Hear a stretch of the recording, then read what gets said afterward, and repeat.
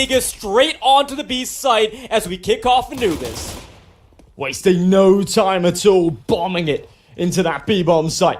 And the Julies, well, aggressive from behind, but they've been spotted, as does this con pincer, but Sixy mowing them down. Oh man, this is going to be a really difficult bomb site to hold. JT finds Xanter. It's there, and Zwei trying to make something happen, but there's already a player on the bomb, and you simply can't get them off. The defuse, the Molotov's good, but a 10-second defuse will make sure that it's nigh impossible for Complexity to defuse. There it is, another one on the chopping block. Zwei looking for more, and it's such a messy affair. How the hell is the defuse still on? But it's not going to stay on as Nemiga get there first.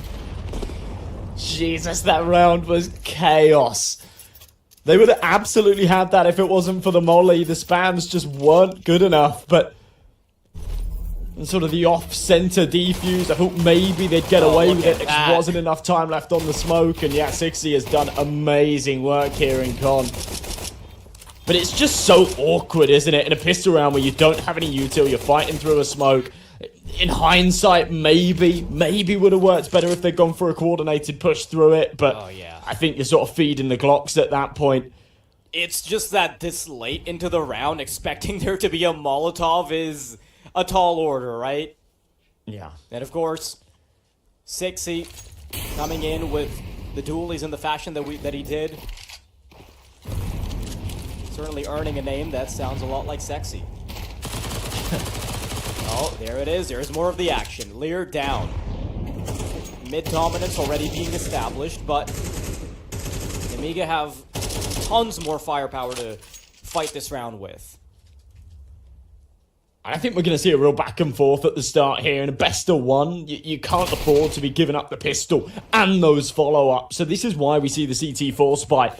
And a couple of trades back, Nyx manages to strip ahead with a 5-7, and so far, so good. 3v3, but they've lost the mid control.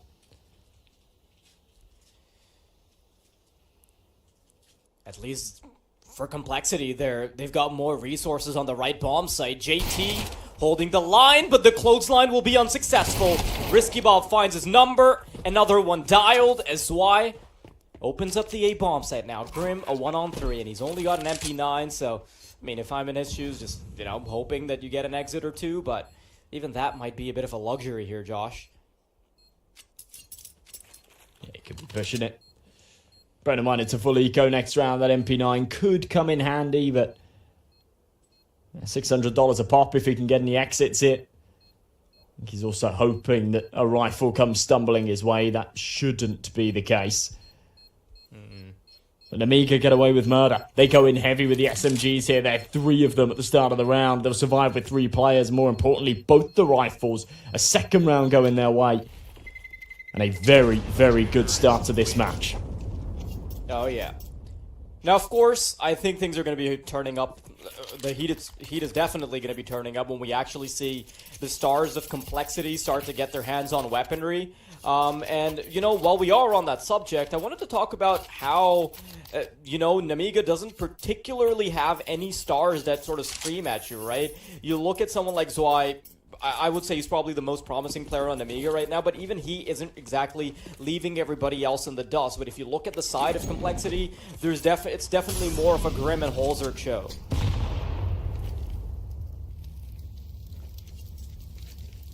Yeah, that's been the case as of recent, that's for sure. Especially when Holzek gets out that orb, he can do pretty powerful stuff with it. And here though, 5-7 in hand, and he's just got to make the most out of a bad situation. Nick's trying to do the same, but difficult when nades are landing at your feet. And does just dial it back a little bit. Playing close to the smoke, knows that there's no longevity to that. Eventually it'll fade and he'll be in deep water. Then just wants to jiggle. Be the first point of contact. I mean, they're almost lucky that Complexity doesn't go for a stack or anything of that sort, right?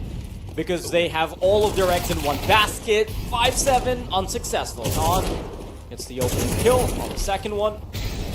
And it should be a pretty comfortable bomb plant. Now, not a whole lot you can do when you've just got the measly pistols holding up against the rifles, so you can certainly overlook these issues. Oh, JT That's a stolen kill right there. Yeah.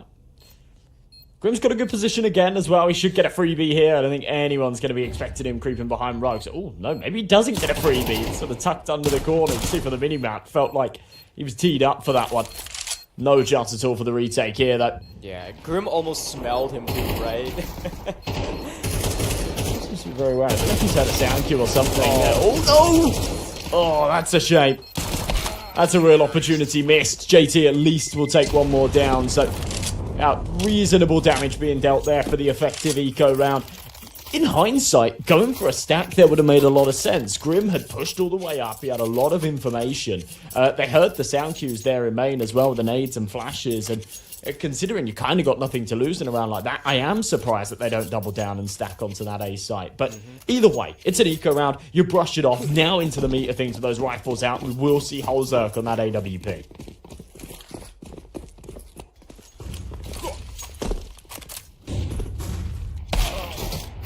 Definitely a bit more leaning towards A. If you look at how Nemiga's just generally starting things off, Khan, a fantastic opportunity to be finding, and you know the conversation was about YaLLa, that when he gets that AWP out, he can be pretty damn powerful, and I think before the game, I was just looking over my notes, and I definitely put YaLLa over Khan, but with stuff like this, might have to change my mind. That's the A side being opened up. Zwei, fantastic opener. An important time for it as well.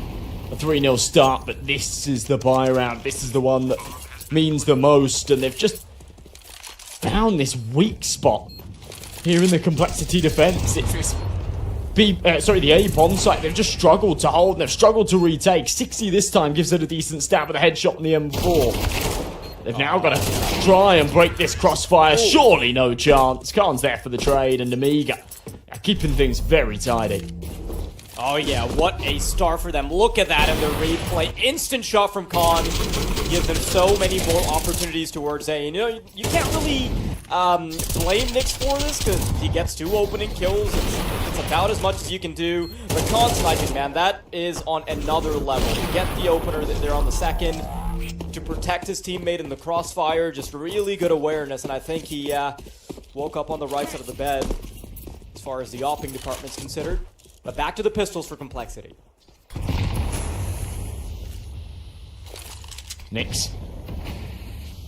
Aggressive. Pops the smoke this time with the MP9. Wants to still put a bit of pressure on, but it's just difficult to feel like you're putting any pressure down when you're at that 4-0 deficit. It is important to look at that economy though. Nemiga, despite keeping things clean with the rounds, they've certainly not kept things clean with the body count, right? A lot of players falling, the money's looking poor. They only take 1 loss and they'd be pretty much down to nada. I don't want to make any inferences this early in the bracket, right? But it does kind of feel like Complexity are going up against opposition that might be a little bit more well-drilled than what they've been going up against very recently.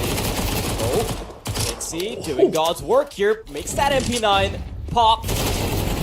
Lear gonna get punished as well. Zwei is now starting to fight back though. It's a 2 versus 3, but the defense's weaponry is quite limited. There will be a flank eventually. There's about 15 seconds on it, so Khan needs to start thinning the numbers. They need to trim the hedges before they can get this bomb down. YaLLa loses his life. Are they going to expect this 2-man push? Khan should already be positioned for this. No. Instead, it's going to be the rifler. It's Zwei playing behind the pillar, and Khan's going to start to get in position up as well. Shot to the side, and you simply can't fight Grim there. Complexity, the first. That's such a smart call to just double up there in main, shift the whole way. Whilst they're setting up for the post plant and worried about all angles. Just come at him as a unit. Ridiculous round to win if you're Complexity, but they'll take what they can get. They'll take it with open arms, right? I said winning that round really does add a spanner to the works for Nemiga's economy. It does exactly that. Lear's down to the Desert Eagle.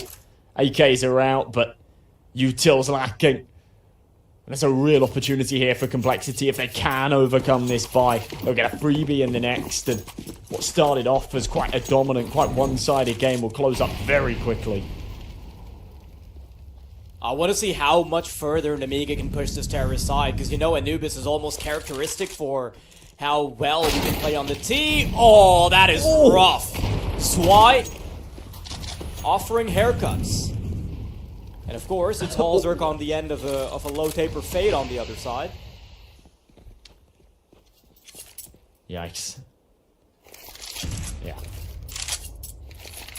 Not the barber that you want as well today. I saw a toddler with a low taper fade the other day, so it's just been stuck in my head.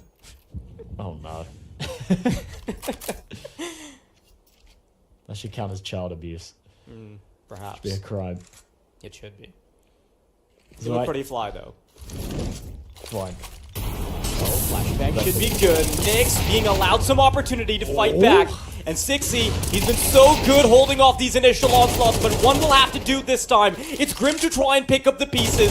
Nate follows through. Spray is good, but the damage is not enough. It's not decisive. JT, the IGL that can often turn up the heat even with his own rifle, is responsible for finding two. Khan and Lear so little HP, but they've got the aim to furnish it. Nemiga, a fifth. Brutal round to lose. Hallzerk, the way that he falls at the start there is just always a risk that you run when you're holding mid with that AWP. The bench in a precarious position. The boost can always come over the top, but yeah, to lose at the end there with 9 points of health between them. The HE felt like it would do the job. It didn't, and the bullets weren't able to either. Leaving JT in that impossible spot, and he's coming to the server a little bit cold, so expecting him to clutch a 2 versus 1 like that, perhaps too tall a task. HG, good time, good damage. And they're aware. Yeah, they heard the sound cue. They know Grim was trying to play through it. Nemiga's aim is so crispy at the moment. And, you know, heading into this game, I thought the pieces that we would be looking at to perhaps delegate blame would be Sixy. It would be Nyx, but no, it's the superstar fraggers that you generally associate with Complexity success, not turning up the heat just yet. Oh, Sixy, what have you gotten away with? That's good. JT's going to be able to add some more to the tally as well, but it's still a 3 versus 3 when the dust settles. Yeah, despite the heroics, we're still even, and not for long. Khan's got a brilliant position, and that's the problem. You go for a commitment like that through water, you leave mid vulnerable, and you allow yourself to be caught with your pants at your ankles. JT, very aware, but this is going to be an awkward gunfight. Okay, trade back on a 1v1. How does he go about this? Oh, the flash. Sure, Oh, that's so awkward. Yeah, nobody envies that position. Complexity. Once again, it's one of the newer guns to step it up. Going 11-5 already with only 2 rounds to Complexity's name. Such a bizarre way to go about that at the end. I mean, Sixy's played it perfectly, but there wasn't tons of time. There was about 40 seconds on that clock. You didn't necessarily need to just pop 2 flashbangs and go Batman. But either way, they'll get it over the line. The money is scrappy again, to be honest, for both teams. 2 MP9s out here for Complexity. It's the Tech 9s and YaLLas out of Nemiga. Despite their successes, they are broke. Yeah. This boost again. No one's on the other side. No one's got the money for an AWP. Both teams pretty much at the mercy of their wallets, right? It really comes down to who can fork one over the other, grift away around, and start resting on your laurels. Mid control being established by Nemiga. They're going to start to dial this back. They know that they've got plenty of time on the clock, and they can just kind of keep Complexity guessing here. See if anyone makes a mistake, see if anybody pokes their head up in middle to see some information. I mean, they don't have and all they've got the time the in the middle, world. which is Xanta. Yeah, but You've got 50 seconds, and this smoke does give them quite a bit of mobility, and it suddenly split the map in 2, but there is one rotator that can make it anywhere he wants. That's Hallzerk. Oh, they know his position. Now they're going to have to go fish for him, and then the world is their oyster. But they have to deal with him first. We'll see whether or not he can relay the right information from the death cam. There's a player crept into Temple. He's trying to keep Complexity on their toes. Instead, Nemiga will be taking it all the way back, circling their efforts around to try and bump it to A. 60, once again, ready with the clothesline, and it's Risky Bob to put him out of his misery. A 2 versus 3 as Complexity gear up for the retake. And it's Risky Bob and Khan, AK-47 and Galil. Some time to move around. They can still buy themselves some space. The reload's gonna get relay audio. Nix up and running. MP9's hard to deal with, and it's just Risky Bob remaining. He's got the AK-47, but he can't nail a singular shot.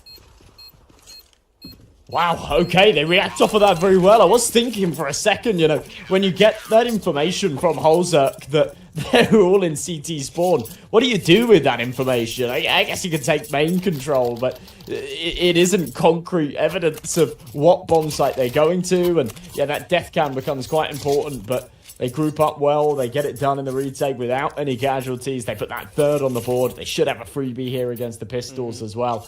And they bite back at a very important time.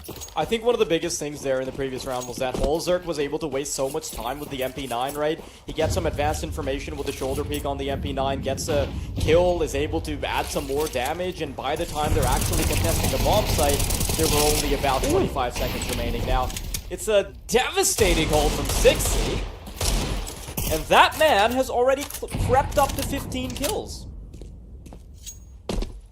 Yeah, some eco frags sprinkled in there, but he's having a very, very good start to the game. And as Sprinkle's a fair statement, you know.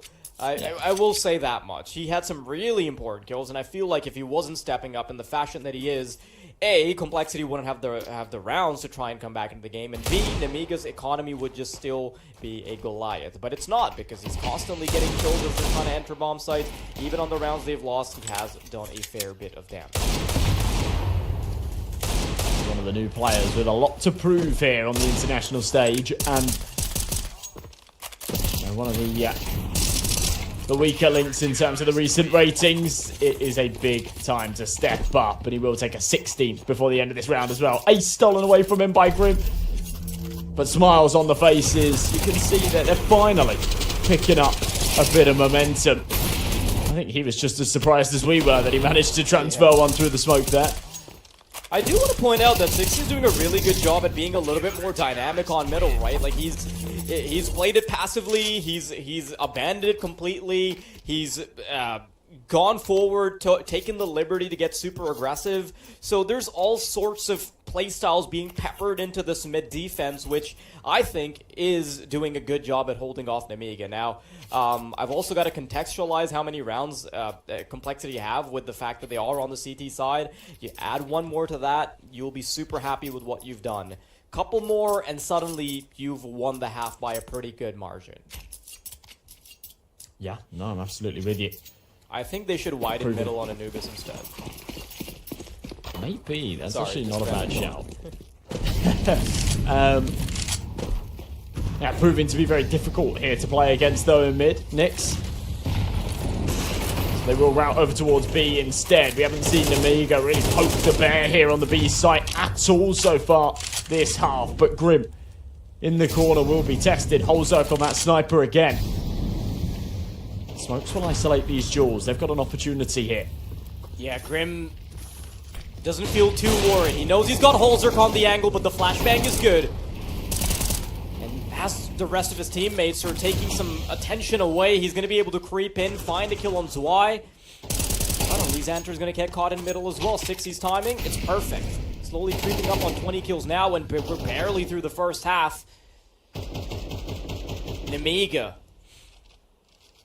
They felt like their options were a little bit limited, right? They couldn't get too much more done on A. They started to feel run down by 60 on middle, and when they start to go towards B, they don't realize that there's just this unholy trifecta set up for them. There it is again from 60, by the way. Just, you know, the previous round playing quite aggressive there in middle. This one, after taking some early damage, pulls it all the way back, plays from Temple. Oh, okay, we've been given this space to stretch my legs a little bit, and then bang. He's there to pull a bullet in your skull. Let's trade back. Perhaps a bit of revenge there for Lit. But with 20 seconds left, it feels like there's no real option to play for this round. Khan was teeing himself up towards that A-bomb site. But we'll pull the plug on it. It'll be 5-5 complexity. They've done exactly what was asked of them, and they've got 2 chances to extend that even further. Counter-terrorists win. Oh man, this is really rough for Nemiga to start it off in the fashion that they did.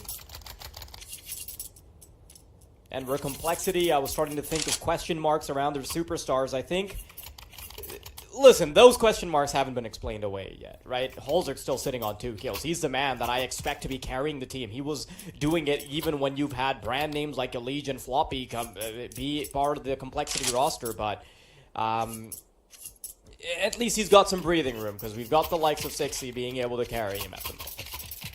I do think that is just a bit of a slow start. I think we'll see it get better throughout the day, and I mean, he's going to have opportunities, so there's that. Yeah, opportunities indeed. The team will have an opportunity here to quite comfortably take a 6th round. We did see them struggle a little bit against a buy like this earlier on in the half, but it had a couple more rifles. Very capable aimers in the hands of Nemiga. You've got to keep an eye on Zwei with that Desert Eagle. He can do some real nasty stuff with it. Complexity should be teeing themselves up for a 6th hit. I'm just playing close to this B main smoke again.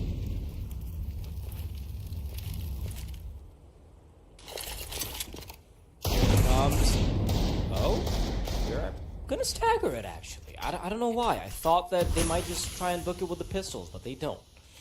Grim's still playing a static position, but this time he doesn't have the insurance policy of the AWP. But he does know that they aren't exactly locked and loaded. 60, still playing on the shoulder piece. Oh! Got a little spooked. Backed off. There's 2 hero AK-47s that can make it work. There, the audio cue. Hard, sick, Grim. In a fantastic position. He's got support from JT. So they're dealing with this problem so far, so good. There they are again, scratching their heads. Where's 60? This time he's in heaven on A. And it's Grim they have to contend with as they try and wrap around to B. Zanza pre-aiming the angle. Grim goes for a little wander. He's back now on the angle. Tops out to the USP. So much damage having been dealt. Now the AK picked up, but he hand delivers one to Risky Bob. It's got no bullets in it. Charges him down. No mercy. Zwei, that who I said watch out for on that Desert Eagle, gets no opportunity to do any damage with it. Holzer's there to finish, and a flawless round out of complexity. Really shows just how much they've developed and kind of warmed into this game. That's come in bursts, right? That is so weird, right? Like, with the way the game started, you wouldn't have expected this. In fact, I was ready to brush some of the kills we were seeing from 60, some of the work we were seeing from Nyx just under the rug, but it's been sustained. The performance has been good. And you know, tournaments like this one, they're gonna allow complexity to sort of shake off some of the seeds of doubt that might be around their current roster iteration.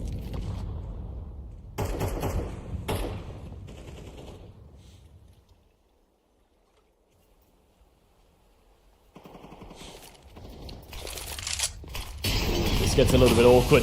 Yeah, with that smoke going down, the right way to go about it. Just 60 dropping that incendiary, pulling his teammate back out. And saying, alright, we'll give up that space, but regain it. I was going to say once the smoke had faded. Actually not the case. They'll play right through. Could be in trouble. Oh, no what? way! He doesn't even get refract there! He can be such a menace, and he's got Khan in his back pocket to help. Holzer, Grim, JT. The trio could pay dividends, but no, Risky Bob will disallow any transgressions from Connector. It's Holzer and Grim now remaining to hold off any onslaught as the final round. And they've got to hope they can claw a couple of eyeballs out. Complexity, they've already done God's work with their mini comeback. 5-1 to 6-5. But Nemiga aren't going to let this last round go. Grim Turning around the smoke, caught by Zwei, and yeah, that is a lonely Halzer. In a round that he has to go for as well, final of the half, 1v5 for the AWP. It's not gonna Listen, this is happen, where man. if I have an AWP, it's already whispering in my ear to just go for exit frags and pad the stats. Yeah, I can't disagree. But come on, Holzek. Be the hero. Maybe do pad those stats a little bit, because he's only found 3 kills so far this half. But it will end with no more. 6-6, Nemiga. A much better round there. And honestly, even though he only finishes the round with 1 kill, what Xanta does there outside of main is just criminal. His crosshair placement is so perfect. We'll see it again. He just pokes his head up. Bang. Straight onto 60. And more importantly, staying alive for then that support to come in from the side. Just cracks open that A site so comfortably and punishes Complexity for the risk they took by going aggressive.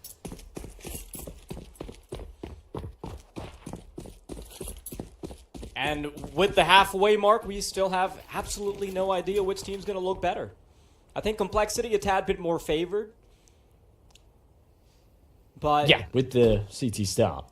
yeah, but I mean, I'm not gonna lie, this could really go either way. Zwei, though, his push, it could be incredible to steal this pistol round away. Catches one with his pants down, caught with the U-tilt. And It's a fake anyway, though. Yeah, look, and they pulled everyone away. he should be able to communicate that info, right? No, it's JT to start taking control of the B bomb site. They've taken out Connector. There's already a bomb down.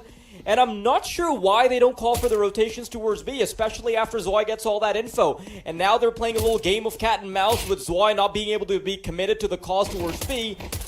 And although it comes down to the 4v3, this is effectively still 3 coming off on the retake. 60 and Nyx, a kill apiece. Now receding into B main. Khan left alive in a 1 versus 3, and he knows that he does not want any of that smoke.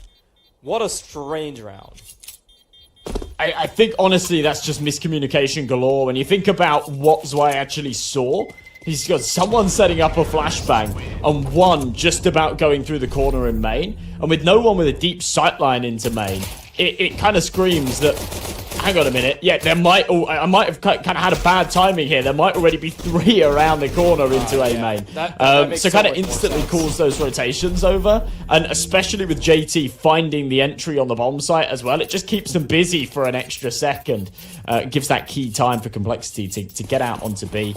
And yeah, they have no resistance whatsoever. Everyone is panicking, dashing over to that A site. So second round buyout, Holzek spot an MP7.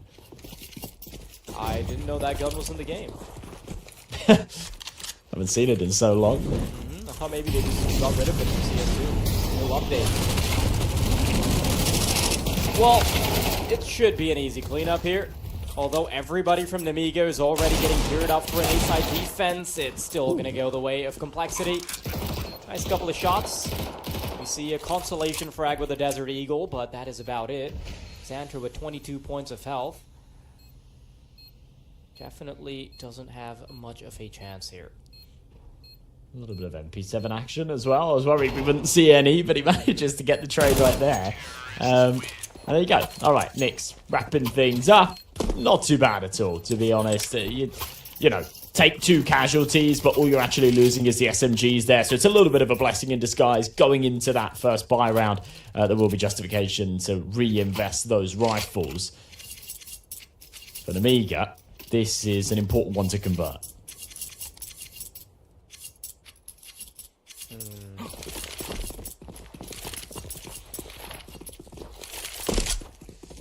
Yeah, I think if Complexity get away with this becomes so much harder for Nemiga. I just realized, 60, he's already on 20 kills, man. This is a monstrous performance to be starting off the day, and I can't help but think that he might be the only reason why Complexity don't get shut off so early. Couple friendly love taps there, but does come out with the advantage for Nemiga.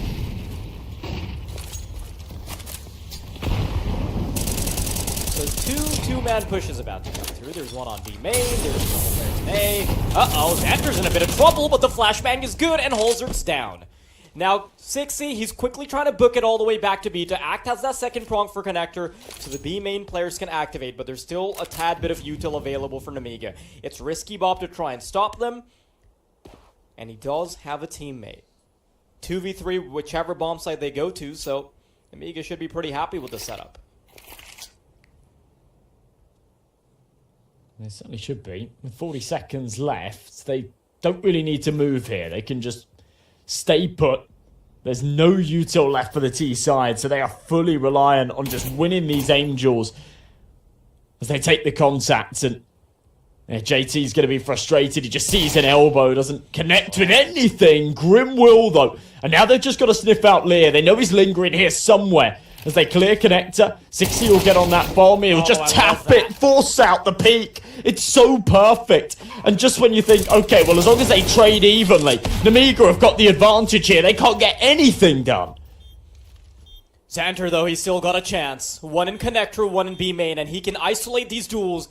And he's making the right moves. It's all about hitting the shots, though. Expecting crossfire, swing out's good. Gets an AK-47. And now he's got to deal with one more. This is possible. He knows JT's in con. Yeah, those audio keys aren't going to be helping Space by any stretch of the imagination. JT will have the final say in complexity or inching towards double digits action. Okay, yeah, very well played there once it got to the 3-on-4. Just crisp as you really can get. 6 even being kinked there by the FAMAS Xanter. If this would have been for the ace, by the way, he found 4 kills. He's done everything he can in that round. He's begging for his teammates to bring anything to the table. But with the lack of kit as well, JT just playing real far back, forcing him all the way through connector. Even if he lost that gunfight, I'm pretty certain Xanter didn't have time. So back down to the pistols. Complexity take control after being stopped at the start here. They're putting their foot down. Nemiga struggling big time. Nice shot from the Deagle, though, from Risky Bob. Yes, a nice shot, but actually penetrating this bomb site on the retake is seeming nigh impossible. But look, they're still going to give an honest shot at this. They have Xanter on an M4. They've got pistols to work with. But 6C is already starting to thin the numbers. Switches out to the Glock.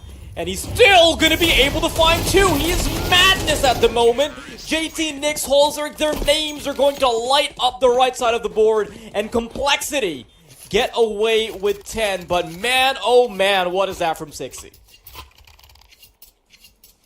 Yeah, tidy stuff. And honestly, that's what we've seen from him throughout this entire game. We'll sprinkle in a few more eco frags and give him the stat pad, right? He's 24 and 11. And as bizarre as this sounds, it's actually a bit of a skill in itself to just stay composed when you do have pistols charging you down and whatnot. And he seems to be sort of really good in those situations. Staying alive. Not giving Nemiga anything in rounds like that. Double AWP setup here out of the CTs. First time we'll see this in action. I'm surprised it comes out of Nemiga. I really thought if we were going to see it, it would be from Complexity. Oh, man. Smoke. Yeah, you can tell that Nemiga's feeling a bit desperate right now because they are reaching for the bottom of the barrel in their strat book. Bringing out those double AWPs when weaponry is a bit lackluster. I haven't seen them go for too many double AWPs in the past, but maybe that's just me not having a huge sample size of watching Nemiga. But Complexity, man, it started off a 5-1 lead for Nemiga. They set the tone. It almost felt like a foregone conclusion, but now Complexity has so much more to say. It's not a map that you often see these double snipers come out on either. 6C. Oh my god, look at his position. He's found himself all the way up. Risky Bob's kind of entertaining. You see he's checking CT, but it should be a 3B kill onto Zweit. There you go. Gone. That's so rough. The timing from Khan as well. Everything that could be going wrong is going wrong here for Nemiga. Every single timing is off by a millimeter. At the start of the round when we saw Khan drop that smoke for the one-way and it just doesn't quite give it to him. And then again, timing after timing, he just sees The ankle. As it jumps around the corner, it's too late to pull the trigger. They've got to hold on to both of these snipers. Of course they can't go for a 2v4 retake with them. That's going to be 11 here for Complexity.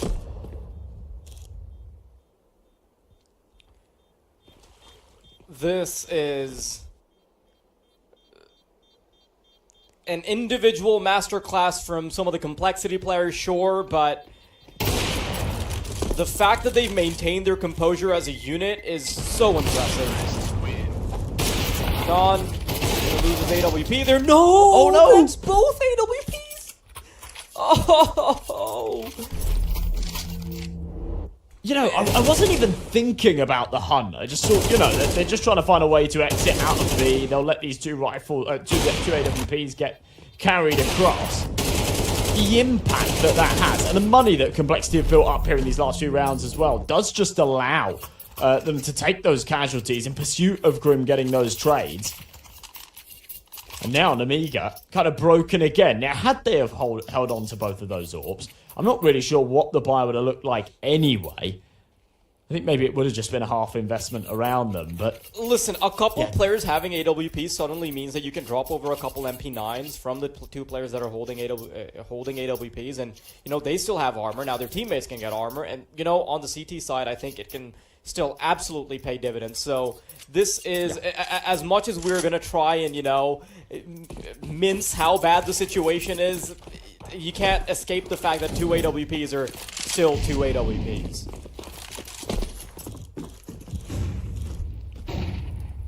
No sugarcoating's gonna help Nemiga right now. No. Wow, that was kind of basic.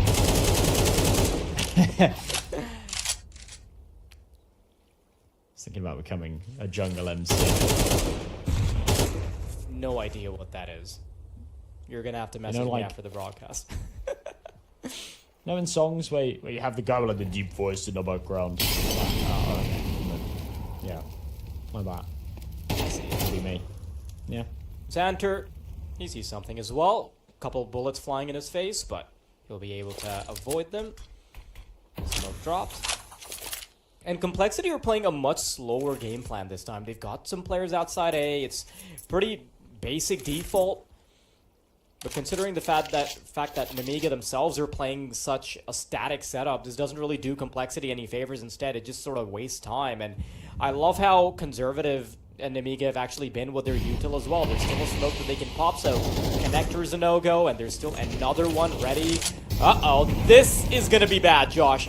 There's 4 players waiting on the B site, and they've all got 5-7s. This could still be Nemiga's chance to bring it right back in. There was a smoke available, and now it's all down to the A-lurk to make sure that he can create space. Xanter, no! He's caught with util! No. He's propping up a flashbang. It's still a 1-for-1, but that does give access to the A-bomb site. They need to book it quick, though. Grim already trying to cut off rotations. He does cut off the blood supply. But can they get the bomb down in time? They don't even have to, because Complexity will get away with murder. Grim makes light work of them there in middle. You can see he's happy with that one. And honestly, Nemiga, it feels like dropping that smoke grenade in main is actually what screws them over there, right? They had a perfect stack, and Complexity were about to play into it. It's that smoke being dropped that forces them to go elsewhere. I'll also say that with Xanter, with so little time remaining, Xanter setting up a piece of util instead of just popping it and running away, trying to waste as much time as possible just to make sure that it's even harder for the A-lurk to gain access to the A-bomb site. I feel like that's an oversight. So why? Position spotted. A couple mollies are going to clear out the left and right side, so that does allow them to usher themselves into the bomb site. That is not the option that they're going for. Instead, they'll be holding off for a little bit. Khan has a couple players coming his way, tries to sneak away, and he will. That's mid giving up. That's good decision making there to just escape through camera. Can't stick around and take that fight once the rifle's flashed you out. Nobody wants to be the man to make the mistake here. If you're on Nemiga. Complexity on the cusp of victory here. Map point in the best of one to get the opening game going their way, and the final execution is here towards B. Oh, that is every single duel going the way of Complexity. I have started off slow, but this is a fantastic way for them to be kicking off Group A. Complexity, just one more nail in the coffin, and that should be it. Nyx does become a casualty of war here, but nothing that Nemiga can bring to the table after the first few rounds. A 13-6 finish is going to solidify the dominance that Complexity were always going to bring to the table, and now they're one up in the group. That game kind of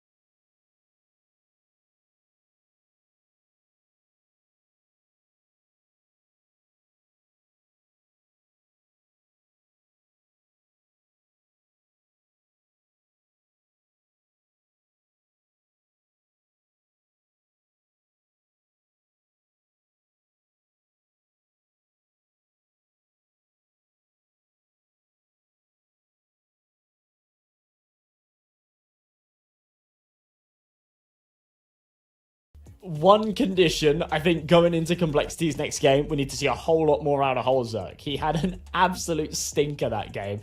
It really didn't feel like he was doing a whole lot of anything. But his teammates were making up for that big time, and it felt like that weight was off of his shoulders a little bit. He could get away with a poor performance. In their next matchup, that will definitely not be the case. So, yeah, there is sort of that room for improvement. But ultimately, yeah, I think that was a really, really good start here for Complexity, and a good way to get their tournament sort of rocking here.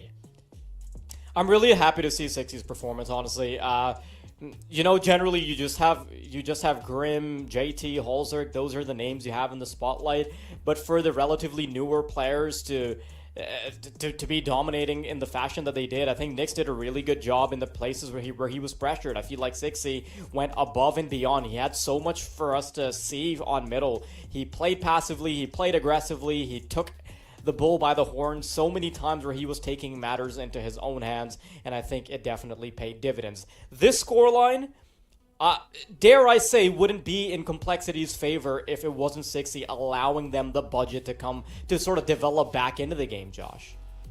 Yeah, he came alive at a really key point, right? When we actually look at the overall scoreboard, he's not miles ahead of the rest. Grim was fantastic at the end there and caught him up pretty much. But yeah, the important part is when everyone else was quiet, when nobody else was stepping up, 60 was putting up big numbers, materializing some of those key rounds that started that comeback. And yeah, as you say, that cannot be discounted at all. He is so important there in that game.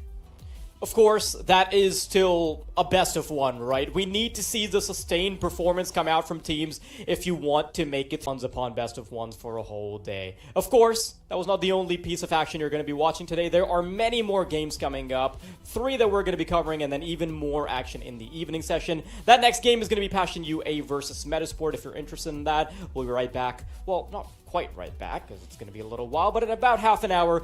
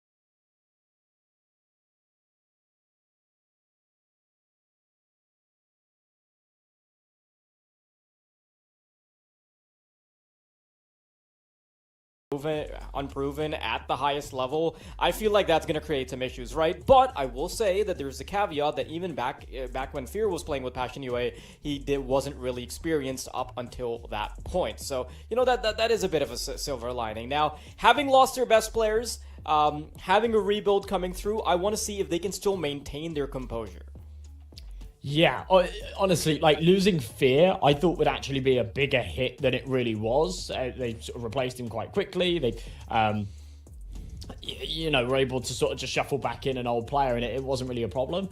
But losing Jambo, sort of being poached by Fear as well, also being taken over to Fnatic. You know, as soon as they dropped Afro and said, "Oh, yeah, we need a new AWPer," Fear's just like, "I know a guy." Let me just dial some old numbers. Yeah, and I think that was a massive hit, and has been a massive hit to the firepower that they haven't really filled yet. But on the other side of the coin, Metizport, a team that, as I say, have had really, really great results recently. Plopsky's been firing on all cylinders. Hampus has been calling fantastic Counter-Strike. Lumi, the man on that AWP that Passion will have to contend with. He's been putting up reasonable numbers, but I actually really feel like in his recent games he's had this aura of inconsistency. It's like a lot of key moments, a lot of key shots have been missed, and I don't know, in their games as of recent, there's been lots of times where I've sort of felt myself saying, Lumi, you really needed to hit that shot, you really needed to win that duel, and it's ended up costing them like quite important rounds, quite important scenarios. So that is something I'm going to be keeping an eye out for today. But generally a team that have looked very good recently.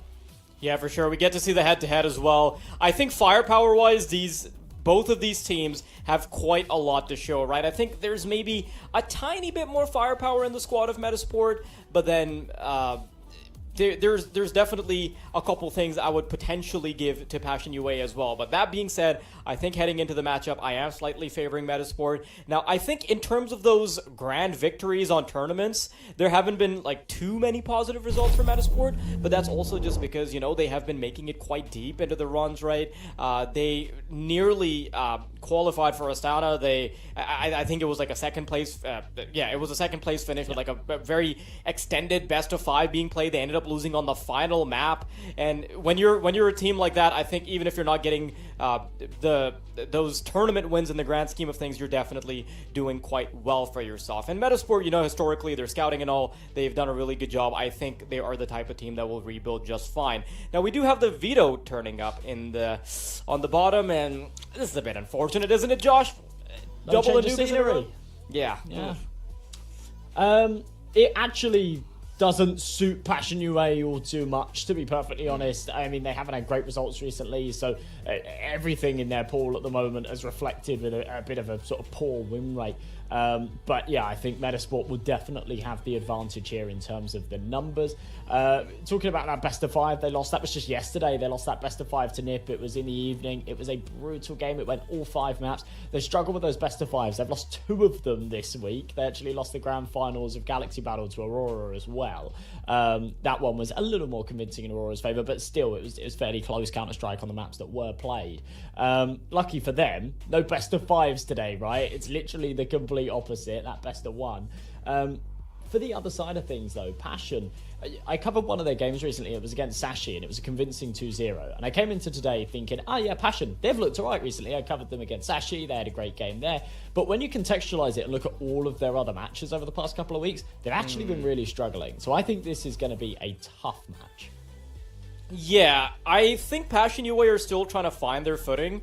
And while both teams are still focusing on starting to come back into the scene, right? They've had changes. You know, we've seen we've seen some changes in Metizport. We've seen changes in Passion UA. While both teams are trying to get back on their feet, I feel like Metizport are doing a slightly better job so far. Now, I will say that I have faith in the scouting of both organizations. I think Metizport, they have furnished so many like great players. You know, they were the ones that found Nilo, ZTR, Adam B. I'm still waiting on results from Lumi, but I think he'll also come around because his ceiling is really high. And then Passion UA, I think they need absolutely no explanations. They've done incredibly well. They were a super young team that was able to get as far as they did. So I'm still waiting to see the development of either squad in 2025, and I feel like this is a great way to be kicking things off. Now, granted, Passion, they have looked a bit shaky, right? Their recent results that you were talking about, contextualizing it with, it's not been great. It's not been all that, but it's okay. I think given enough time, we will see them cook.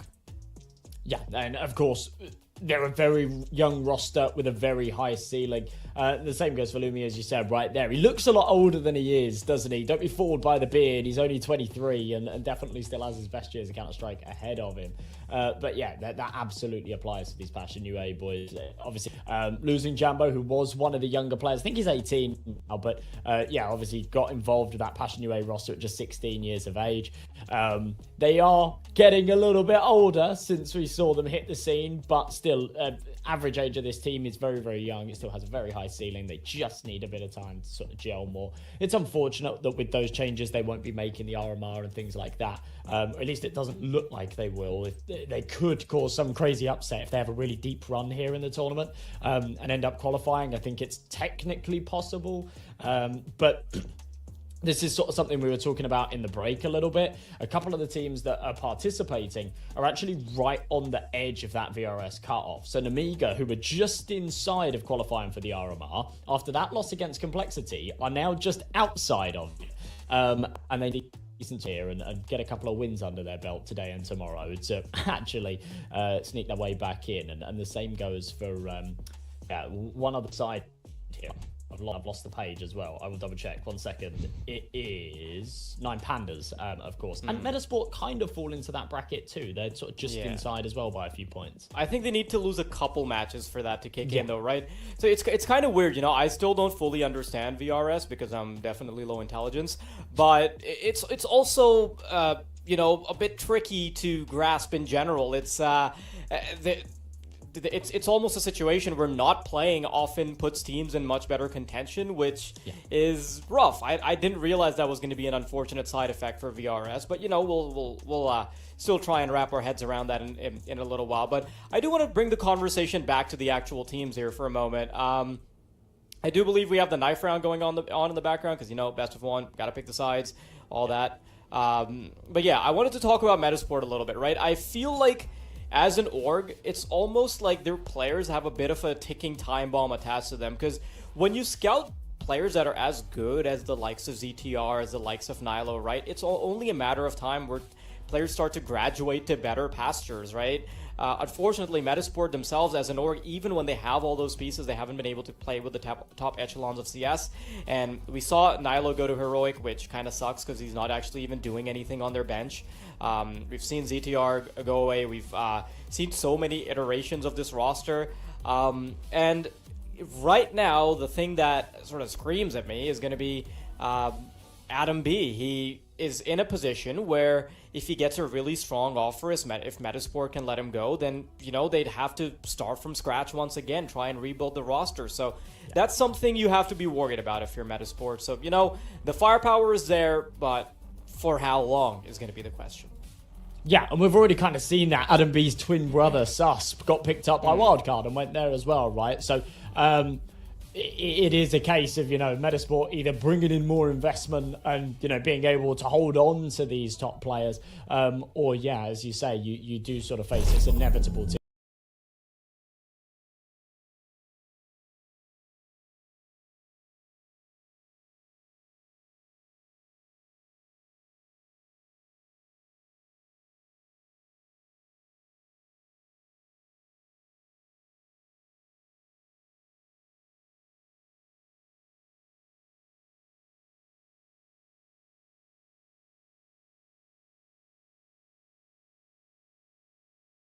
Here in our second map of the day, it's once again Anubis, and it's Passion UA starting off on their CT side.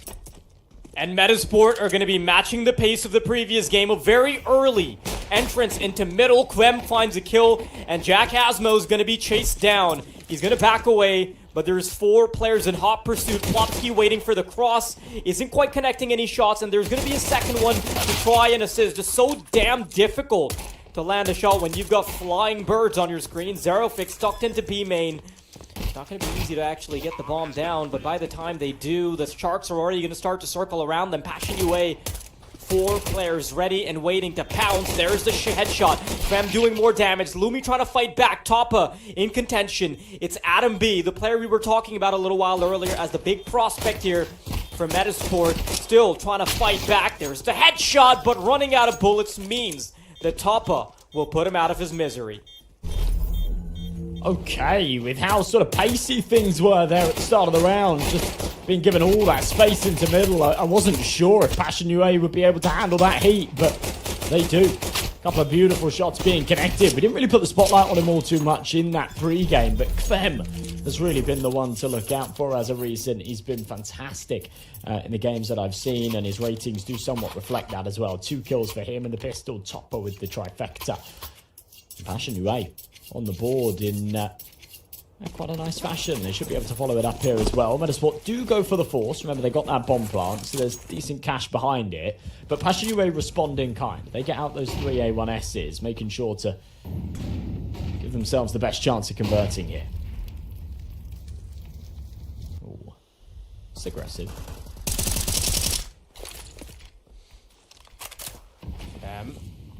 Kill onto Hampus. And it's a good little start for Passion UA. If you're on the CT side, you want to make sure you can have some rounds so you can rest on your laurels later. But it's the kind of start we saw from Nemiga earlier.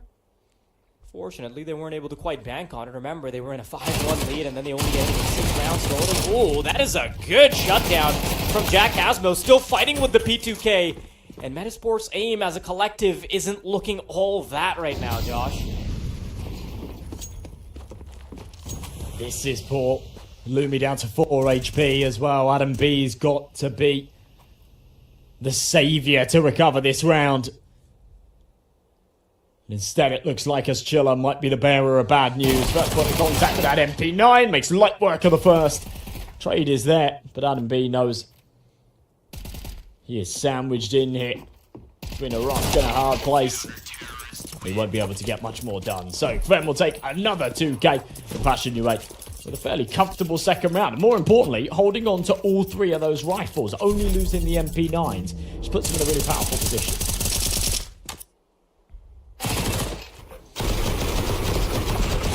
Yeah, I really want to see how far Passion UA can take this. The CT side, a particularly fickle beast to deal with when you're playing Anubis. So everyone wants to get a head start. Of course, this is where some breathing room will be allowed. Metizport. Nothing to really fight back with. Oh? I was hopeful.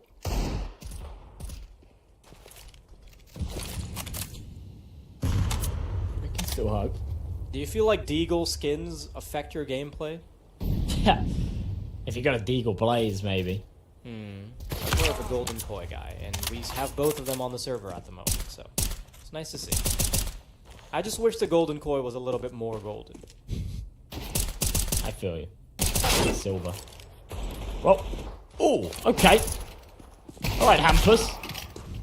Gives us something, in fact, gives us a little bit more. 2 kills there, as YaLLa's able to trade it back. But, yeah, considering how that round started, I think they were hoping to keep it flawless. It doesn't end up being the case. Trying to pass along the Deagles. They won't be able to get both there, but it doesn't really matter. It's a 3rd round on the board here for Passion UA. Tidy stuff against the Eco.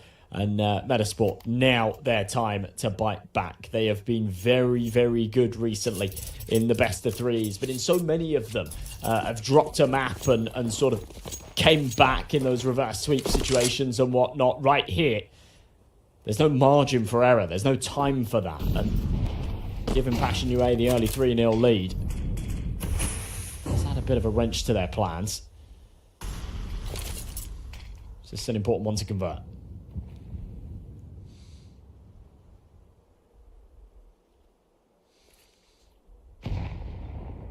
Gotta be careful this time. Jack Asmo off the angle, not expecting YaLLa, but is still able to make an adjustment. But elbow found does allow them to make sure it's still a 1 versus 1. I think one of the conversations we had about Passion UA was the lack of a super dedicated opper, and we're finally getting to see who's going to be picking up that slack.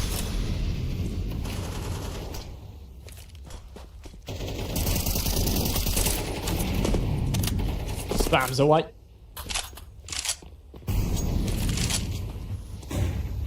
Nothing really connecting thus far. 4 versus 4 and 45 seconds on this clock. Passion UA with the aggression into main.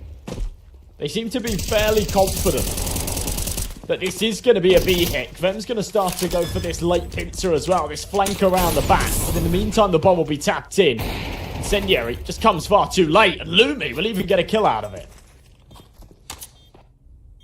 I think Passion UA are making an early election to get out of this. No, actually, they're going to stick around. Problem is that second prong is going to take way too long. Going all the way from T-spawn means that the bomb is only going to have about 15 seconds on it by the time they start to fight. And that's not enough. This is where you should be backing off. You got to cut your losses and make sure you don't cut the rest of your blood supply. It's a nice little kill from Zerofix just to do a little bit of damage. And okay. All the kills, but no real chance.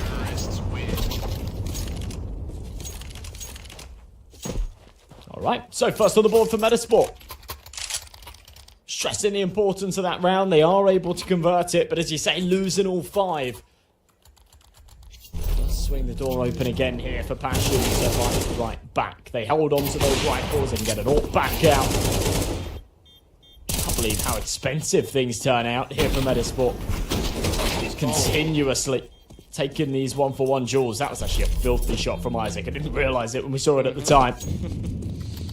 Yeah, nasty little one tap. Passion UA, the fact that they do so much damage is going to keep Metizport's economy honest. There is still a lot of work that Passion can do. The AWP, of course, being recovered as well off of the bomb site in the previous round. I want to see how Metizport play this. Just trying to take space over towards A. They still have a prong in middle just to make sure that there aren't any major transgressions, but B is largely underdefended. This could be a little bit of an issue. And now Metizport, whilst they're all grouped up on the map, they're largely undecided. No commitments just yet.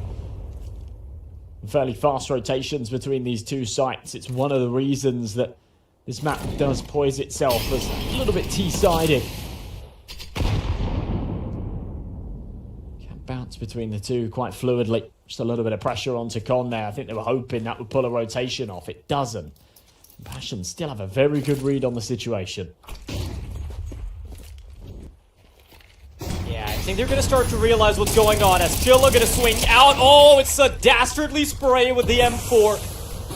Double kill should be good enough. Now it's on to Kvem to hold the line. No, he's got a couple members there to support as well. Topa finds a double, and he should be good for the triple, but he's got support. Oh, no way! Hempus has brought it down to just 1. I took that for granted, but now it's doable.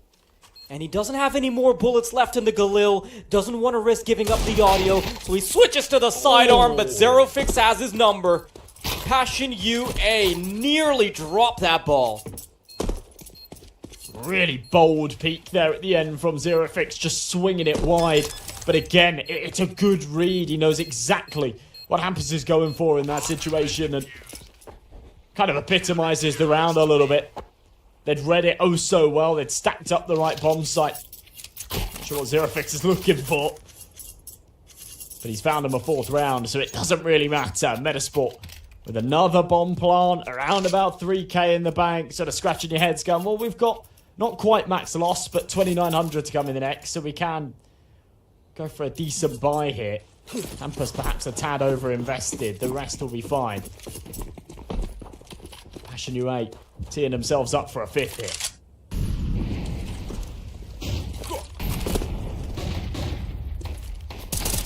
A little bit of early control being found. Ooh, Zerofix. He's going to be chased down, but he does have some support, so he should be fine. Uh-oh, Topa. Call with his util out. Hampus takes advantage of it, and now that's an open B bomb site. Kvem, hot. Oh, wait a minute. It's the bomb. No. Now all Not you like gotta this. do is make sure that nobody grabs it. All the way in the back. Oh, no. That's the one way they could have negotiated back into the round. I mean, YaLLa's going to get aggressive as well. Now with that information, he'll push all the way up to Rugs, but yeah, you're right. Wait, hang on. Feels like that opportunity has perhaps come and gone. That ship has sailed unless YaLLa can do something magical here. Timing's perfect, but just slipping around the corner. Still an opportunity if he can get back there before they emerge around. Can't he'll take both. No, but the bomb is passed back over to Splopski. And they'll just plant it safe. He's got to win the 2v1 now. It's not enough. He's not going to waste any time. YaLLa's right in it, expecting there to be a player in pillar. Swings out. There's info on one. Trying to find headshots, but he's still found by Plopski. Metizport. That was nearly a fumble, but it's defended. Oh, wow. Just crazy. That little buffer of him having to take that first fight meant that the bomb could just get into connector. And as soon as he dies, quite seamlessly just passed over to Plopski. Didn't even need to peek wide to grab it or anything like that. Unfortunate stuff there for Passion. That felt very winnable. But how can you win rounds? And Hampus is hitting shots like that. He has come into this game fiery. He's 8-6. And Metizport are just against the full eco here. The economy game has been very back and forth. Quite reminiscent of that first match of the day.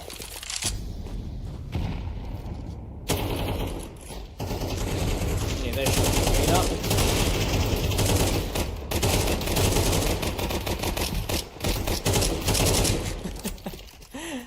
Zerafix is just such a nuisance behind that wall, but one kill with just a pistol, I guess they'll take it.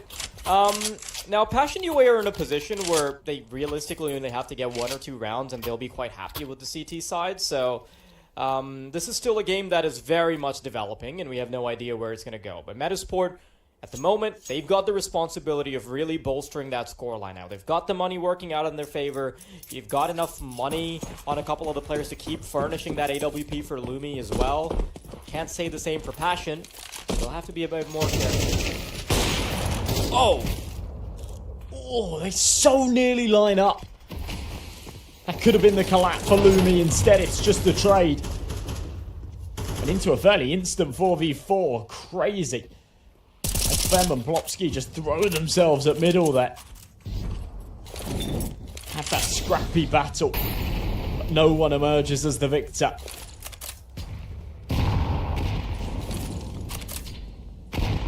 On this clock. Metizport starting to regroup, head over towards the A side of things. Good flash. He's not going to fully clear it though.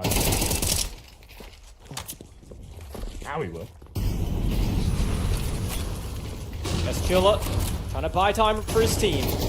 Here's the onslaught from the T's. And YaLLa's picking up close and personal. Are they going to expect him in the smoke?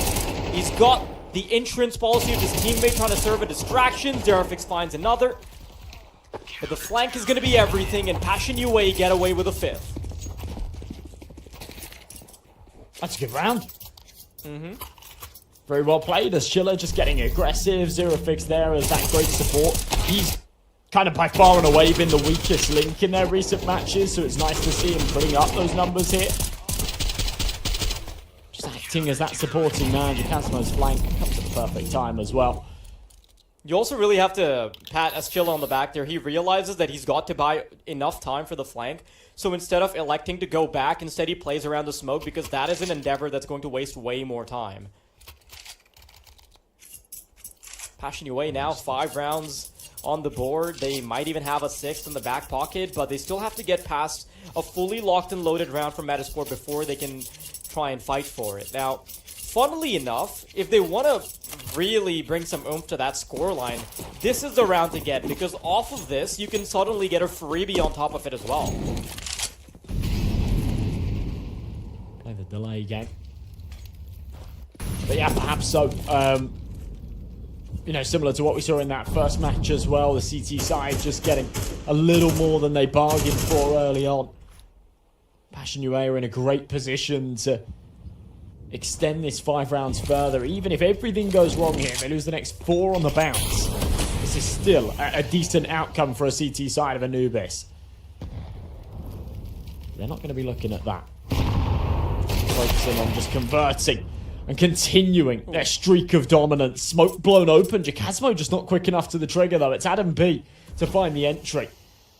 I'm not sure if he's just spotted. I don't think he spotted YaLLa taking this place, so... I mean, there's the auto. He's going to back off. Yeah.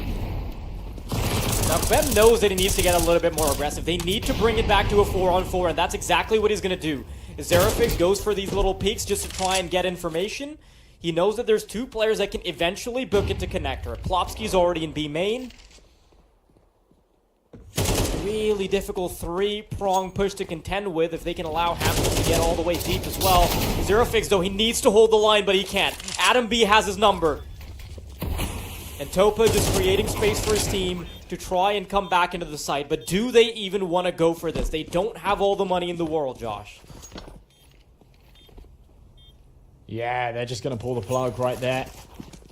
We've got one kill on Topa. YaLLa's Orb is a really awkward weapon to try and retake with. And that lack of util as well, of course, would be problematic. Just a single HE, that single flashbang.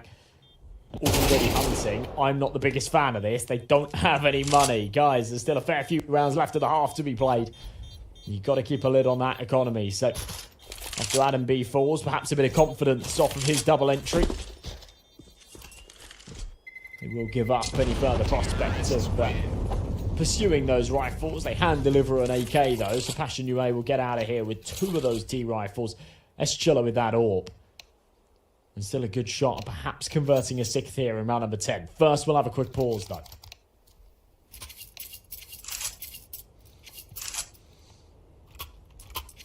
What do you think the conversation's looking like in this pause? I'm not sure, because I think it might be a tech pause, Oh, so maybe no conversations. Yeah.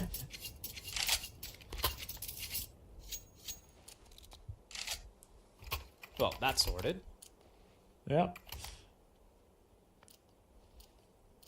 I mean, it kind of sucks that we have to watch Anubis twice in a row, right? But I will say that this game is delivering. We're seeing a lot of action across the board. Yes, absolutely. Jacasmo doesn't opt to pull the trigger and hit the foot, perhaps, there. Yeah, we've seen actually a couple of quite exciting maps of Anubis. Even though that first one was very, very one-sided, it didn't really feel that way when we're on the server, right? You look at the overall scoreboard and you say, wow, 13-6. Yeah, that was a stomp. But especially in the first half, it didn't feel like that at all.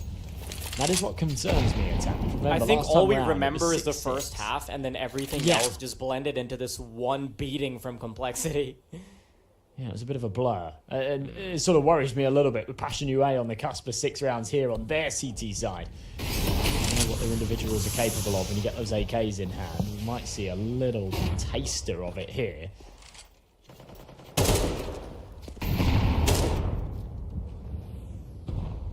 Slower stuff though. 45 seconds on this clock. And that connector position, that first duel is everything, right?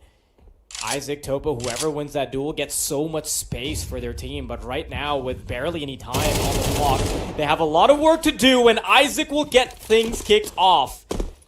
Topa down. Jacasmo quickly trying to come back into the site with his AWP. Vem finds one, thins the numbers, and they don't really have utility to try and cross over. It's just that one smoke.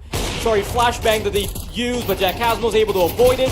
Tucks himself into the corner, finds an elbow. And it's a 2 versus 2, and all is said and done, but there's bullets being fired back. Adam B collects the bomb, has info on the last player, but he doesn't have the time, pulls out his rifle instead. There's so much time being wasted, and Vem will play it to perfection as he wastes just enough time for Adam B to be in the dark. That is actually so beautifully played from Vem. It's both of them, to be honest. Jacasmo's staying alive there in CT, drawing that attention away for as long as he does, allowing Vem to get relevant in the conversation.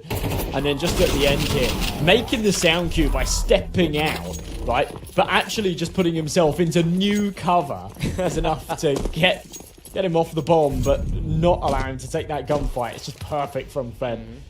And you know, Josh, this is something I was worried about. In this round, like late into the game, if Passion UA get more ground, it means that Metizport will be out of money, and that's exactly what's happening. Not only that, but losing this round would suddenly put them in no man's land where they can't buy yet again. So this is not a good showing for Metizport at the moment. Oh no. What a disaster. As YaLLa found Vems the one to fight back. Isaac is going to create opportunities on this A site though. There's some HP missing, but there's an advantage now for the T's. Trying to cross over. Jackasmo's not going to allow it. And with the bomb being planted, it's a 3 versus 2. Zerofix's nade, of course, finding that advantage. Quick to scope in. Doesn't find a target. Plopsky gets one, but Zerofix is there to respond. And now the AWP player, Lumi. He has a rifle in his hands. Can he make the other side of the pond work for him? Both players lining up, knows that they're both off the angle, but Topa is going to disallow anything from Metizport. There's no right way to play that necessarily. That's a really awkward 1v2, but the second that he jiggled confirmed that they were off the bomb. You think he'd use that as an opportunity to perhaps leverage a little bit more time there. He says, you know what? I need to go for the gunfight, and perhaps I can catch them looking back down at that C4 and trying to tap it. Perhaps catch the timing, but yeah, it doesn't end up being the case. As you say, the money just broken here for Metizport. We saw a shell of a buy in the last. We'll see much of the same here. Lumi was the only man with a rifle. He actually sells it, switches out to the Desert Eagle so that he can have some utility. So it will just be the pistols. Good chance here for 8 out of Passion, which is just crazy. Remember looking at the odds at the start of this game. They were no doubt the underdogs. They're not looking like it. Yeah, Metizport on a bit of an island at the moment. B site's the way to go. 3 defenders already lined up. Adam B through the smoke, but it's going to be Pop with a nade. Zerofix is in the party as well. Isaac with a Tech 9. It's ripping heads, but Topa has a response. It's Hampus to finally put an end to the shenanigans. Estilla and Jackasmo quickly on the retake. MP9 out. Flashbang is good. Estilla's doing more damage, running out of bullets found by the Tech 9. Jackasmo, AWP, does some work. Switches over to the MP9, which doesn't have any bullets. Gotta be careful, and Lumi will find his victim. Metizport, at least one final hurrah before we go over to the second half. Okay, well, Lumi kind of gets his revenge. I'd normally say when you're converting pistol rounds like that, you know, it doesn't scream any kind of consistency. It's a little bit concerning because you can't get it done with the rifles. It's only when you go for that change of pace with Tech 9s that yeah, you find that success, and it isn't anything to sort of feel too good about. But for the final round of the half, it is. That's, you know, all they can ask for. They'll be happy with that outcome. They can now kind of full reset, go onto this CT side. It's not a great half, don't get me wrong. They're going to need to pull out something special here to snatch this back their way. Perhaps we will see that something special. Jawley's dropped over to Plopsky. This pistol round will be the first foot on the ladder of a small comeback that's required from them.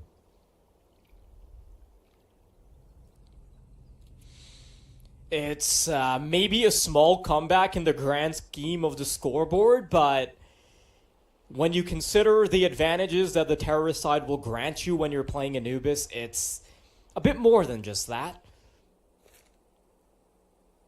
At least that final consolation prize is going to make things a tad bit easier. Don't want to start off 8-4. And this is a very different pace from what we've grown accustomed to, Josh. It really is. It might be a sign of what's to come here for the Passion T side. Very meticulous, very thought out. Even without fear calling the shots, Topa is a worthy replacement, a player with a lot of experience. You can see him getting vocal here. Smoke into Temple. They're going to try and crunch through camera. Flashbang's good. Trade is brilliant. And the Glock drive-bys here on the A site are as good as it gets. Instant on the headshots. And Passion will get this bomb tapped in. Surely secure this round. There's nothing really to save here for Metizport. There's not a lot to gain either. Yeah, just some crazy fast skills coming out. You're right. Plopsky still wants to have a say in the matter, but yeah, they're just being shut down. Glock drive-bys has been the name of the game here, and with that kind of speed, you wouldn't even be surprised if they were throwing up gang signs to go along with it.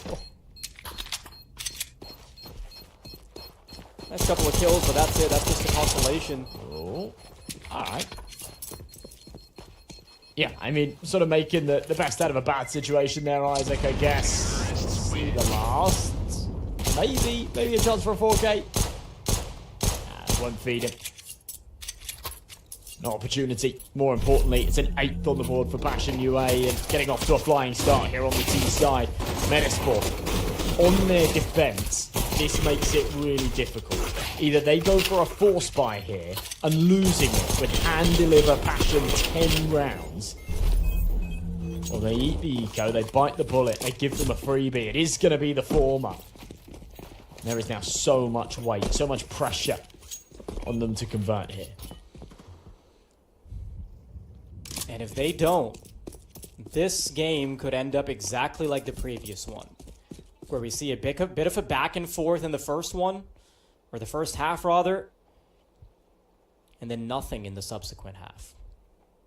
Passion UA leaning heavily towards the A-bomb site.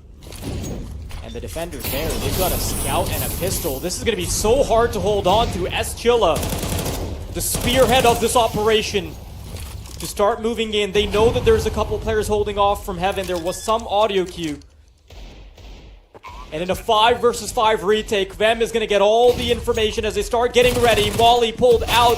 Plopsky's going to be able to evade it. Zerofix starting to nail down some shots as well. YaLLa playing this to perfection. Gets up close. Gets up in their face. Pulls out the pistol. And it's Adam B to still make it possible. But Topa has full health. This has to be a headshot. Spamming away, but Topa's going to have him. 9-5 for Passion UA as the money starts being decimated for Metizport. It's such thin margins, and you see it again right there. The Deagle just spamming. He fires 3 shots, only connects 1, but one more bullet there would have converted that round and put Metizport in a much better position. It would have been 8-6. They would have had a real opportunity to then close this gap. When you contextualize the importance of this game, the standing here in the closed qualifier with the VRS points that come with it. It's those tiny, tiny little micro moments that can sometimes make all the difference. Down to a full eco now. Passion UA have a good opportunity to win a round and do so without casualties. Give up that economy a little bit for what's to come. There's still a long road ahead to close this out. If they find success, they can make it shorter.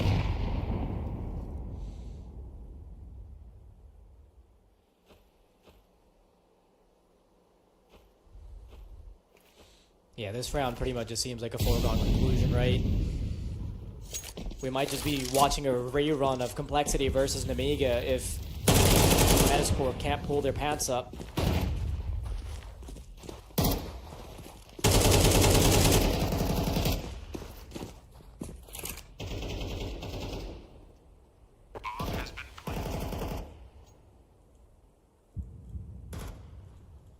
Hunting here as well. I kind of like this from Metizport, just saying, you know, there's really no need to give them anything. Don't give them the kill rewards. Don't feed them here. Make Passion work for their meal. See, perhaps the Eagle can find an exit, but it doesn't feel like actually he's going to be given such a luxury. Zerofix is there to deny it.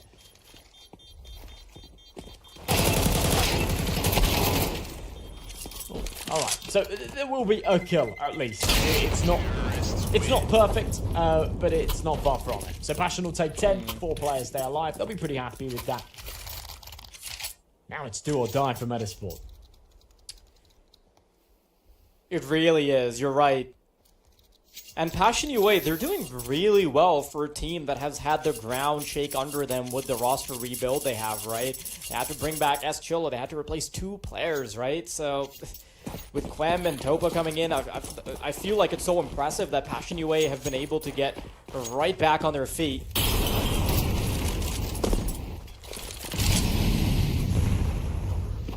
And some of the conversations we were having about Lumi's inconsistency, I think that conversation will still be around because he's not quite performing like a Star Opera at the moment. Uh-oh, that's a big miss, and he gets more opportunities, but he's going to be chased down. At least in the meantime, his teammates are doing good work. It's Hampus, it's Adam B. Oh no, this... Oh, I mean, I know they're winning the round, but this is unwatchable. This is kind of what I was talking about at the start of the game as well. Just these little moments where you're scratching your head going, come on, Lumi.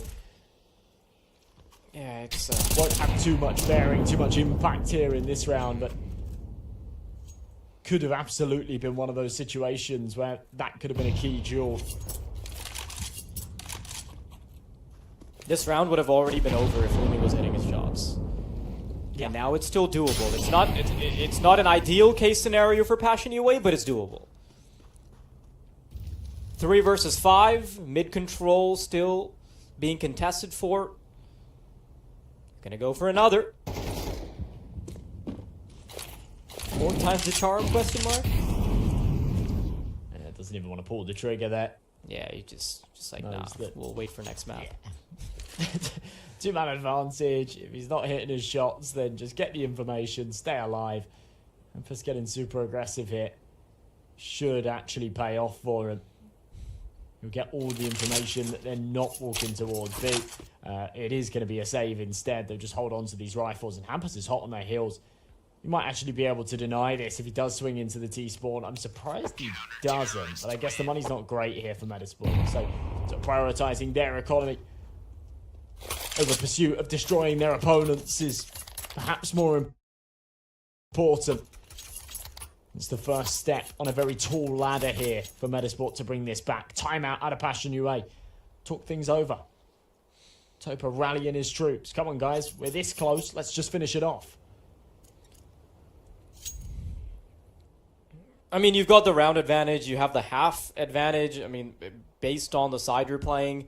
I think money is just a little bit lackluster for Passion, but that's something they can very easily work on. So, you're right.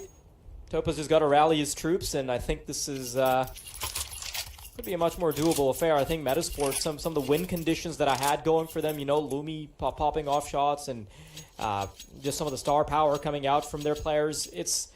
I wouldn't say it's not there because I think Isaac, Adam B, Hampus are still all doing a really good job, but that's just not enough cylinders firing when everybody on Passion has a statement.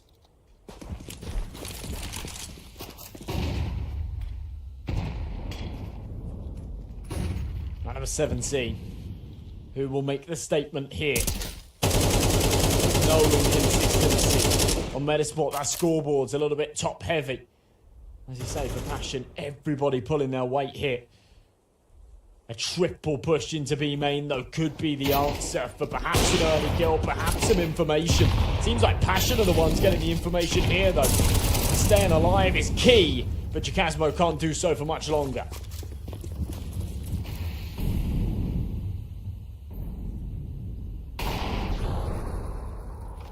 Passion UA, their game plan is suddenly a lot slower than we grew accustomed to. Smoke's going to be impeding their progression, and that one piece of util will make them change their plans. I think the idea was to walk up into A, but knowing that they've already got a prong in B main, the fact that they can have a 2-prong push through connector and B main, having 3 players in connector, just suddenly makes them prioritize B a little bit more. Now, the delayed util from Metizport is quite outstandingly placed. It does throw a wrench in the works of Passion, but we'll see whether or not this works out.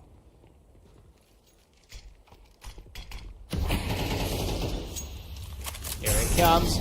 Plopsky trying to play around the corners. Isaac gonna swing out.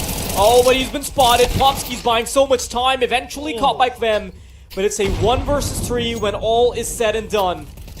Bomb collected, trying to quickly just get the money, but even that is going to be denied. And Lumi hits a hard shot. Metizport, they might still be in it, Josh. Plofsky just doing God's work right there to hold that B bomb site. And, you know, one of the weaker links here so far in this map. He's not normally right up at the top of that scoreboard. He steps up big, finds himself a triple. And a key time as well. Good opportunity for an 8th here. In fact, it should almost be guaranteed. Struggling a tad here. This is super aggressive from Plofsky. I'm quite surprised that he's going for a play like this in a round like this, but I don't know, you got to appreciate the confidence a little bit. Yeah, and that gives them a lot of information. Now they've narrowed down the options to realistically just be. They can reel the numbers back in. They can start over-defending the B bomb site. They had a pretty good finger on the pulse outside A. But one bad timing could still bring an advantage about for Passion UA. A player circling around the carpets, and the fact that Hampus is being so proactive with his approach on A main does mean that he might get caught by a Tech 9.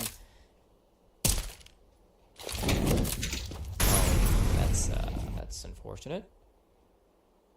As YaLLa just isn't ready for it, but he'll still be able to adjust. In the meantime, though, it's going to be an endeavor towards middle. They're going to try and bunker down on Isaac. But the rotations, they are too fast, and yeah, you're not getting through that meat grinder.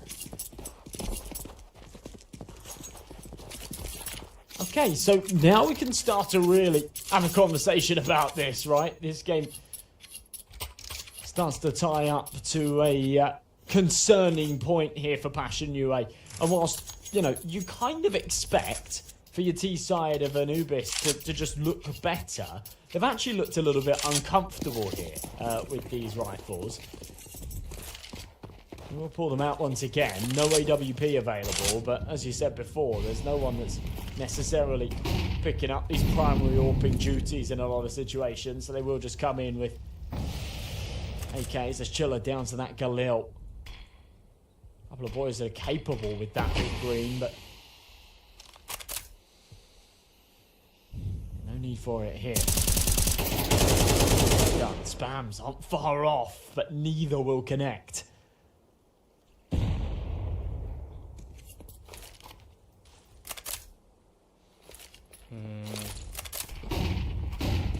Plofsky, the flashbang is nicely timed, but it misses its mark.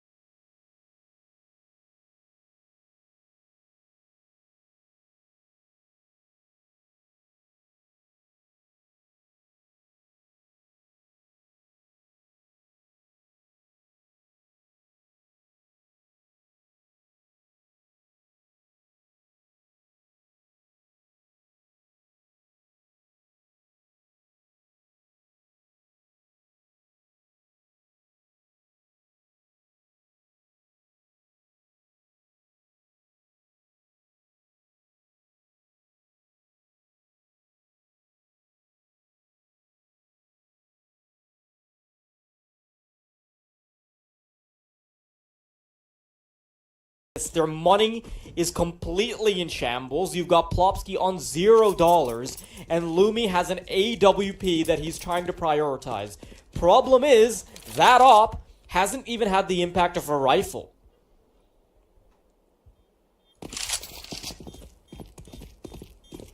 They just have to call it off. We haven't seen Lumi find a kill in a fair few rounds now as well.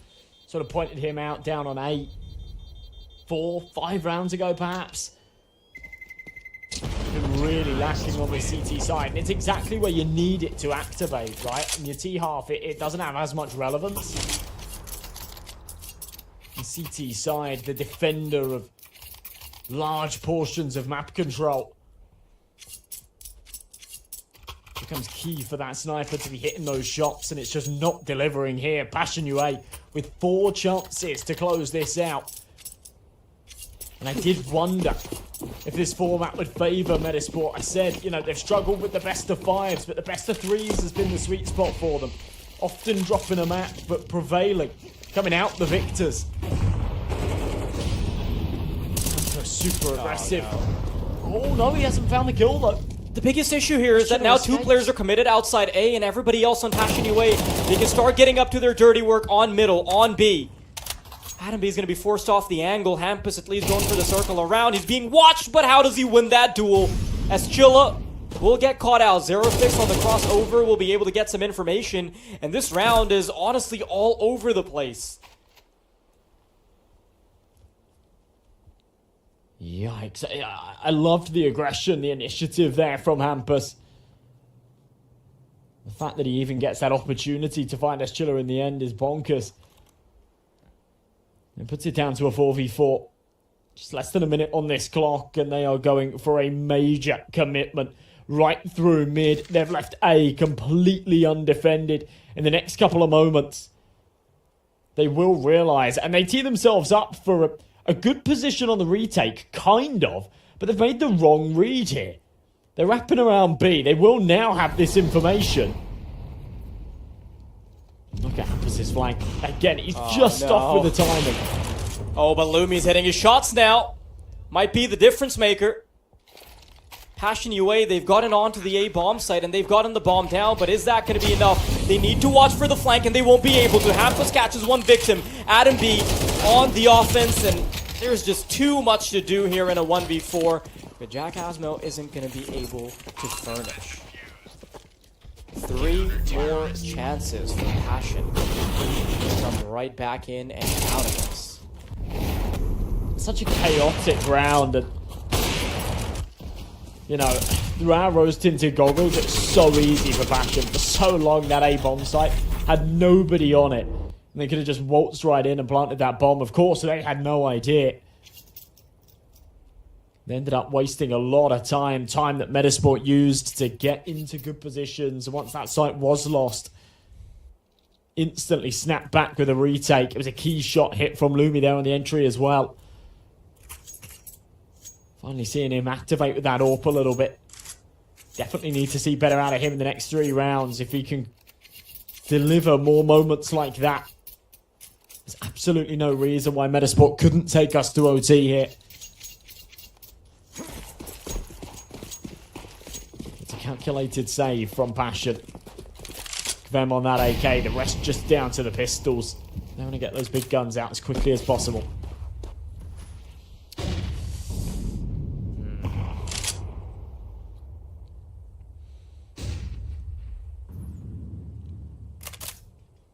I mean, even in this position, right, I wouldn't exactly count Passion UA out. This could still be the round where they close it out, so Metizport have to be very careful.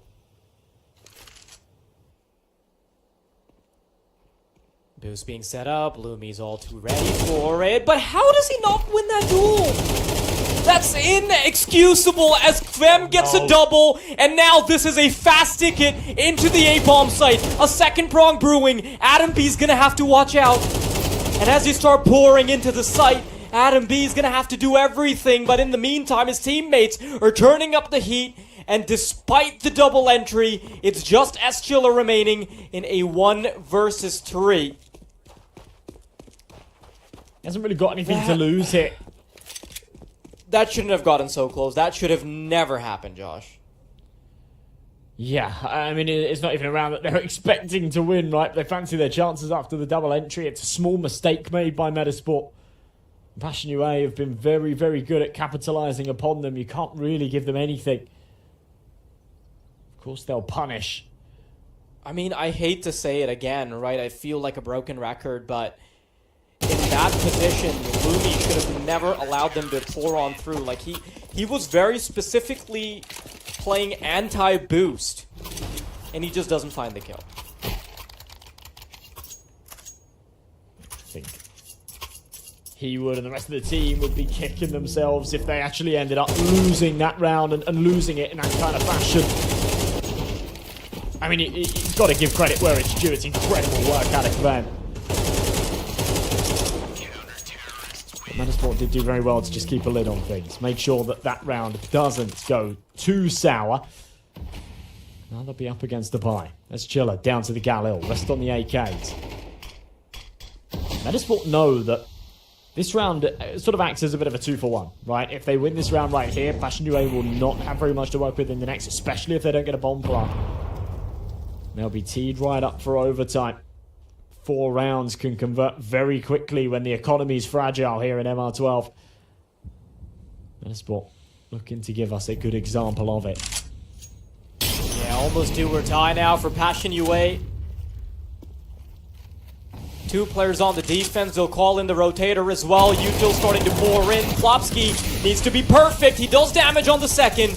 Isaac getting ready now. Avoids the Molotov. And they're going to chuck a secondary piece of Util just to make sure that Passion have a much more difficult time getting onto the site. Isaac down. Topa will be the one to be the assailant. More utility trickling in. Adam B continues to dish out the damage. It's a 1v3 when all is said and done, and Fam is in such an awkward position to deal with the verticality of 2 players swinging into him. I think that second shot connecting from Plopsky did them so many more favors. That nade from Lumi as well, it is absolutely brilliant. Momentarily, that was a 4 versus 3. That HE just finding the 1 kill to even out the numbers, and then the extra damage as well, just making Adam B's fights that much easier. Tease him up for a triple. Ready to get back into the action though. Some last words out of Hampus. As they move into round number 24, I said that the money would be very, very rough here for Passion UA, and that's exactly the case. Couple of Mac 10s. 2 Galils, a Desert Eagle to try and get this over the line. For a game that felt like a foregone conclusion for a little while, Metizport have breathed life back into it. Despite the big fumble that could have allowed an eco to culminate, they're able to keep their composure. Final chance at a round victory for Passion UA, and the denial of overtime. Is that going to come through? Well, they've sort of given up the space on the bottom side here, so C4 will go down, but nice and composed. Metizport don't want to be taking these individual fights and risk losing the early advantage. So instead, they'll group up, play it together, all 5 here for the retake. And it's Adam B again with the triple. Jacasmo by himself, and he's not even in position to deny this defuse. So we will be going to overtime, folks. Metizport get it done. 4 rounds in a row. And, well, it's now anyone's game for the taking. Brilliant showing from Metizport. The fact that they keep their composure when Passion are starting to come away with it, it's very, very impressive. And they're able to do it without their offer really functioning at the highest level, right? I feel like there were a couple times towards the end where Lumi came alive. He was able to stop one of the pushes with his AWP on the crossover all the way from A connector. He had a really good nade on one of the retakes. I think now he's starting to have some life come back into him. But I think as a unit, for the most part, Passion UA have looked a little bit better.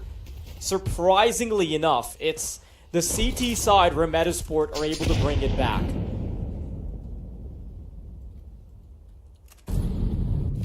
Slow start.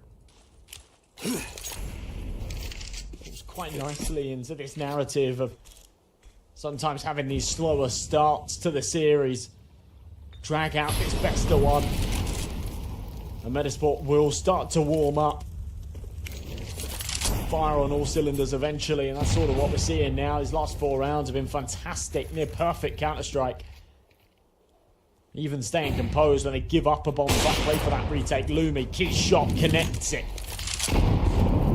It's the early advantage for them here. The minute on this clock.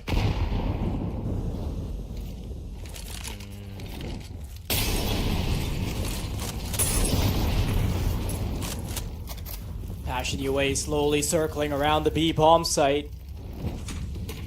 Waiting for the util to expire, but it feels like they've got endless pockets of stuff to stop them with. Isaac being very careful. Oh, that's an awkward way to come into the bomb site. A piece of util hits Isaac's head.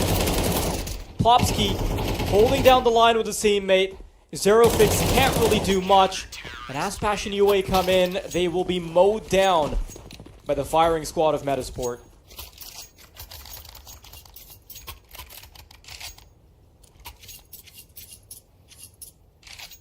They've actually just made it look quite easy, haven't they? These last 4 or 5. Begs the question. Into this position in the first place. Passion UA looking a little lost on their T half.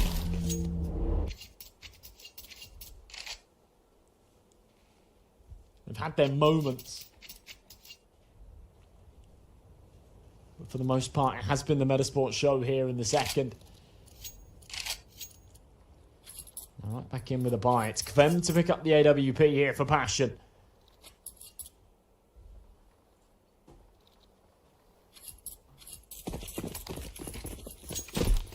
Rocking the full pink. I love it. Same as me. Pink chair, pink headset, pink mouse. Oh, I'm jealous. Me too, Josh. Me too. Well, after a game of pretty much dominance from Passion UA, Metizport have finally taken over them. A little bit of pressure on the brakes from Passion UA will mean that Metizport are able to floor the gas and get past. The defense surprisingly potent, and I feel like the rotations from Metizport have been so good. Oh, I love this. They take initiative late in the overtime. They've not done this before, and that's why Passion aren't even ready for it. Now the bomb's going to be dropped in an awkward position. They have to go on an extra mission just to try and get that. And in the meantime, Metizport, they've gotten away with so much. I absolutely love this. The initiative, even here in OT, this late in the game. They've got pages of the strat book that have been unopened. It gives them that early 2-man advantage. We will see one trade back. That's Kvem. Plopsky instantly just on the damage control. Drops that smoke. Wants to try and play around it. YaLLa with no respect for the cloud. Walks through instead. Plopsky shouldn't be ready for this. In the next couple of seconds, he'll entertain the idea of perhaps a coming out connector, but not this far up. Oh, yeah. YaLLa will even out the numbers. This is brilliant. Just so difficult to make that adjustment if you're not ready. Lumi needs worked for him before, but can't get too cheeky with it every time. Waiting for the teammates to start materializing on the extremities. You've got one in connector. At least, sorry, in B main. Connector, CT, that's Adam B starting to be a problem. Top lane Kvem, both down. YaLLa's got everything to do, and they're circling around him. Lumi grazes him with a bullet, and that is all they need. Metizport, a brilliant showing on the CT side. They're looking undeniable. They really are, and it's just Adam on these retakes again. Look how fired up he is.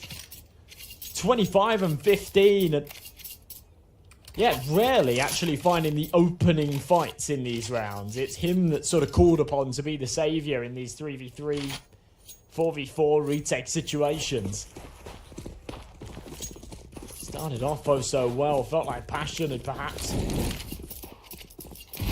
taken off their training wheels a little bit when they were able to trade back. a really good gap, a really good timing there, YaLLa. Just not able to convert off of it. Been given mid for free here. Hampus playing it from a little further back. Timing really everything when it comes to this gunfight. He's just going to reel it in, give him the space. Oh. It's like a retake here on A. It's such a difficult position to contend with. He's playing right around the smoke. They bump into him. Kvem's eventually going to find him. Lumi tries to hold them off, but another miss from him means that they've got access to the site. That looked like it hit. Isaac still trying to be a problem. Stays close in contention. Wants to keep them honest. And a Molotov will go over to the bomb site itself. Tries to get the bomber off. Hampus is caught on the retake. Isaac still tries to be an issue, but YaLLa will quickly put him out of his misery. 13 rounds for Passion, a small recovery, but it was much needed to give them a chance at recovering. It's that one round that Metizport sort of lose that composure. It all gets a little bit scrappy, a little bit hasty in the retake, going in one by one. And I know we've been on I'm not going to call it a Lumi hate train, but, you know, like, been criticising when he's been missing key shots and stuff. I'll give him the benefit of the doubt there. I don't know where the hell that bullet went. Looked like it was bang on the money. Just a really, really unfortunate one to not be connecting. Either way, he goes 1 for 1 there, and I'm not sure it has any major change on the outcome of the round. But it should have been an extra kill going their way, I guess, and perhaps just that slight window of opportunity for him to pull off some heroics and connect to second. Either way, they'll end the half with the advantage, 14-13. One more to secure double O team. 2 to close this one out. 16, of course, that magic number. Poison themselves towards the T-side. Oh no. Great opening by Lumi. Them fights back. Metizport. They can have full control of the B bomb site if they just play their cards right. And slowly, as the flames start to expire, that's exactly what they'll be looking to do. Isaac spearheading this push. Kvem tucks himself into a corner, buying space for his teammate to try and be a problem. And as they're wasting time, the reinforcements will start to come in. Both defenders will win their respective duels, but Hampus is going to continue to try and be a menace. Third kill found. Can he get the 4K? No, he cannot, as YaLLa denies and keeps Passion UA alive. What was that from Hampus? He just locked right in for a second there. Went nuclear with the 3K. Just needed a little bit more gas, didn't he? Yeah. That's such a shame. It was so low as well. I mean, YaLLa gets it done with a headshot, but it does knock your confidence when you're taking that final fight with less than 10 HP. Metizport will call a pause there. To be honest, I mean, other than Hampus's heroics, that round was a bit of a disaster, wasn't it? And whilst you can come away from it as how it came down to the 1 versus 1, and let's not worry too much, you expect them to a little bit, because yeah, Hampus just trades 1 for 1 there. That round doesn't even come close. This is a super important one.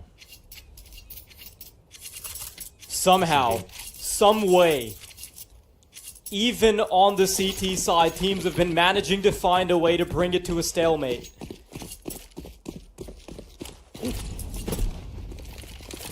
This would be heartbreak if Passion were able to just take the next 2 here. Metizport, after all their hard work to pull this back to OT, to take the advantage in the first half. Denied. Trip over the final hurdle. Miles ahead in the race. Get overtaken. Lumi. B does not pull the trigger. Won't go for the pot shot through the smoke. Crosshair was on it. Misses the opportunity. Metizport will just stay quiet. Looks like they're going to try and go for a B split here.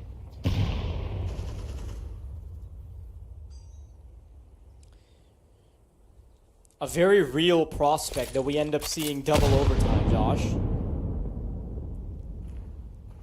Yeah. I'm all for it. Yeah, it would be very fitting. I think you and I were both a bit split back on the desk. Is it going to be Metizport? Is it going to be Passion UA? Well, I don't know, but it's definitely been a hell of a good game. Nicely timed nade. Now, on to the meat and potatoes. Zerofix both trying to hold down the line from the back of the site, but it's all Metizport lighting up the scoreboard. But Jack Hasmo and Fem, they're still making it possible. A 2v3 could be in the cards. Flashbang avoided as Jack Hasmo tries to get closer. They'll all start reeling their numbers back in towards B main. The CTs still have to be a little bit careful with how they check out these corners. Plopsky will find a victim, and Kvem's still worried about a flank. There is no way in hell that this is possible, and Metizport might be able to pull a fast one on Passion UA. A much better execution there from Metizport. I was a little bit worried when they were teeing up towards that B site. I'm thinking, you haven't had much success the last 2 rounds now you've gone for this B execution. It's not worked. They convert it right there.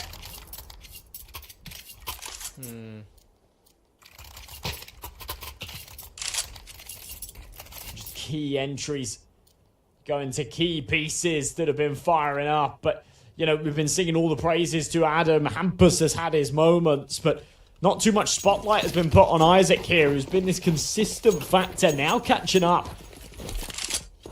What, 24 frags to his name.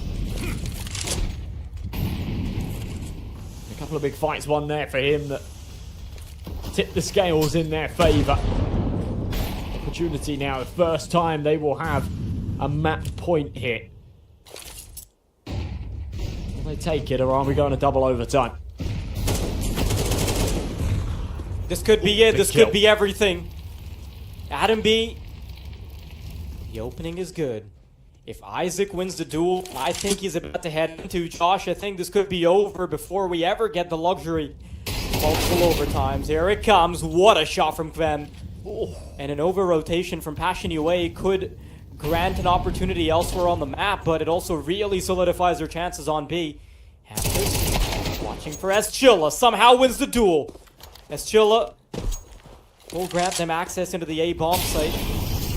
Hampus will solve the challenge that awaits him. A 4 versus 3, an advantage for Metizport. Kvem trying to bring the numbers back and even. 2 players already halfway down. Jack Hasmo at least keeping the numbers honest, but this could be a good spray from Adam. That's 1 kill already. A second duel. Toppa still keeping this in contention. A 1 versus 2 that he's got to negotiate. There's no backing out of this one, and there's an AWP watching for him like a hawk. Nade is perfect, and Plopsky will have the last laugh as Metizport will disallow any more extensions of overtime, and they will win 16-14 in a very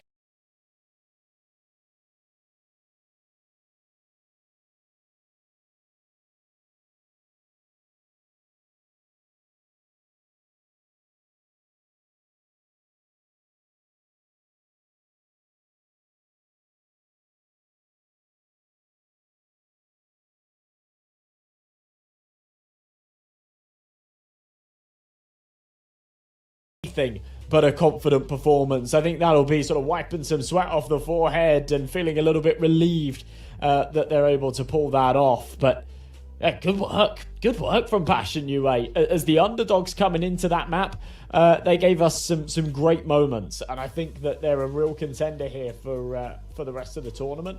They're just going to be a little disappointed that they weren't able to finish off the job there. Remember, they were 12-8 up. And it's always sore to lose in that kind of fashion. Yeah, it really did feel like they were going to be able to get it over the line. And, you know, there's still many conversations we can have about the scoreboard, but you've got to see how close the kills are for Passion UA versus the disparity on Metizport. It really did feel like there was a lot more carrying going on in the Metizport department, right? And you know what?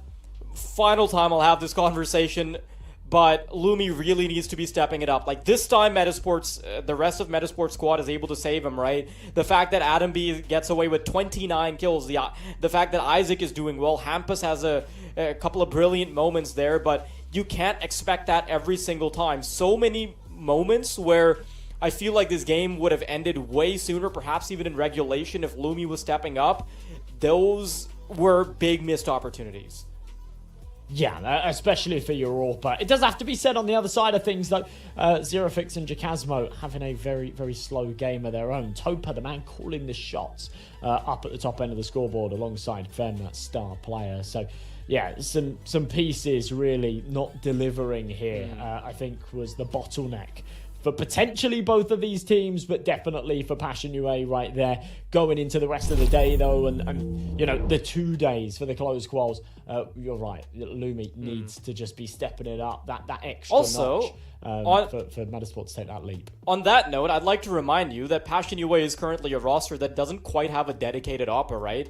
So for Lumi to be struggling in that instance, this is a problem that's going to be exacerbated even more when you actually do play against a dedicated opera. That being said, though, yeah, for sure. Now, of course, that's not all the action you're going to have for today. This was a really, really hotly contested match, but I think we might even be able to top this with how many more best of ones we have for you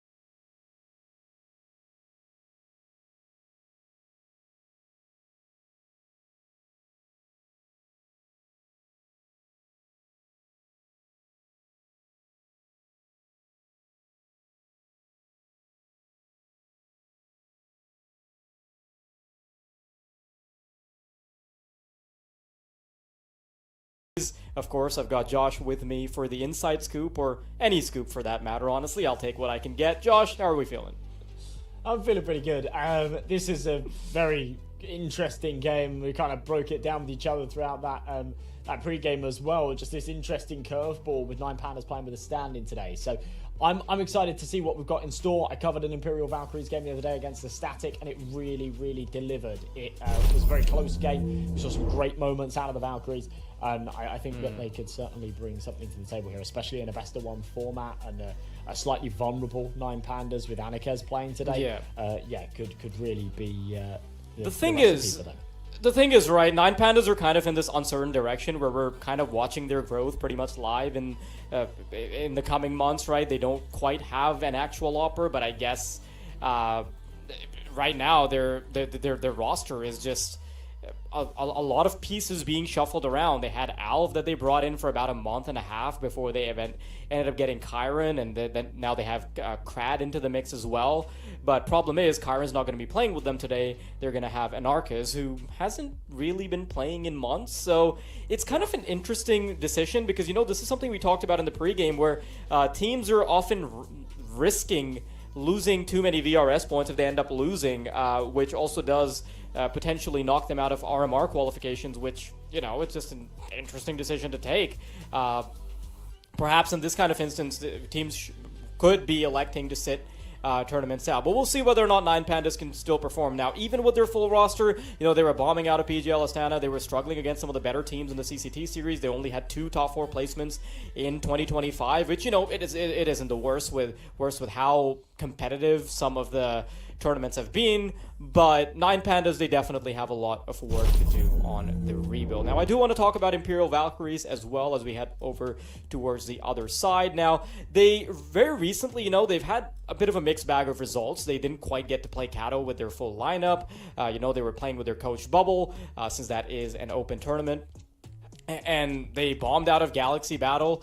And although they are extremely dominant within the female space, I do think that they're still they do still sort of have to prove themselves within the open circuit, right? So I think this is a really good stepping stone for them, because one of the conversations that I think has been a bit interesting is that generally this type of team is just thrust against tier 1 CS, and then people are like, oh, bad performance, bad results, and the whole stigma around it. But I think being able to first play against tier 2 opposition, kind of ease into the game, I think this is perfect grounds for Imperial Valkyries to be warming up for some of the big dogs.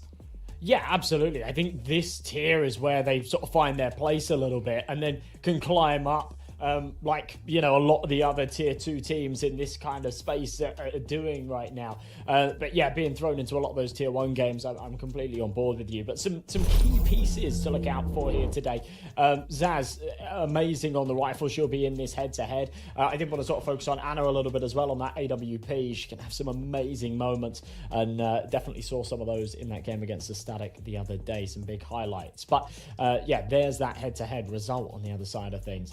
The Panda to look out for. But yeah, I think that there's just this really, really big unknown with the Anikes stand-in situation. We saw him sort of rocking fairly high ratings, but that can be completely disregarded because he hasn't played in months. He was part of that BC game roster. He was then dropped from that team in October last year, and since then he has played nothing other than a couple of qualifiers with mixes. So we really don't know what's in store for us. Historically, he's been a very good player. But yeah, I don't know. I don't know what we're going to see out of him today. You know what the weird thing is? It's that the full lineup of 9 Pandas have a bit of a not having an opera situation, but when you have a stand-in in the form of Anarchus, suddenly that problem is solved. So, I don't know, maybe it works out. Fine. We'll have to wait and see, right? But yeah, we've got the Veto rolling up as well. We'll simply have Anubis Train Ancient to be taken out first, and surprisingly enough, when all is said and done, we get to watch Inferno. Now, a quick reminder for the viewers who don't have a finger on the pulse, Inferno recently had some changes, and now it's become even more difficult for the CT side to hold, with Banana having been widened. So, that being said, in a best-of-1 scenario, I expected teams to just be electing out of Inferno completely, just so they wouldn't have to deal with that smoke. Now, the fact that we end up Especially with the seeing changes happening yesterday, right? Yeah. I don't think any teams have really had time to, adapt to it in any kind of way. So yeah, I'm with you. Can I tell you a secret? I haven't actually seen what new Banana looks like. Me neither. So I really, hate you have- Inferno. It's my permaban. I've been playing the last couple of days, but I hate Inferno, so I don't touch it anyway. Okay, So, yeah. So I really want to see how much wider it is. I've only heard of it in the news. That's my cope. Well, seeing those odds, 9 Pandas definitely the favourites, but as you say, I wow. think that this could be a little more interesting than I think those odds are giving credit for. I'm glad to see Anubis just banned out as well. It's the Imperial Valkyries permaban, so I knew that was coming, but just that confirmation as soon as it's gone, it's like, whew, no more Anubis. So a change of scenery, which will be nice. But yeah, But it's weird to go from like, oh, we had to watch Anubis twice, into now it's a map that we already didn't like, that now also has changes. You know what though? I think the changes could be fun. That's something that's at least going to keep Inferno a little bit fresh for me. Still not a big fan of the rotation times, but we'll have to wait and see. Now, a conversation you had a little bit earlier with me is that Imperial Valkyries, they have been quite good recently, especially against the tier 2 opposition. I already talked about how generally the conversation around female teams is that they're thrust into these tier 1 competitions, and then when they predictably don't have good results, there's just going to be a lot of stigma around it. But I think being able to play a qualifier like this one, where you first get to play through the gauntlet of tier 2-ish teams, that gives them a much better chance. And I think that's like the appropriate way to go for the development of any team, regardless of sort of what space they're coming from, right? So I think it's going to be really fun to watch, and this could be a very, very closely matched game. Well, hopefully we're ready to get into things very shortly. I'll jump back to the banana debate for a second, though. How wide does it have to get for it not to be banana-ing? How girthy does Yes.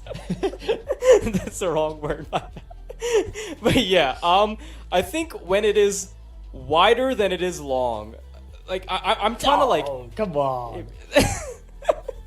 Okay, fine. Like, listen, you can't have a conversation about the width of banana without it getting weird, okay, Josh? Like that's all on you. But yeah, I'm not answering your question in earnest, unfortunately. But it's gonna be fun to watch. I'm actually quite excited. I want to see how the changes are going to affect the game, and I think it also tests the adaptability of teams. I think off the cuff changes, or being able to just adapt off the cuff in these individual scenarios, that can really test the mettle of a player. Yeah, now, I actually haven't looked at the difference at all. I don't know if this is the case of widening it by like half a meter, or whether it is actually like a bigger change. So I'm kind of like, I'm kind of interested to see how that's actually going to affect utility and things like that. I think that's. I like how you and I both elected not to see the update just so we can have this conversation. I love it. Oh yeah, calculated completely. But yeah, how it will affect util and whatnot. If that means that a molly still covers the whole of, the width of it, or whether you can slip around it and perhaps you need multiple Molotovs, things like that. I imagine with the way that the smokes work, a smoke should still, cover the whole of banana. But yeah, it's just sort of a few interesting things to kind of keep an eye out for today. I'm not really sure why we're not quite live with the game just yet. I do think we should be getting word on it, but in the meantime, I do want to bring the conversation back to some of the stars that we're expecting to see shine, because it's a conversation we had in the previous game as well. Want to have that again here. Who do you think from the Imperial Valkyries squad is the one that you're personally going to have an eye on, because there's so much to go around, right? Like, Anna is known for her like notable AWP abilities. Zaz has all that experience. I think 23 has had incredible firepower. So is there anyone that you're particularly going to be watching? I think Zaz in general throughout the whole map, definitely. I think she's just kind of been a superstar of this team for a while now, and there's no surprise about that. But specifically Anna on that CT side. T-side AWPing on Inferno could be really, really awkward. So I don't think we'll see much action out of either side of the coin. I don't think we'll see much AWP action out of Anarkez there either on that T side. But yeah, when they're on their CT half, whether it be starting on it or in that second portion of the map, Ana on that AWP definitely watch out for. Well, we're going to be heading right into the swing of things. 9 Pandas versus Imperial Valkyries. 9 Pandas on the CT side, Imperial on the T. Ready to get things rolling here in the pistol. YaLLa with a HE grenade. Krad's got a couple of flashes, but no dualies, no shenanigans, just the core pistols. Over on the other side, a very heavy util setup. Cat and Tori with it all to work with. A little bit dropped over to Zaz as well. They're going to lean over towards this A bomb site, perhaps playing for an execution. Anna's here ready in the boiler. Oh. Shot being popped off. Dylanez finds one. Cat is able to respond in kind. Dylanez taken away in the bomb site. Not sure why we've only got one camera for everybody. Everybody's maybe cosplaying, but 3 versus 4. Imperial comfortably nestled on the A bomb site.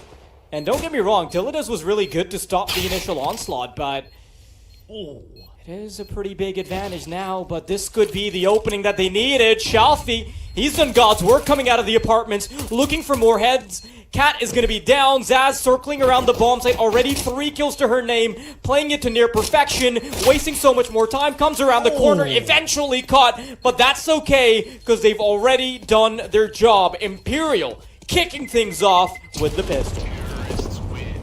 That's a huge round. Zaz has done very well there to not only find 3 kills, but just delay at the end. Getting a little bit scrappy with the shots, but it's all just about buying time. Making that bomb go boom. Imperial with that first down, and you know, a little bit of extra cash that comes with that C4 going down as well. They'll come in with the rifles hit. AK, 2 Galils, 2 MAC-10s, a forced buy out of 9 Pandas. YaLLa with a triple. Has a little bit of extra funds to pull out that M4. The rest down to weaker weaponry. And Anarkez, I've actually seen some magical scout plays out of him in the past, so I'm a little worried here. Oh, that's a really good kill from collection. YaLLa. And YaLLa was the one that was spearheading the potential of getting the pistol round back.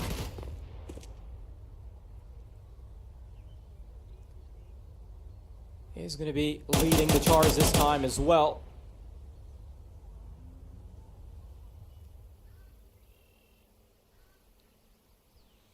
Bit of a slow approach this time. It's just going to be Zaz over towards the B bomb site, making sure that they can't bring comfortable rotations over. But the fact that this is a 3 versus 4 means that 9 Pandas can pretty much display a static setup, and they should be just fine. I think the weaponry is the only real limiting factor here. Yeah, certainly could be. Anarkez with that scout. They have just pulled a 3rd man, though, over towards this B bomb site. So as Anarkez lands the tag, it just makes it a little bit easier. Fed on a spoon to the MP9, but on the peak, 23 returns the favour. She'll actually find 2, but YaLLa on the rotation will plug the bleeding, and it's all onto the shoulders of Cat. She'll eventually trade out the man at the back of the site. That's Anarkez going down. With 25 seconds left, taps the bomb. Oh, timing just about allows it to slip back into dark. Molly for CT won't be deployed. Oh, yeah. Perfect. Oh, Cat force forward. Narrows it down to just 1.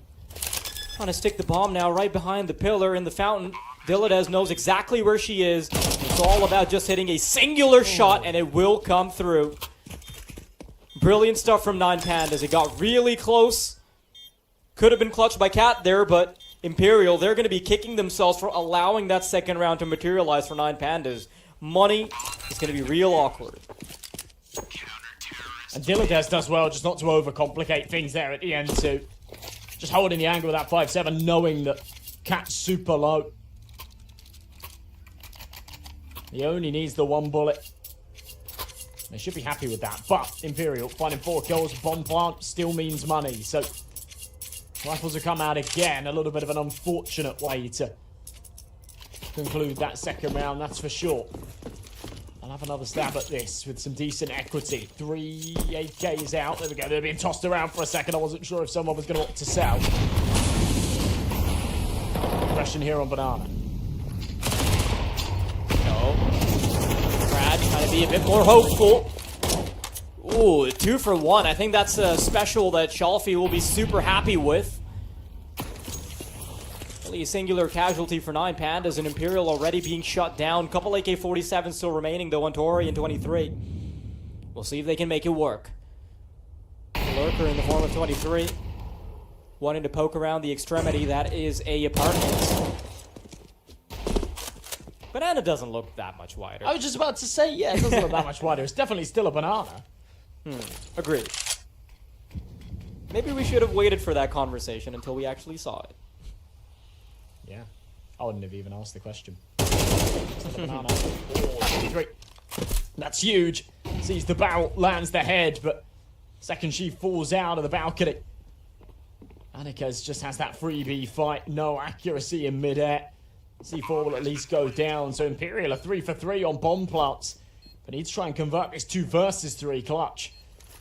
In doing so, with limited resources, this is going to be tough. Oh, Tori's kind of tunnel vision on the player tucked into the corner. They need to bring it down to the 2 versus 1 quick. Oh, Cat, that's a brilliant spray. But Anarchis has brought it down to just 1. Cat wanting to play around the smoke. And there's not a whole lot of time. Anarchis knows that he doesn't have a kit. Can't even get on the bomb. And it's a beautiful shot from Cat to end things. A 2-1 for Imperial. And they'll be able to get things right back. So, smile on Cat's face at the end there as well. She knows she has done incredible work there to get that one over the line. Bit of an oversight from 9 Pandas to just send it up short, only focused on the site player. The 1 league at the end, just the cherry on top. Round was already won. Icing on the cake. Shalfie. The M4 rest on the pistols. Imperial with a good chance to make this a third.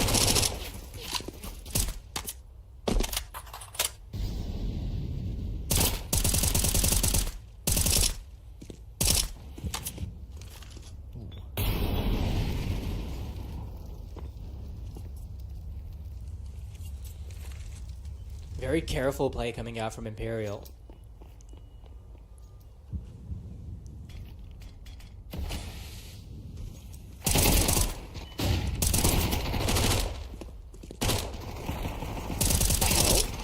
Starting to lose players. 4-on-3, Shalfie out with the USP. Does have a window of opportunity to back off, but Imperial are a bit too scared to challenge this madness.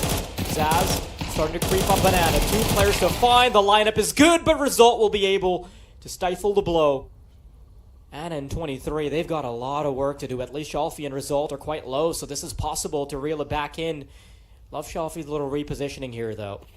Will be hard to catch. 23 gives them an audio cue. It's a labored spray. And now, Imperial, they've got some wonderful footing on this bomb site. Anarchis already crept up close, though.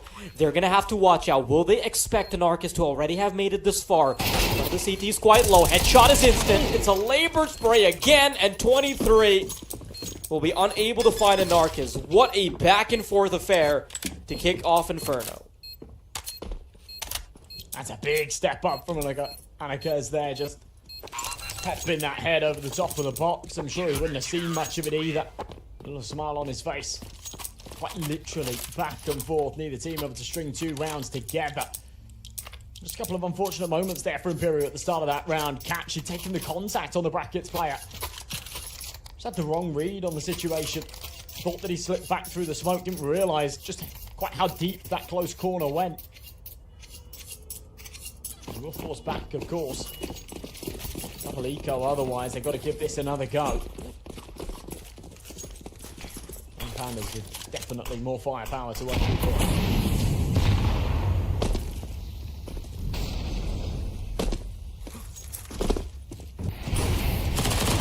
Oh, Shalfie Getting very exploratory, and Banana here is able to find 23 without even catching sight of her.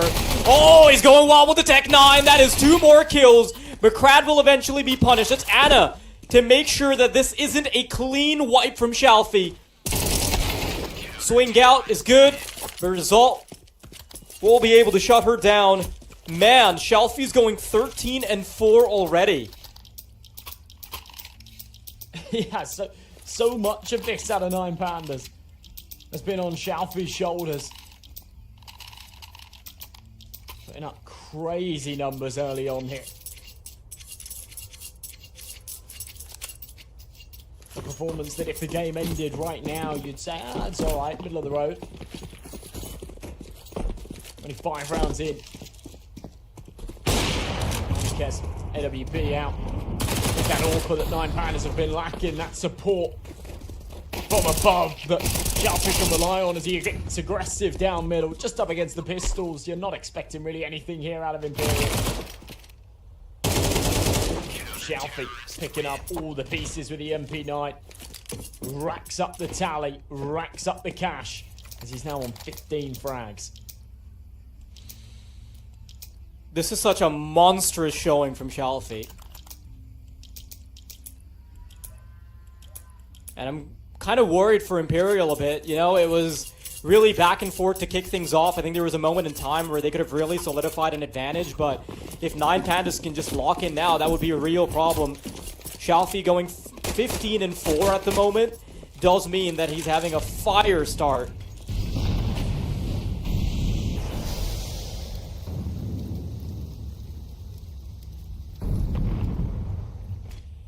Rifles back out, though. Ana on that AWP, finally. Someone to try and contest with Annika, as I said before, that can be quite tricky. Making that all work here on the deep side of it. Burn. Oh, nice entry from 23. But result there for the double trade. But gonna back in 9 Pandas' favour. Result was the star that we were sort of teeing up to look out for here in the pre-game. Hasn't shone that bright just yet, but a couple of key moments. And that one could be added to the list. Anarchiz still here on the corner. Oh, what an entry! Anarchiz is on the angle. And Ana will obliterate him. Crad the only defender now. He's got to call in the reinforcements. They're going to circle around him, but Crad will still be able to do damage. He's just trying to buy time. 2 players on his angle. Zaz is going to hit him with the swinging, flying AK-47. A 2 versus 2 when all is said and done. 1 coming in from Banana, 1 from Coffin. Result, are they going to expect him here so soon? I think they just might. Zaz is already in position to deal with a possible Coffin's player. Oh no, Shalfie caught out with util. Ana ready on the angle, and result will be history. Brilliant showing from Imperial to recover the round. That is absolutely huge. After this double from result, it might just be signed, sealed, and delivered. Perfect. Zaz's timing here is brilliant from the line swing. Shot there, didn't quite clock how little was actually exposed there, but connects it through the corner of the wall. And Imperial are right back in the picture. They do still have to go up against another strong buy here. 9 Pandas took 3 in a row and in quite clean fashion, so money's still not really a problem. Man, if I'm an Archiz, that shot definitely ruffles some feathers, right? Yeah. It's such a good opening from Ana.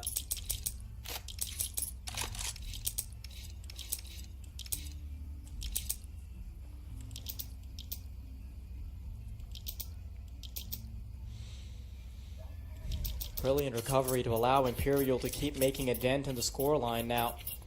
It's still an advantage for 9 Pandas, and they'll be able to bring out weapons once more, but Imperial, they're slowly chipping away. AWP once again, it's still available for Ana, so she's gonna have to do a lot of the heavy lifting here.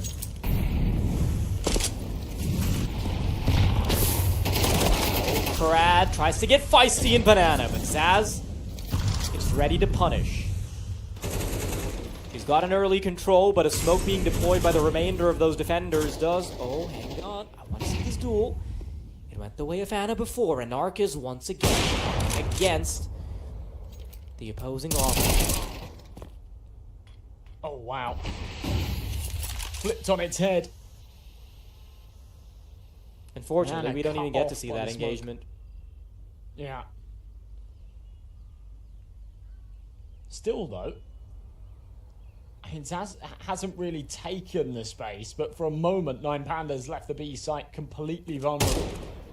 Anarchus is back there with the AWP, but this is gunfight. All of a sudden, this becomes a 3-on-3, and an empty bomb site. Big shot hit from Anna. Zaz is selling such a good fake.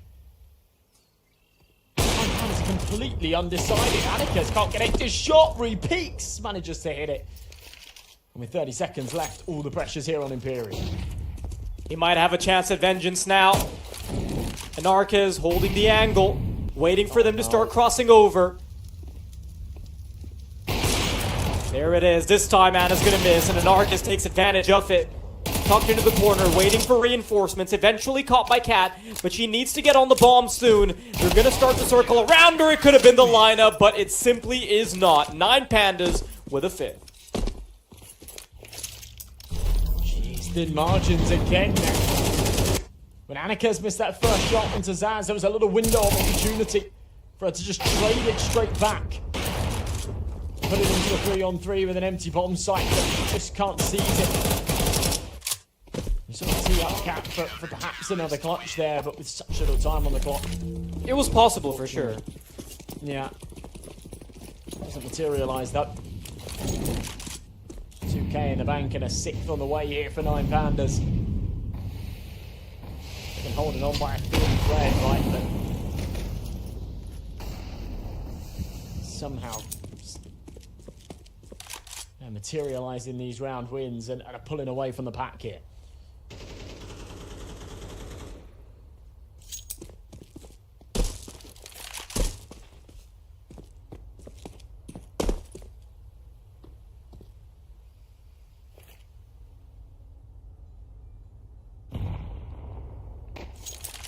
Oh, that's definitely an accident. Marcus a bit worried that somebody can creep up behind him. But yeah, this should just be an easy peasy round. Not really much of a conversation to have here. 9Pandas are slowly slipping the net though. Yeah, just a convincing one there, right? Not a single point of damage taken. It's what you expect against a full eco, but as we know, as we've seen many times in the past, it's not always the case. Back into a buy though. AK's out. Anna on that AWP once again for 9Pandas. Crad is down to an MP9, but that's out of choice, not necessity. They've got plenty of money. So perhaps we'll see him get aggressive here. Take a closer fight, take a closer angle. Nades will flaunt to Banana, deep smoke. And yeah, that is a little bit of a symptom of Banana being that little bit wider. The smoke goes down, but you can very comfortably see over it on logs. Remember, that was sort of an angle that was sometimes obscured. And there's a decent gap there to work with. Zaz is going to push all the way up.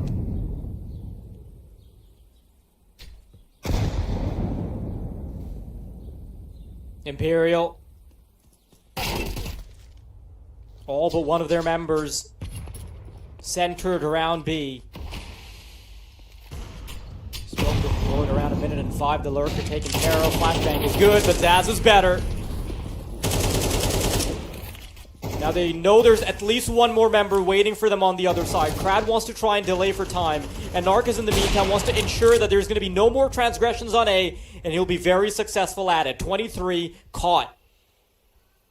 And now Imperial, with their options being thinned, they might have to force themselves on to B. Yeah, they were pretty confident in backing up, trying to head back around to that A-bomb site as soon as that smoke went back down, but Manika's hitting that shot. They will funnel their way in. He's going to be two on the side. High flash, Krad's there. MP9 dispatched of an Anna. What is that? Right through coffins. And the disadvantage flips on its head almost instantly. Another bomb down. They got a fuse on this round. Yeah, but Zaz and Cat are quite low. A good swing could be all it takes, but Zaz will disallow Imperial with 4. Okay, what a recovery that was. The weird thing is that on that attack towards the end, I felt like the flashbangs from coffins would have been good enough to seal the deal, but it goes... I'm not sure if it goes a little bit too wide, or if Imperial are playing anti-flash. I didn't quite catch that, but regardless, the fact that it doesn't connect means that 9 Pandas suddenly commit to duels that the flashbang isn't even useful for.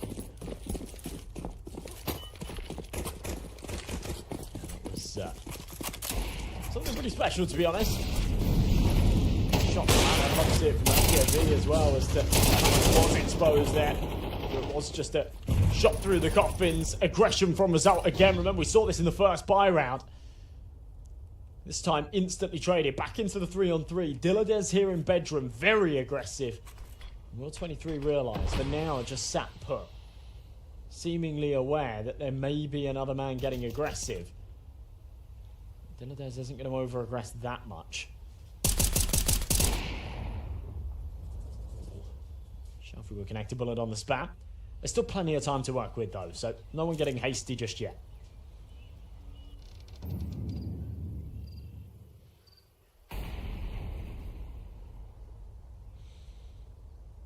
The early exchanges does mean that it's a 3 versus 3, but a tad bit favored towards Imperial because the defenders will have to stretch themselves thin. Oh, love that from 23. All too aware. A solitary defender on either bomb site. And if they elect to go A, they'll have to run into the monster that is Shalfie. On the other side, they've got a Narcus as AWP. It won't be easy any which way you cut it.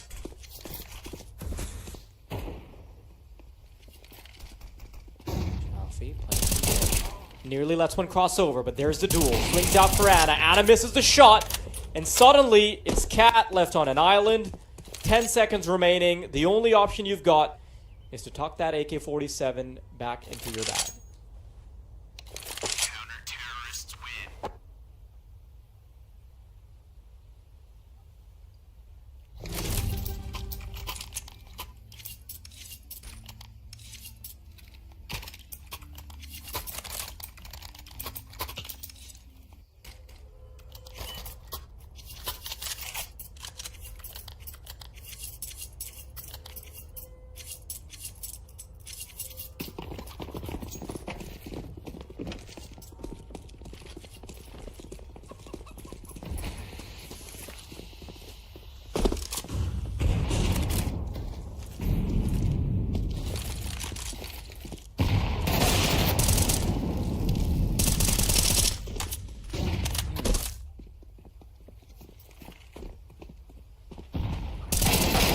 Oh, Dylan is caught.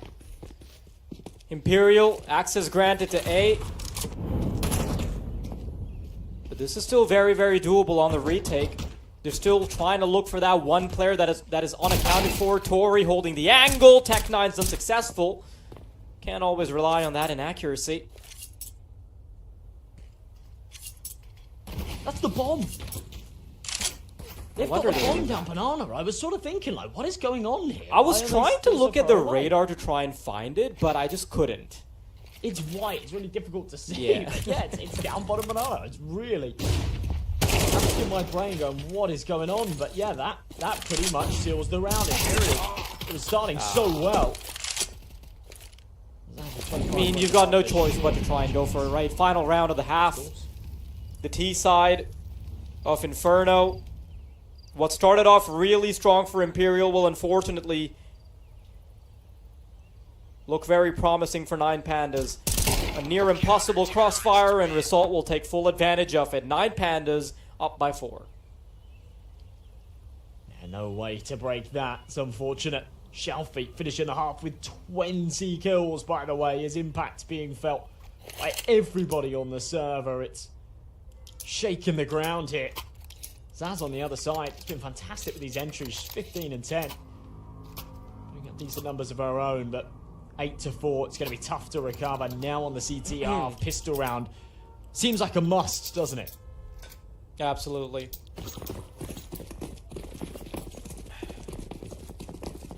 Now, no negotiating with the pistol round. You're right. Zaz is going to turn up the heat. Molly down, 1 kill found. In the meantime, everybody else from 9 Pandas will try and cook something up on A. There's still 2 defenders remaining. 23 tucked into the pit. A headshot already being connected. She needs to play this to perfection. Anna's missing too many shots and could be caught out. Just about makes the corner before she's pummeled. And result, he's got too much information. That's a clean shot onto Zaz. Anna's still trying to fight back, but in a 2 versus 4 with a flank potentially brewing, a player to find in mini pit, this does seem all but impossible. And just to top it off, there's no kit either, no kit, no util. Surely no hope in this round. Tori with a swing, but met by 2. 9 Pandas will make it 9 rounds. So you can see a sort of smile on the face from Annika there, knows that round actually meant quite a lot. Converting it does them a lot of favours. But nice shots being hit by him there at the end too. So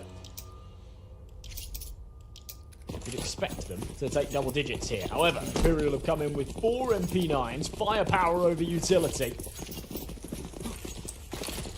As much as I want to say that Imperial had a really good start and all that jazz, unfortunately, a player going 0 and 13. I had to rub my eyes for a second just to make sure. 0 and 13 is inexcusable. Yeah, it makes this a whole lot a whole lot harder, right? You're sort of doing this on hard mode. Yeah, unfortunately, this is about as 4v5 as it gets, right? Shalfi moving right in. Bit of a back and forth, and Okay. there we go. Pointing it out, broke the curse. Story's able to get the first one, but it's still a 2 versus 2. A pre-fire from Result is going to put Tori down, and it's just Zaz remaining, who's going 16 and 11. The most experienced player on the roster, having played competitive CS for, I believe, over a decade now. Responsible for the 1 versus 2. MP9 in hand.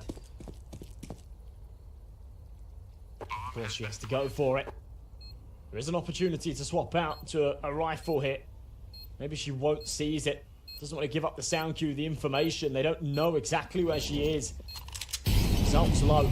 That'll give it up, though. 1 in the pit, no one home. Confirms there's 1 on the site, but won't expect both. 9 Pandas will take a 10th round. For a moment there, Imperial had the advantage. It was looking good. But you kind of don't necessarily expect 9 Pandas after walking into a crossfire like that there in brackets to double dip and go at it again. That's exactly what they did. Kicks Imperial to the dirt, and now they're good for 11 rounds. Or at least they should be against this full eco.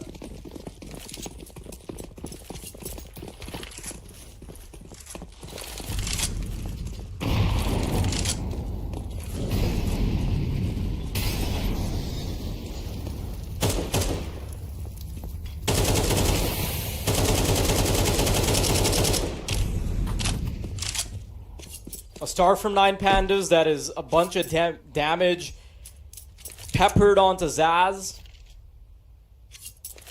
Some banana control being established, but 9 Pandas will eventually be taking their efforts to A. Look at this. They've already gotten 2 players to start to wrap around. Shalfi's already in arches, so this is going to be a pretty much free kill. There it is. Yep. That's A side access being granted. And realistically, unless Imperial actually win the next round, they have 1, I would like to say maybe 1.5 chances to get back into the game. Bonnie, after the next buy, is again going to be broken down if 9 Pandas win it.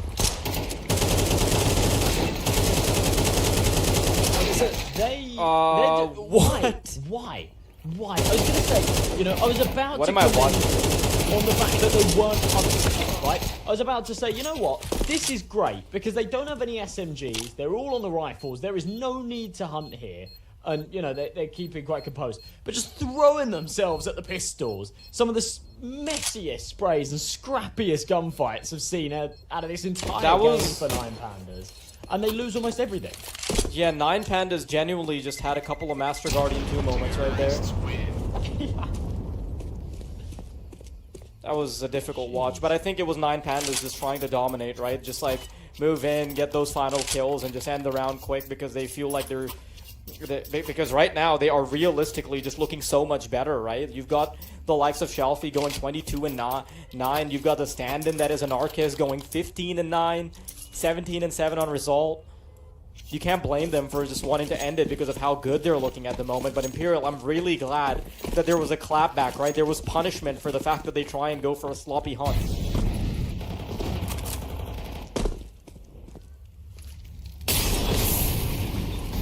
Alright, well perhaps let's up a little bit of confidence. Character building perhaps. Flashbang in, Crad is blind, but still finds ahead of Zaz. An unfortunate time to lose an early player. Go for a little bit of a dip. Tag down to 37. She has to back off as well. And she goes back the other way. Spams won't connect. And you just can't help but feel this back and forth at the start for Imperial. After winning the pistol and sort of expecting them to string together a few early rounds, the fact that it wasn't a possibility. They had to fight so hard just to take a couple at the start. The second that 9 Pandas got the momentum, they've just run away with it. It feels like they should be good for 12 here. An advantage, regroup into B, but Imperial do have the right read. They're pulling the rotation over. That's Anna coming to join the party.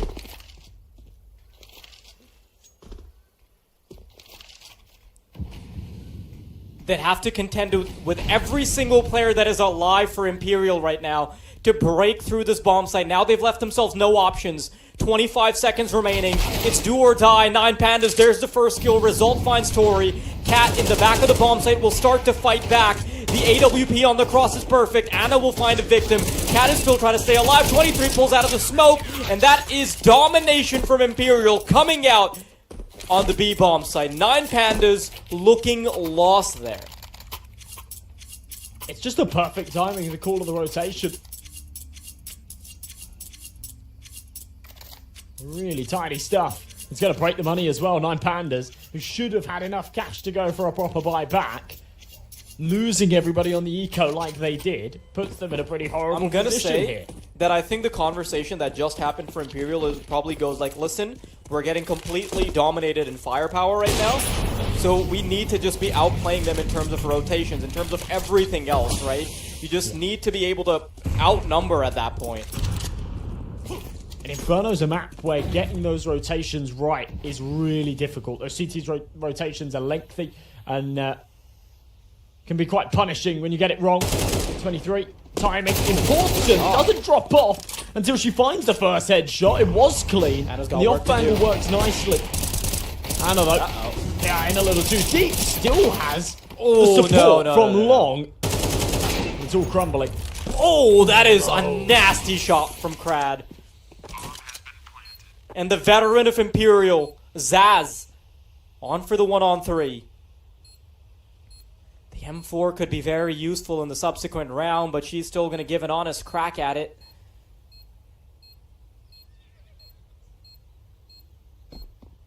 Stick around close enough where if you get a stray, couple of kills, then maybe you can try and go for it, but those opportunities will no longer be afforded. 9 Pandas, they've made one mistake before. They gave up all of their weapons when they went for that really sloppy hunt, and they're not going to do that again. Imperial starting to feel the pressure once more. At least get an exit, but I know it's a silver lining in pretty dire situation, isn't it? It's a really nice shot from 23 there. I thought for a second that might be enough. Well, I didn't realise she got one with the USP in that situation as well, but just gets a little bit sloppy. Ends up crumbling beneath them. 9 Pandas onto 12. 7 chances to finish this off. It's a buy back out of Imperial. Tori down to the MP9, the rest on the rifles. It's here in top banana. Come her away, it won't cause problems, but does isolate her a little bit here. She's going to have to take the gunfights. Back to go 1-for-1. Nade does a fair bit of damage onto Shelfie, so that's a good start. Close, and that's good from Tori. Probably gets a little bit more success than she anticipated here, just swinging out wildly with the MP9. But A is the name of the game now for 9 Pandas. This could be do or die for Imperial. They've got a solitary... Oh, never mind. Hannah actually does have 23 in her back pocket. Rotation also being brought forward, and Narcus needs to be perfect on the flick. Doesn't matter though, Dilladev will be there to secure, and now they're going to quickly book it to Arches. 2 of the players are still stuck inside A. There's a second prong that can start to create a bit of a problem for Cat here. Molotov is going to flush him out, but she needs to find this duel fast, and she simply won't be able to. Krad, with a quick smoke, starts to take control of Banana. Advanced positioning is going to make it really hard to contend with, but Anna will still be able to get the last laugh in the duel. 2 versus 2 now. Imperial, everything to do to stay alive in this game, and there's still a long road ahead of them, and Narc is holding the angle. Utility shouldn't be phasing him. Dilladev, the first headshot, opt to clothesline. Anna is narrowly going to avoid death, and with 2 heads to find and the bomb already halfway ticked off, the op and right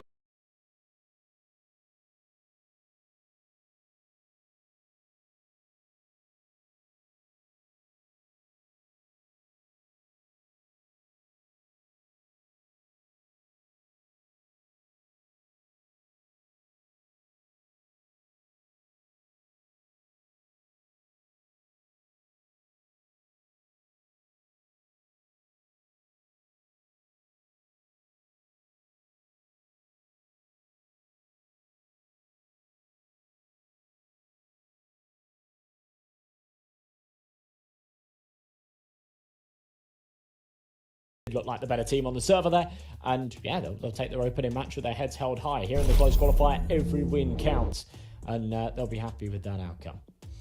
Yeah, for sure. I think 9 Pandas, they did a fantastic job on their opener. And, you know, it's a conversation we had about how 9 Pandas, they're at the risk of losing some of their standing because of VRS. But the fact that they played with a stand-in, they played with an Archez, and they still did a great job, they'll feel very comfortable about it now. And I don't think the road's going to get any easier in this close qualifier, but it's a good way to kick things off. Now, on the other hand, for Imperial Valkyries, they're not even going to have too much time to pull their socks up, because they're now going to be thrust into a game against Complexity that's coming up next.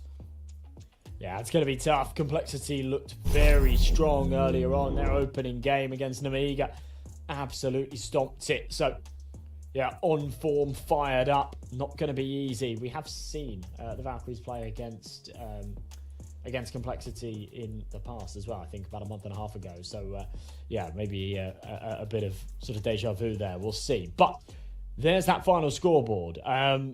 Impressive stuff out of Shalfi. He actually finished the first half on 20 kills. Then went a little bit quiet in the second. Could have been lights out 30 bomb for him if the scoreline had closed up a little bit. Zaz on the other side, though, definitely the one to point out, right? The one player that went positive, 110 ADR in a game that you lose 13-5 is really impressive. Listen, and if you actually look at the kill distribution, right, it wasn't horrible from Imperial Valkyries, although it was 13-5, right? It's super one-sided in the grand scoreboard, but you look at the actual kills, they're close enough where, you know, we could have seen a much better outcome. Now, of course, if you look at the tail end of the scoreboard, the story was just not the same. I feel like Tori only getting 3 kills is inexcusable, especially because you've got to consider that when she did start eventually getting kills, it was just a couple of pistol kills here and there, and the scoreline at some point for her was 0-13, so that is effectively a 4 versus 5 that Imperial Valkyries had to play for a really long time, and I think that did hurt their chances, Josh. I think it almost grows like exponentially harder to get a kill the further you go into a game without finding a kill, right? You go 0-5 and you start to get in your head a little bit, and then you go sort of 0-8, 0-9, 0-10, and you just think, oh Jesus, you just start losing every single gunfight. You start whiffing some of those key sprays and whatnot, and getting your own head a little bit. So yeah, just unfortunate stuff there for Tori. I hope that she has a better game in her next one against Complexity. That's right. But yeah, the Valkyries kind of getting stomped a little bit in that opening matchup. Yeah, now, I mean, they're going to be going straight into that Complexity game, right? That's, I would believe, an even tougher team. So, yeah, not a whole lot of time to get some breathing room, but I'm hopeful that they'll have a better game in that one. Now, of course, for Josh and I, it is going to be the end of the broadcast, but we are going to have our lovely colleagues, the Eternal J and Dweg, to hold your hand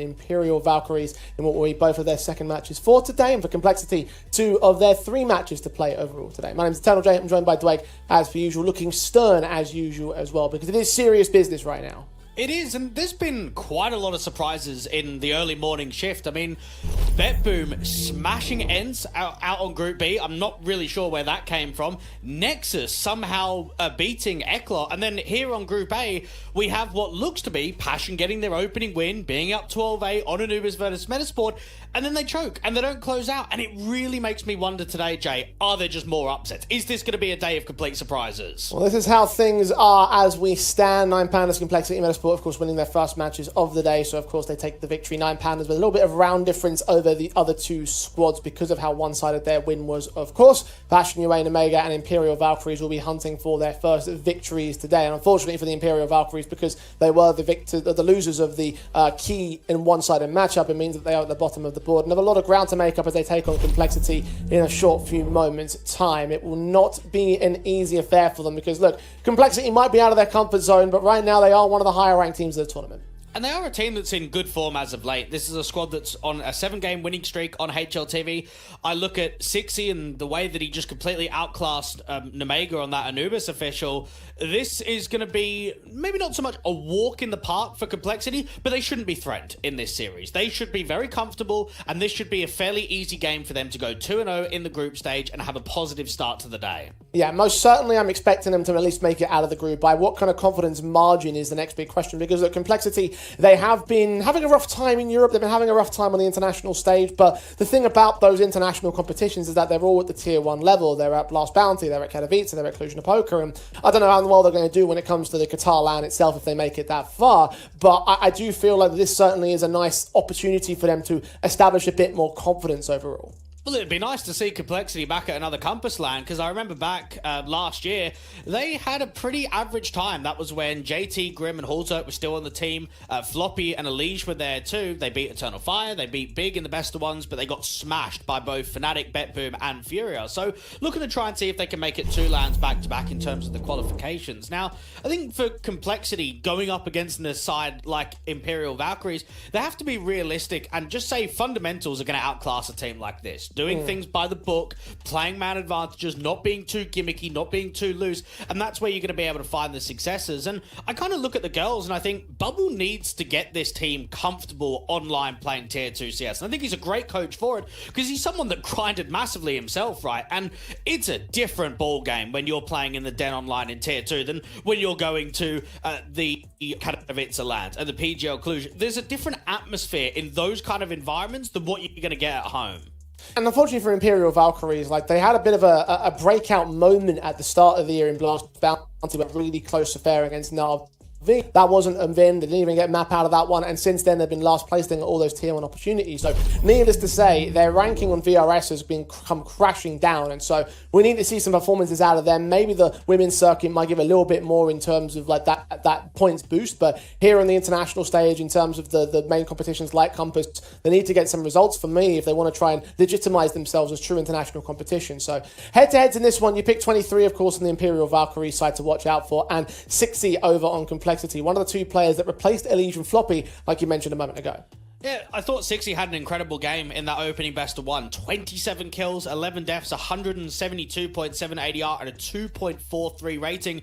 He was playing mid on Anubis, and he was just challenging Jules. He was dropping down, getting into the canal. He was all over them, and Nemiga just could not punish Sixy. Now, I've picked 23 on the other side because I feel in the Tier 1 atmosphere, she's shown the most threat. In the games that we saw at Cato and at Cluj, she was the one really giving the fight back to the Tier 1 squads and showing individually that she can hold. So I'm going to be looking at her in particular when you drop down the divisions and you're playing online in Tier 2 to keep that same level of threat, to give a fight back against a team like Complexity. Yeah, the stats certainly do echo the fact that she's a one to watch out for. I mean, you saw the comparison there. She actually outrates 60 in a couple of different key metrics, although again, the comparison of competition is the next thing to think about in terms of how they compete in the impact circuit and what have you. So map veto's up on screen, Dweg. Of course, it's the best of ones. We're probably going to get some decent middle ground. It will be Ancient coming out as the map that we play here today. How do we feel about that?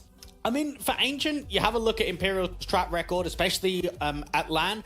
They have not been able to hold a lot of competitive games against those Tier 1 squads. They took on Ecstatic a couple of weeks ago in a Tier 2 Online Cup, only got 6 rounds there. They took on Complexity in that best of 3 in Cluj, only got 5 rounds. 4 rounds against MIBR, 5 against Big, and 7 against Na'Vi. So I think for Complexity, they've shown that this map is pretty good locally, and I think that Imperial have shown that unfortunately they can't really keep games that competitive on this map in the pool. No, and especially comparing to the likes of the online competition, the main tier 2 sort of tournaments that we see, like there's not a whole lot that we can pull from that gives a lot of faith towards Imperial Valkyries to take this kind of victory. The 1xBet odds, of course, have Complexity as extremely heavy favourites, and probably for very good reason. I am worried, of course, that this might be a bit of a blowout tournament for them, because like I said before, their ranking points are dipping and they'll get some boosts elsewhere, but in terms of for the here and now, in terms of their opportunities to get more invites into more tier 1 competitions, unfortunately I don't see many more of those on the horizon, at least for the initial immediate future. And so you need to make the best of these opportunities that you have here now. You have to make the best of this qualifier, and I just don't know whether I've seen enough to say that they can do that. It's very true. I will say, though, look at the format. If you want a squad to be able to kind of prove that you can at least hang and compete, you want to do it in best of 1s rather than best of 3s. It doesn't show the diversity of the map pool. You're playing middle of the ground against the majority of these squads. So if there's a way for Imperial to be able to win a series, it's more likely going to be in a best of 1 than it will be in a best of 3. Ancient will be the map that we play out for this one. Dwayne, we've broken it down already. How far do you see Imperial Valkyries taking this matchup? Because we're going to assume you're picking in Complexity to win the map outright, but how far do you think is a reasonable expectation for the Valkyries? Oh, look, it's difficult to give a scoreline, especially in a best of 1. What I want to see for Imperial Valkyries is just how good they can be in gun rounds. I think that they show that they can play some really disciplined Counter-Strike. They just need a little bit of that quality if they want to try and see if they can cause anything against Complexity today. You're dually set on Tori with USPs brought out for Zaz. Straight in, straight shot, and Nyx is the first player to fall on the Complexity side. 60's going to try and lead his team into the mid control and look over at Donut where there is contact to receive. Anna has backed up towards the bomb site, seeing that utility coming in, looking for a second headshot that might bring a pistol win for Imperial at 5 vs 3, but the overwhelming force of the T side comes in and overwhelmed, but Zaz still gets 3 kills out of the round. Heavy damage sustained on Grim as well. 60's forced to back up. It's a 2 vs 4 for Complexity now. And they just don't know where the info play has been made. They run into a complete trap there. You've got an aggro to A main setup, and then you've got another couple of players deep in the bomb sites, drawing them in with that contact from Donut. And Complexity may have been able to take all of the space out from mid, but as soon as they go towards A, they realize just how many CTs are there. You can't expect Grim to do anything on low HP. 60 might have to just be the man of the hour. This might be the only player that can redeem this round for Complexity. Spotted out by Cat, trying to dish out that killing blow. But just no real avenue of contact, no real avenue of kills being gained out here. Grim actually does strike off that distraction, so Cat's going to fall right here. Bomb in the open. Complexity needs to make their way up for the bomb site. Zaz is now getting challenged, but Grim's taking even more damage. 5 points of health for him, but still Zaz has picked up a 2 vs 2, making it 1 as 23 goes falling, and Tori is also picked apart. Complexity fought back from some of the worst circumstances to claim the pistol to kick things off. Well, they weren't really strong crossfires, were they? You had a lot of players on the bomb site. You had 1 towards A main, you had 2 towards Big Box, 1 on the reverse of default. But everyone is giving 1v1 duels there. They're all trying to jiggle. It definitely told in that situation they didn't want to overfight. They're not just hardwired swinging and trying to take contact. They are trying to jiggle and draw the fights in. But when you're giving up 1v1s like that, I mean, it's a respectful setup, but a disrespectful outcome. Complexity should never be able to recover that sort of stance at all. No, not at all, you're right. They become the beneficiaries of their efforts, though. Of course, weapon advantage, no force buy from Imperial in this round. Mac-10s could do some serious farm game, and for Complexity to run away with this in the early matchup may prove to be devastating to Imperial here in terms of their tournament chances. I think on the second round, the last place you want to be is 0 and 2. It's very difficult to recover from that in this format. Now, we saw the Imperial side when they played Ancient against Complexity in Cluj. They had to start on the T side, and it was quite a slow start for them. They only managed to get 4 T rounds, got into that second half, and wasn't really able to get anything going. Now you're starting on the CT. You've got a little bit more of an advantage, especially when we get into those early gun rounds. And we saw a heavy stack on the pistol towards A. We're seeing a heavy stack on B for the outside eco. The best that they could probably find is the Mac-10 of 60. Down a 1 shot of Anna on the USP, a head claimed and a frag to go towards their favour, but everything else really does not come quite as easily. They're doing decently in terms of isolating these picks, but when the big guns come out to play, that's when they all fall apart on the Imperial side. Complexity will make it 2-0 on the start. That was an eco. Here come the rifles for good here for the Imperial camp. And anytime you look at a best of one, Jay, you're never going to be able to get your #1 map in the pool, are you? You're never going to get the one that you're the most comfortable on. I look at the track record for Imperial Valkyries, 1 win, 6 losses on it in the last 3 months, 3 wins and 4 losses for it on Ancient. And typically it's Hulzerk on the AWP and even JT that takes up a lot of the aggressive roles on the T side. I didn't see hardly anything from Hulzerk in that opening best of one against Nemiga. He was incredibly quiet, so I was hoping for a much better performance from him.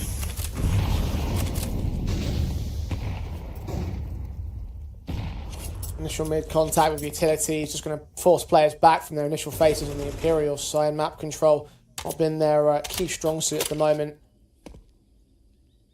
Players backed up to passiveness. 6 tries to take some aggression, and Zaz is not ready for it, trying to re-smoke the cheater entrance, and the kill comes in easy. Defenseless she was, no trade potential. Out towards Donut, JT continues to fire away and will take another kill. 6 just caught Anna and Cat, leaving 23 in a 1-on-5. Well, this is an exciting prospect to see how much damage 6's going to do in this next best of one. Because in this round, he's just a distraction piece, isn't he? He's the guy to take contact out from cave, hold players on B, maybe force a little bit of an over-rotation, and then everyone else just walking A main. And he's just got pick after pick, B player falling. Imperial struggling to hold on against Complexity at the moment. And you start wondering when these tacks are going to come in to talk to Bubble. This is a player that's very familiar in Tier 2, even played Complexity a little bit when he was still playing on Fiend and Skade back in the day. But when you've got over 2,000 maps played on HLTV, these are sort of the circumstances and the environments that you're most familiar with. And this is where he needs to show his quality at the right time. Complexity making light work of these opening few rounds. Imperial bring some upgrades into the fold for this next one. However, they are blocked off by utility. Aim punch keeping Zaz burning. Nyx is opening again in this one. Cat's Deagle does see presence but does not take them. Grim easy fragging of his own kind, and the B site is opened up the round. And really, it's over at this point. And for Complexity's sake, being able to get back-to-back consistency in the opening best of ones will probably give him a lot of confidence to get a top seed in the group, right? I'm looking at them with how they dispatched Nemiga. I mean, they were 1-5 down. It was a shaky, slow start from them in the opening matchup. I thought that it was going to be a bit of a threat for Nemiga. I thought from the get-go, before the series even started, that Nemiga were going to be the favourites. And then instead, they go from 1-5 down to being able to take it 13-6. And I'm now looking at you going up against a weakened squad like Imperial Valkyries. And I'm thinking for JT and co, this could be not only a 2-0 beginning, Jay, but 2 comfortable games in a row.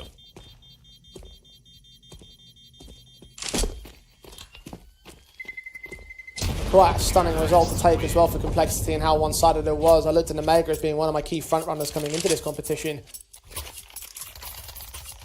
They can make amends against Metizport a little bit later on. That'll be their second match of the day. Well, do you know what's funny, Jay? Because when we do these best-of-one tournaments, I like to have a track record, right, of the year and say, okay, which team's really good in best-of-ones and which team's really weak? And what I ended up finding is, where are the best-of-ones? There's hardly any open qualifiers. And these kind of squads are so high up on the VRS that they're getting invited to the closed qualifiers. So they don't need open quals. So what we're kind of noticing is that there's just no best of ones being played right now. Unless you're right at the pit and you're a sort of low-end Tier 2 squad, or even in towards the Tier 3 level where you're still playing ESEA Advanced as an example, there's just not many formats in 2025 that are including best of ones. I think people in general are very happy about that with the way that MR12 makes things looking short. But all in all, I will say that in terms of how it works for this competition, it does cause teams to be out of their comfort zone for everybody. I mean, I don't think Imperial have... Actually, I think I can't remember if Impact has the best of one format for their league player, whether it's all best of threes. It used to be. It's best of threes now. Okay, yeah. Well, that means that they're in the exact same position as Complexity right here. Both teams out of their comfort zone. Imperial used to playing and finding success in the FE circuit. Complexity used to finding success in the North American circuit. Both teams getting invites to higher level competitions. Now you're playing an online qualifier with basically very little room for error at this point. So how will they deal with that is the question on my mind. How are they going to bounce back from that? Complexity have done that particularly well so far today. Imperial lesser so. That does mean that Complexity are going to hold the early advantage for this matchup. 4-0 as we stand. Small tech pause for Zaz to reconnect the server. Imperial, another rifle round available to them to try and bounce back, to try and return some or make up some ground against their opponents. One surprising aspect that I noticed with Complexity is towards the end of last year, Floppy was benched, and they got rid of James RLL, who was basically an assistant coach, analyst position, a part of the team. Now, we know earlier in the year, Elige went over to FaZe, so, okay, we need a new couple of pieces. We need Sixy, we need Nyx, and then about a month ago, Jay, TC, the South African coach, who had a really good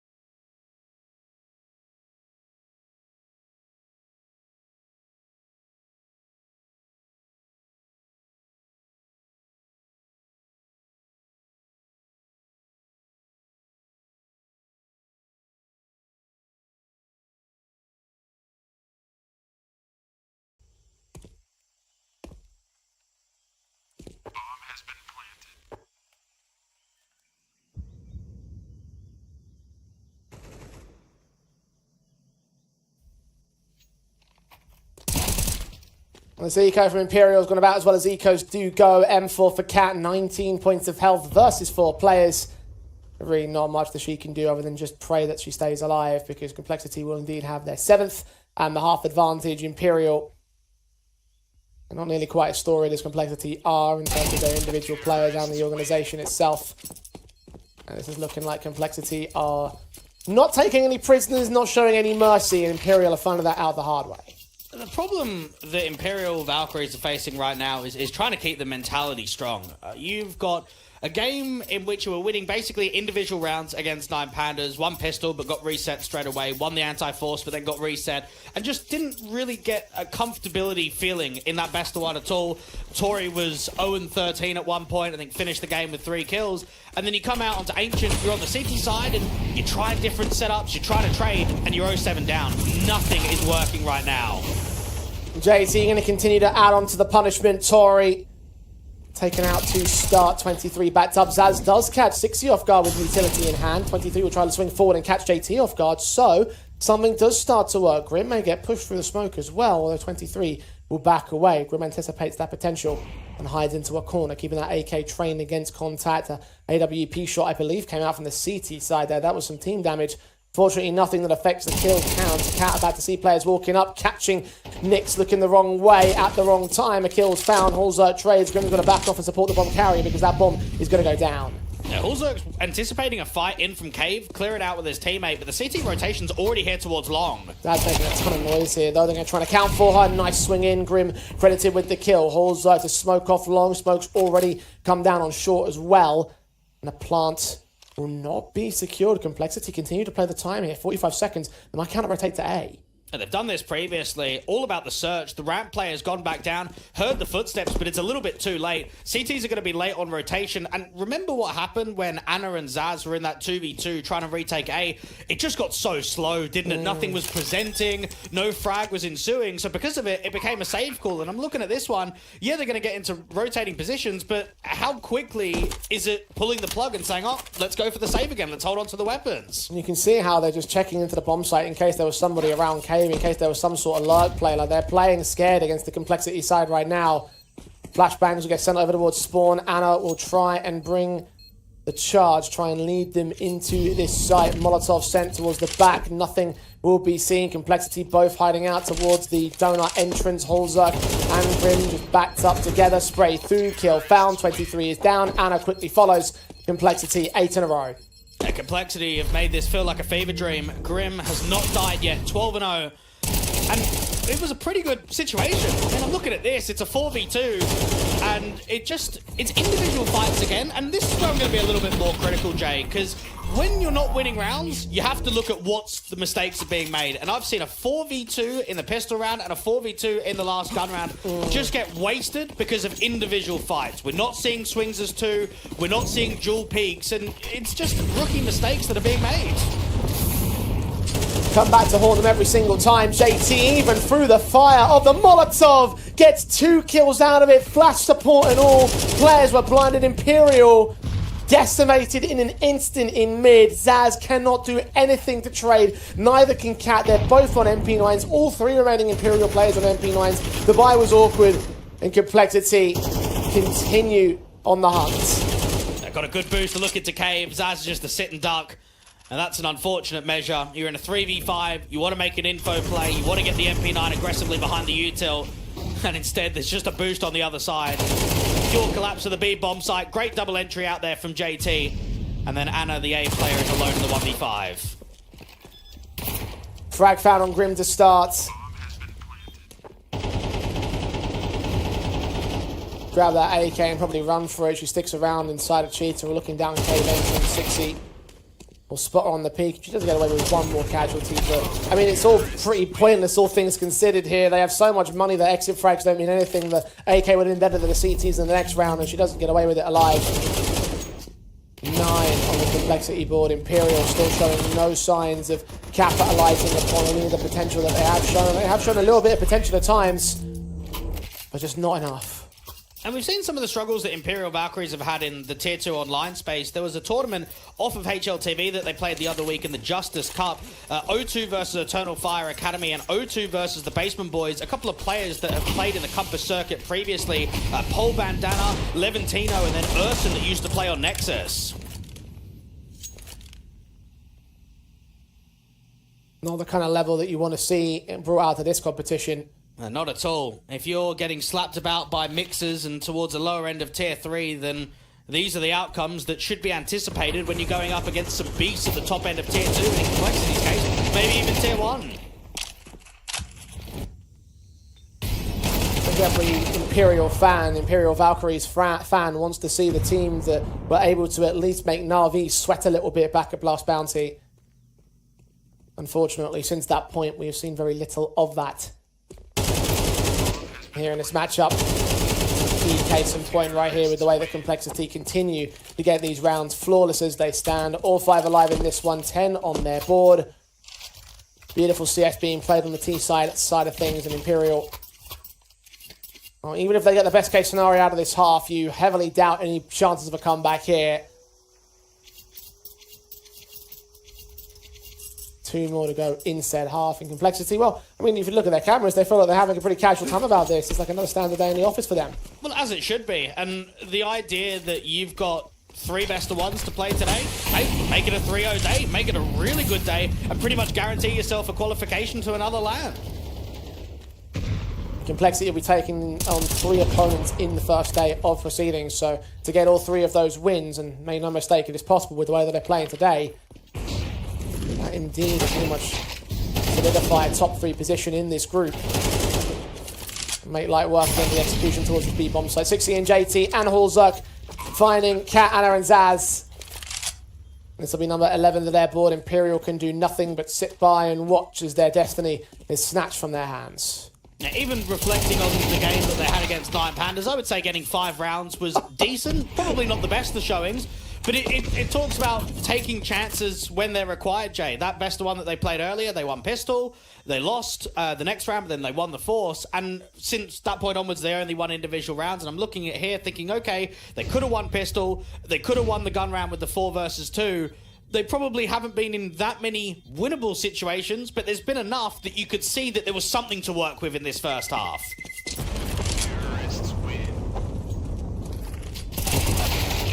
23, picked up all the same. Even Complexity a little bit shocked at the way that they're getting these kills. I don't know if you saw 60 a moment ago in a red and Temple, or in a red rather, where he just took that jumping headshot. Even he was surprised.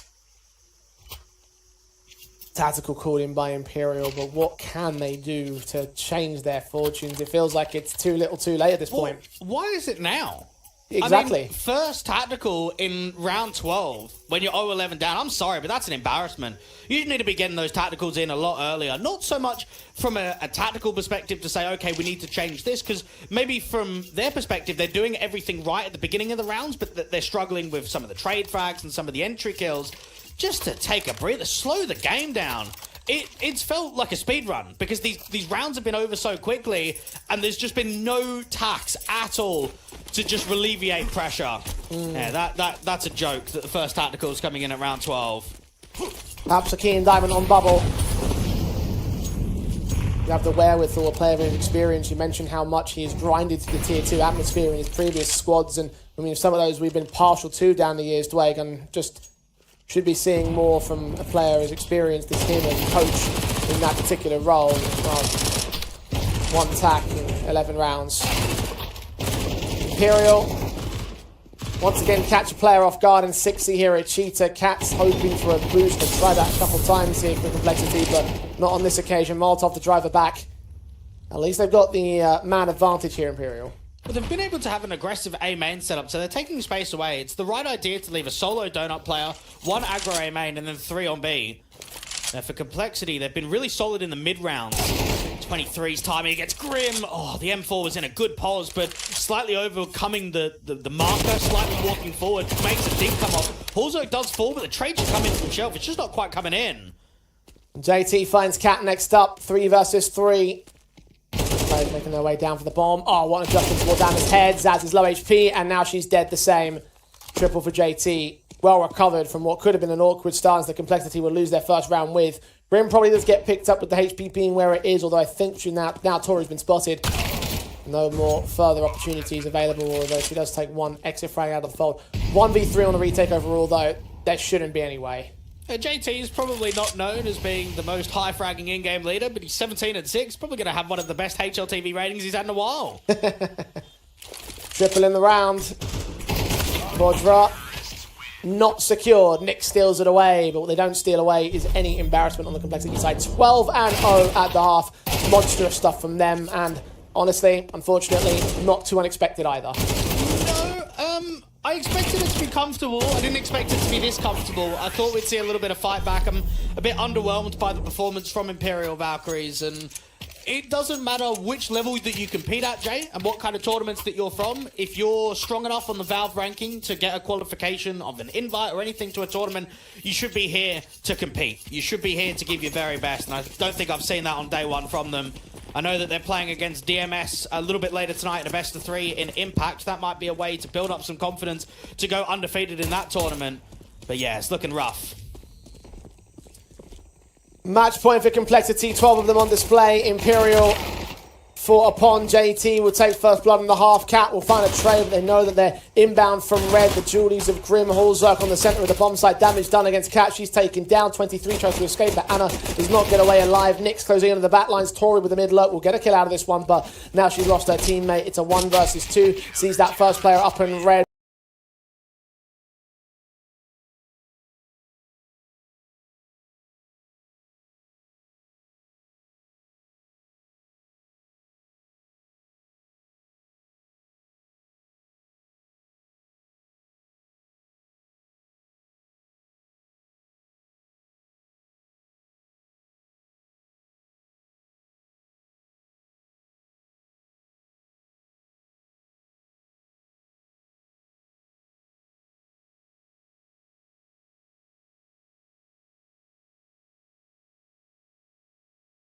Haven't shown the edge and the quality to be able to close any of those rounds down. I think, unfortunately, in that first half, we just saw them getting out-dueled. We saw how many times Complexity were just running up lane, running out elbow, constantly getting man advantages, and then even in the few chances that Imperial Valkyries had, they choked and they couldn't close man-up situations of 4v2s. Yeah, and again, it is unfortunate the way things have gone down, but if you can't perform, then you're going to have to suffer the consequences of that, and we talked about that, over the course of the day, and for Imperial Valkyries, like, just another disappointing showing. They've still got opportunities to make it back. They've got 3 matches tomorrow, but just based on the way that they've played so far, you have to question whether or not it's even possible that they can bounce back from the way that this group has worked up. I mean, you can just sort of just see the way things have worked. Just look at the ADR numbers on the Complexity side, and you see how clearly that they were outclassing the opposition. And I'm even looking at this group and I'm thinking, realistically, where is a win going to come from? Now, if Nemiga perhaps have a bit of a tough day, then they might be full tilt for tomorrow. You might look at that one and say there's something there.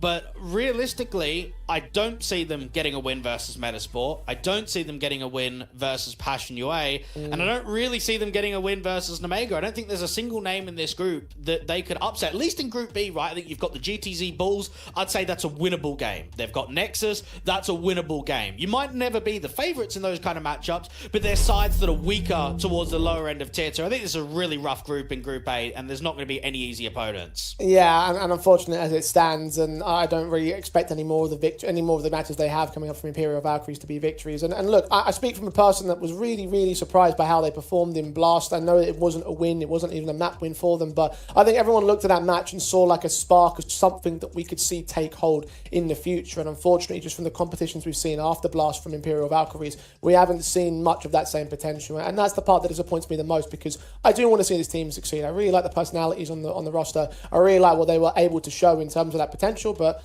haven't fulfilled that potential as of yet. And certainly not against Complexity, who will advance as a 2-0 record, and up to their 3rd match later on today may well continue to hold their undefeated pressure. But we move on from that and continue on with our second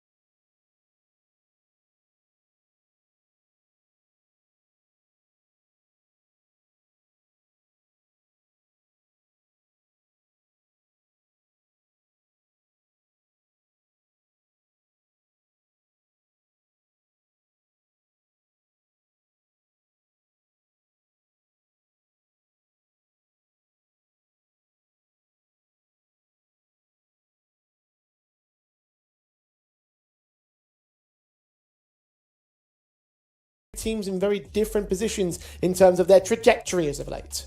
I will say, though, with the players that are on both teams and knowing that it's a best of one, this actually could be quite a competitive game. I don't think there's going to be much in it between Nine Pandas and Passion, and it's a key game when you've got Nine Pandas that had a bit of an easy leg up in their opener, whereas a Passion felt like they should have got the win and then ended up choking. Yeah, I mean, you mentioned earlier the whole Metizport matchup then ended 16-14, of course, for Passion UA's deficit, and they started off from a very good 7-5 half. I think they got towards match point by the time we hit like 12-8 or something, so they were in a really good position to win that opening game, but they didn't end up doing so. It went towards overtime. They lost it overall, and for these guys, that's going to be a bit of a sting, you know? This is a team that's trying to recover from recent losses of players, and no one's going to blame them for losing Fear and Jambo, but they're going to have to deal with it regardless. Indeed they do, and we've been in a cycle in Tier 2 for the last 4 or 5 years that a team starts doing really well, they get towards the top end of Tier 2, they maybe are a Tier 1.5 conversation team, and then the Tier 1 offers start coming, and the team basically is just done. It rebuilds, and it continues to attempt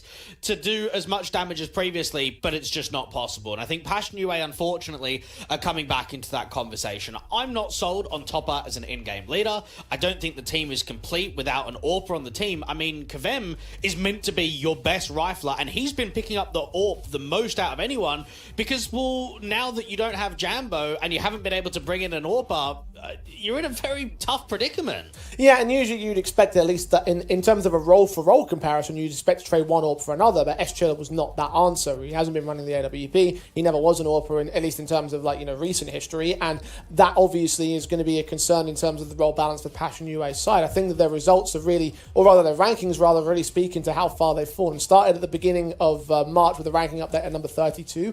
HLTV had them down this morning at number 56 on the world ranking. So just to show you exactly how far things have fallen apart for Passion UA, and obviously they are still kind of, sort of, not really within touching distance of that whole conversation to get to the MRQs, but losing matches right here and now is going to put them firmly out of that conversation against the Nine Pandas side, who are firmly inside of that invite right and firmly within position to also make it towards the top end of this board and make it towards Compass as well. I'm expecting this one to be potentially more of a favoritism for the Nine Pandas side. And Nine Pandas on paper have got a really good team, and this has been an organisation that I think has been pretty successful for the last couple of years. They qualified to the major. Unfortunately, they weren't able to go. They've always been a team towards the top end of Tier 2 and have taken a few opportunities here and there. Dilladez has been a part of the squad for approaching 3 years now. He's a really consistent rifler, really strong. You've got Shalfie as a fairly proven in-game leader, worked with Jerry out on Forza. Resol, incredible star player, right? When we saw him on Forza, we saw him on Aurora. This guy is proper. He brings a lot of firepower, a lot of impact. You've got Crad, another seasoned vet, Dream Eaters, Hard Legion, Windstrike, that Entropic roster that was a tier 1.5 team for a good 6 months or so, most recently on Amcal. And while Chiron is normally on this team, he's not here today. Anakez is going to be standing in for the squad. And this is another player that's played in the Russian scene. He's Russian speaking, so no surprise that we've seen him on CIS teams in the past. I remember when he competed on Hellraisers with JR and those kind of boys. Mainly his name is known in the international scene though, and I think just hyping up Kavem of being a star player for Passion UA, we have to hype up Result too. I think both of these guys, no matter what the result is going to be, we're going to see a lot of impact. Yeah, most certainly. I mean, just look at those numbers from Result, especially, obviously beating out Kavem a little bit in terms of rating 2.1. But I think that for him individually, just his career trajectory has been so sick ever since he was part of that Forza roster that eventually now, actually, the core of which has started to form this new Nine Pandas team. Yeah. It's been such a key, not revelation, I want to say, but he's just been such a consistently good element across all of his sides that you have to look at him as being a key star factor at the very least, if not the star of the team. And I think that's a very appropriate sort of man to highlight here. Although you were mentioning, of course, the fact that they have got a standing on the Nine Pandas side. Now, we've only seen them take on Imperial FE so far today. So how does Anarkez's position in the roster, outside of being as good as he is individually with this standing situation, how does that affect their complexion in terms of this tournament? I honestly believe that Anarkes just needs to be average and they'll qualify to the line. I think there's so much depth on this team that he just needs to be a facilitator. He just needs to be supporting and filling in the gaps because he's just a fairly strong AWPer, but you're working with what is probably some of the most experienced players that you've got in the Tier 2 CIS scene right now. Yeah, again, 9 Pandas are no slouches. They are in the invite zone right now. If they can just continue to get victories, even in these best of ones, and they'll be making it to the major. And no doubts in my mind that they're one of the top 3 teams in this group as well, at least from the outset. So I'm picking them as favourites by default here, no matter what this map ends up being, which it will end up being Mirage. Does that sway predictions, Dwayne? Does that move things and moves the dial in either direction here for 9 Pandas or Passion Your Way? Yeah, I have seen a few Mirage performances as of late from 9 Pandas, and it's looked okay. I think they've been beating the majority of okay teams in Tier 2 with a few hiccups against some of the more threatening teams. For Passion, it's a map that as of late has looked a little bit shaky. I think the majority of their wins have been coming against weakened competition.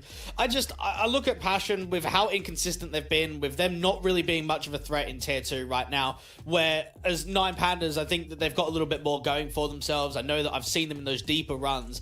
So I back 9 Pandas from just every outlook possible, and I think especially with Mirage coming in that they should be the favourite for sure. Yeah, I'm kind of with you there. I was hoping to see some sort of like, well, this might be a way in which they can do well upon, but even I think about the fact that recently in terms of those, established Tier 2 names of the likes of Eclot and Zero Tenacity and Big that they've been taking on recently, they've all been losses. Some of those have been particularly one-sided losses. I'm looking at that 13-1 that Z10 took over them back at the middle point of last month. I'm just like, ooh, okay. Doesn't really look like they've got a whole lot of hope for Passion UA at the moment, and it just is continuing just to compound upon the issues that we talked about. Again, it's not their fault that they lost Fear and Jambo. Obviously, you're going to get a call from a bigger organisation, bigger salaries, potentially better opportunities in terms of making it further up the Counter-Strike ladder. You're going to take that, but no matter who you blame for it, Passion UA are the ones that have to deal with it, and unfortunately, I don't think they've been dealing with it all as well as they possibly could have. And I remember, Jay, you and I, we casted one of the very early officials that Passion UA had on HLTV here in the Compass circuit. And from when we saw them to when they qualified for the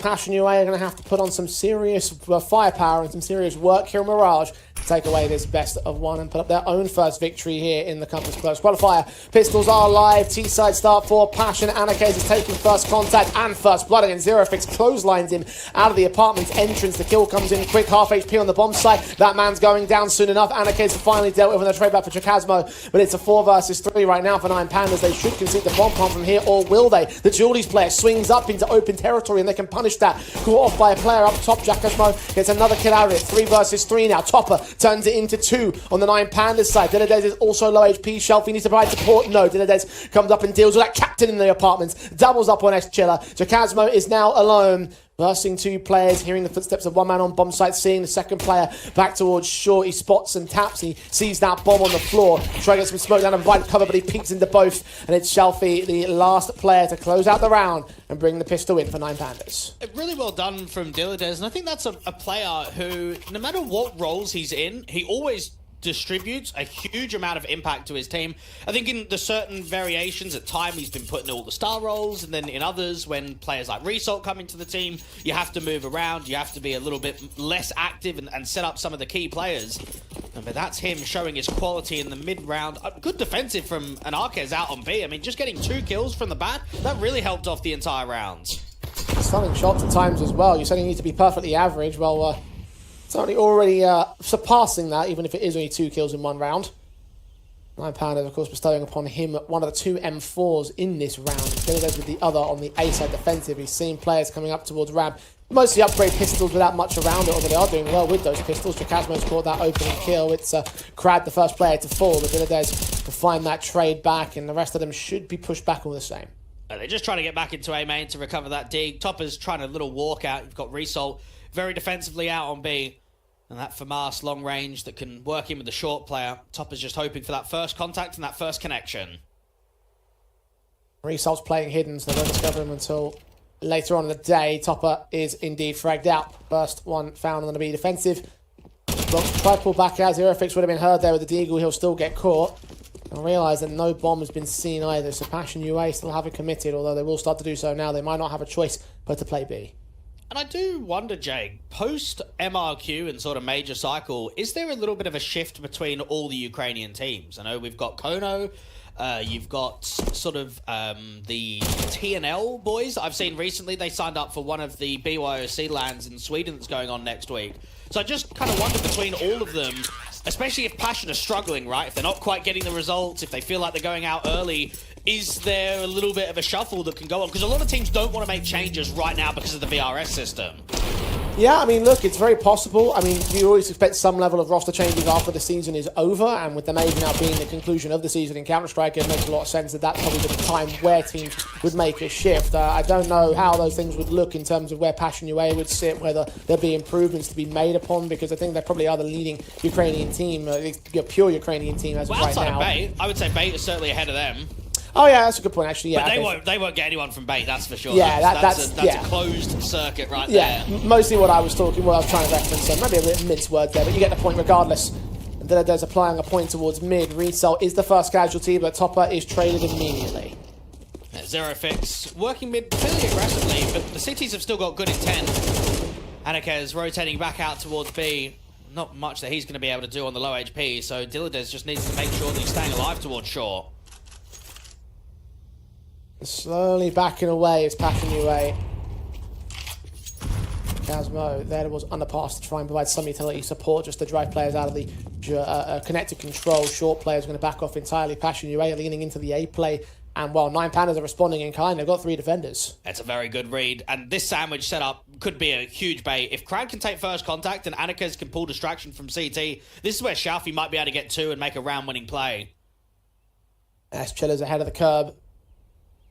Try and lead this team into the bomb site. Ahead of the smoke. Push on, kill found. Anakez has fallen. Shalfei is not being checked towards Sandwich. This FAMAS can provide decent damage as both FAMAS is out here. The third man on his rotation and Molly out towards Dark to force Crowd into the open. He gets a kill out of it. Now the second FAMAS has got to strike, but Shalfei unable to stabilize the spray, leaving Dilladez alone in a 1 versus 3. Undetected as of right now, but surely should get swung upon soon enough. He denies that bomb plant. 16 seconds. Got to defend against the next player. To them is low. It's high HP against the next challenge of Jack Esmo though. Passion UA will take their first round. It's just a shame that all of the A players find nothing. So Anika's puts the re-smoke down towards ramp, tries to get on the front side of it, and ends up just getting caught being on low HP because they've already faded in front of that smoke. See him trying to get out to the CT ticket. Crad only gets 1, and then that FAMAS can't even trade the Palace player. So individually, not quite getting into some of that X factor. Allows Passion UA to get the first. And something to consider is Anakez actually going to AWP? Now, we know that he's an AWPer, but because 9 Pandas have been playing with Chiron, they haven't been using an AWPer, so I wonder if their system even requires the big green. We're on a scout right now, so it might be a player preference thing, and one of the things you're trying to have to bring up when it comes to talking about stand-in, how the roles will work towards the 9 Pandas side. Well, no need for role appliances here in this round. The M4s are doing just fine. Crad, or just about gets off against the likes of Chuck Asmo, doing some damage but not getting the kill against him. A trade that may provide some opportunities here towards the A bomb site. Sharpie's got to rotate, as is Dilladez. By support to result, a 5-7 on the center of the bomb site. That's a good setup here from 9 Pandas. Passion are going to need a bit of a miracle. They're going to need probably S-Chiller or Zero Fix to try and draw this team out of trouble. They keep putting more util to try and take jungle, but they still haven't cleared back triple yet. There's almost got caught looking the wrong way, but Result catches the quick swing onto Jakazmo, takes that low HP player out, HP down a half himself, and the AK Zero Fix taking his backup out, but Dilladez with a responsive leaves all onto the 1 man in ramp. 1 versus 3 for Zero Fix. Maybe 0 chance to win this round. A bomb on his back, but very little time to play with. Not enough to go for a rotate, especially now that it's ticking down. So he's got to be the player. 1v3, probably not going to come through. And another aspect to consider is, what's S-Chiller's personality like coming back into the team? You got kicked, and now you've been asked back. I'm sure you're there to try and help out the boys, right? Like, you had a lot of successes with them last year. It's a no-brainer when you're struggling for players to rejoin up. Zero Fix is attempting the clutch, but not even going to be able to cross that bomb out to the side. you don't know what sort of position he's in. I mean, it's very uncomfortable to ask a player back. Like, if he leaves and maybe goes to a tier 1 team, it's a bit different, right? Because you go, okay, he's leaving us for a better opportunity. But then when you get kicked and then you get asked to return, it's like, ooh, don't know about that one. You won't have any particular insights into the personal relationships out there, but you can't imagine that the benching and therefore subsequent release of him was going to be taken with all too much praise or love in that respect. Mentality may be a certain thing to consider for him and for Passion UA in general. No chemistry may have been affected by that. He was part of this roster for a decent period of time. It was August 2023 is when he was first seen on this team. Well, I think his first stint was, what, 1 year, 4 months and 12 days. So pretty much from the very beginning. Yeah. And came to an end at the start of this year, but another tenure here with the team in desperate need of players to fill rankings, if nothing else. Well, maybe it's a desperate need for Anarchez to go and find a team, because he was most recently on BC Game, and he got dropped from that organization about, what, September last year? So we're talking about over 6 months now, where he just has not been able to find a home. He's not been able to get offers to be able to get on a new team. And for a guy who was really taking names on Finest back in 2022. Oh, I remember that. Yeah. I remember the Lingby Vikings and Finest roster the most in his sort of mid-2021, 2022 period. Won a decent number of regional titles with YaLLa after that period had ended. I actually thought he played quite well on YaLLa, because that was at the time when they went from full Czech roster to trying to be a little bit English speaking, and that sort of his change then led on for the team to have even more international players. Hasn't quite found the success since. Maybe there's a little bit more evidence to prove in favour of him in the near future, whether it be with a different project or if there's some sort of potential to break into Nine Pandas, although I doubt that at this stage. We'll see how this tournament goes, if they qualify towards Qatar or if they make it towards the major, how things will play out after the major cycle. He's a really good stand-in in the idea that he stood in for teams previously, and he's just a fill player. He could just do whatever's required from him, and as of right now, you won the opening Pester 1 pretty easily. You're on the City side of Barrage, you're 4-1 up, the economy's in your favour, you've got an AK to work with, you've got the AWP out, everything's looking pretty for Nine Pandas. The opening match against Imperial, though, something that you can expect Nine Pandas to win. Passion UA, will they present a bigger challenge? So far, so little of a challenge, as they only get in the one round that they were able to steal away from Nine Pandas. The rifles back in for both sides. Swing opportunity as well for Nine Pandas, with both economies being on the ropes. Pull ahead with even more points to their name, with even more rounds on their board, an even bigger difference.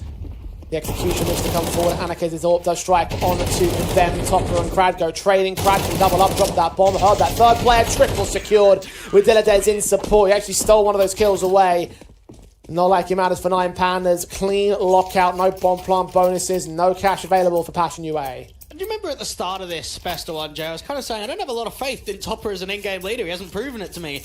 Well, I've just noticed every time Passion UA are hitting that A-bomb site, they're running into a stack. Every time. So what does that tell you? They're just readable. That Shalfie has got incredible reads on their City side.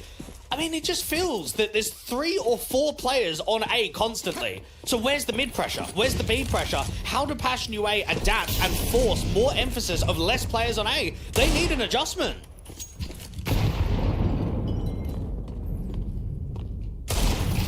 We'll need it soon. Unavailable to see much adjustment here in this round. Of course, there's only pistols available. The deal of Kavem already picked up.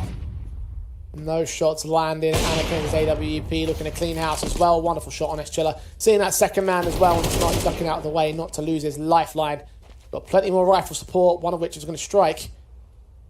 Passion UA reduced in numbers extremely quickly in this round. Nine Pandas with a 6th on their board. Should look to secure the half of the back of that as well. Passion UA just can't win the half. How much is a guarantee to their own board of things? Nine Pandas storming ahead in the early matchup. When can the Ukrainian team shut this down? And it's not the first time that Anarkez has played in a system like this before. Anarkez played with Crad in late 2022 when he was standing in on Entropic. That was the Forrester, Mir, Nickelback roster. He played quite a few tournaments with them. So you've got some relations from that in the past.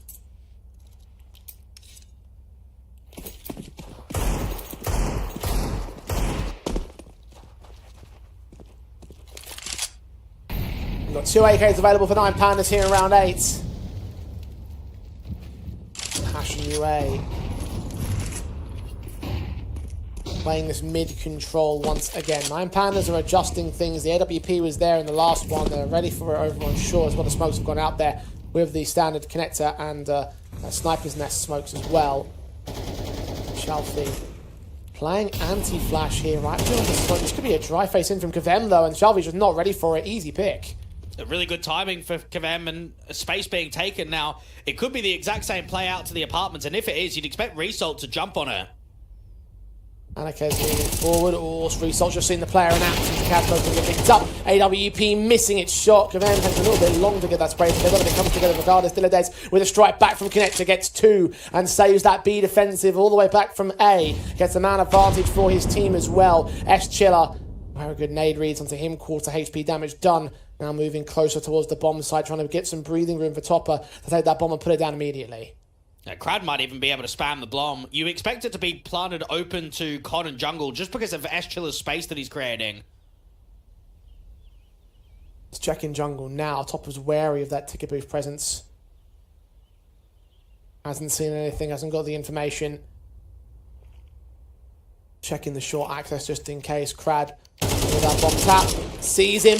Sprays through, denies that bomb plant just beyond the 20-second marker. Chilla now panic for time. No advantages to his name. 3 players to get. Cross-locked by Dilladez. Running into his disaster, running into demise. Headshot gained on the AK makes it 7.5 advantage for 9 Pandas here. Jeez, they look so rough right now. Just nothing is going right for them. Even when they get chances, they're just collapsing. Dilladez in Con, I'm not really sure how this is not a trade. First off, it's a good capitalization on the AWP, but right here, Dilladez should not be able to get 2. That's him going aggressive behind the top Con smoke. Why is that not being watched correctly? Why are players not in positions to jump on these aggressive mistakes that 9 Pandas are making? And Dilladez, the Con player, is 13-2. And Passion, you just can't afford to have slow starts in best of ones, can you? Because it's just over. I mean, you're 1-7 down, for goodness sake. It's not like you've got a map pick that you can fall back on and try and gain some confidence out of this. No, Mirage, and that's it for this official. And 9 Pandas will look to storm their way onto a 2-0 in this group if Passion UA don't do something to shut it down.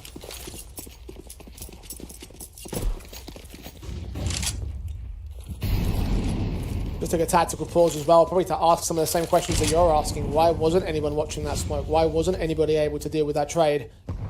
Even if you went 1-for-1 right there, Passion UA would still maintain a man advantage. That double turned everything back in favour of 9 Pandas. And they can take control of the next round as well. Hero AK is all that Passion UA have. Pistols are entering first. Tech 9 in, 0 fix out. AK caught next by Crad. A double from this sandwich position. He's done it before. He'll do it again. Unscathed in those challenges as well. Passion UA, no access to A. I'm surprised we haven't seen more mollies towards Sandwich from A ramp where the Palace is smoked, because it feels every second round someone is in Sandwich. Way more common than you would normally expect.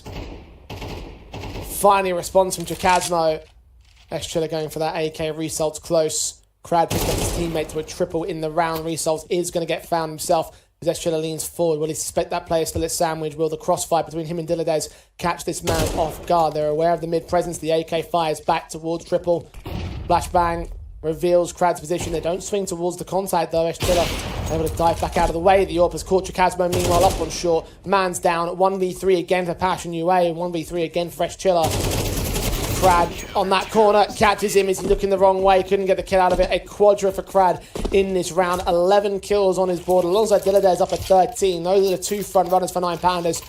And well, Passion UA have nothing in response. And this is the kind of tournament that's the best opportunity for Passion UA to get towards a LAN event. Because I'm looking at their online results, we're seeing what? Mainly top 16 exits in CCTs. At the back-to-back closed qualifiers they had for PGL, Astana, and Bucharest, they went out in the group stage, only won a single best of 3, so that's placing 17th to 24th when it's only first place.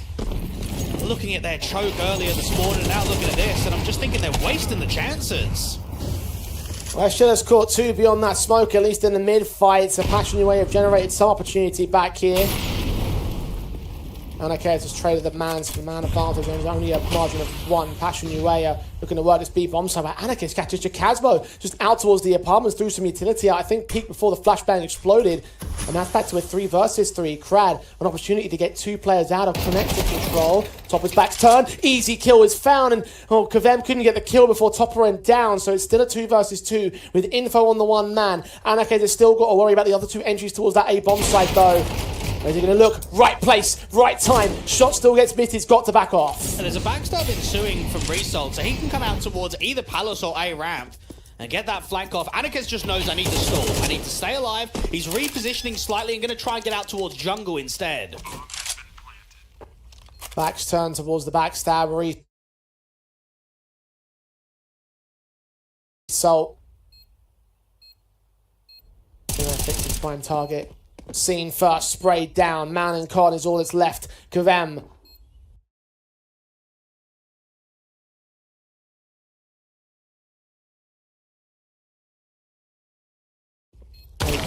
Back towards jungle. Backstabbed against Anarchez, who was scoped in all the way. Finds his pick and finds the round. The 9 Pandas are looking for 9 on the board and running away with this one over Passion UA pretty quickly at that. Still nothing truly tangible. Even from a 2-man advantage, they still couldn't get the round over. And when you're getting a double entry, Jay, and you're not winning the round, that just tells you you're just finished. You're just so done. There is no redemption. There is no comeback. This is going to be Passion UA being 0-2 down, which is not a good sign for the qualification at all to LAN. They look out of their depth in this best of 1. They've been simply outclassed. Individually, they have not been able to match up. And I'm just not seeing any threat at all. They have not competed in a lot of these rounds. I'm with ya.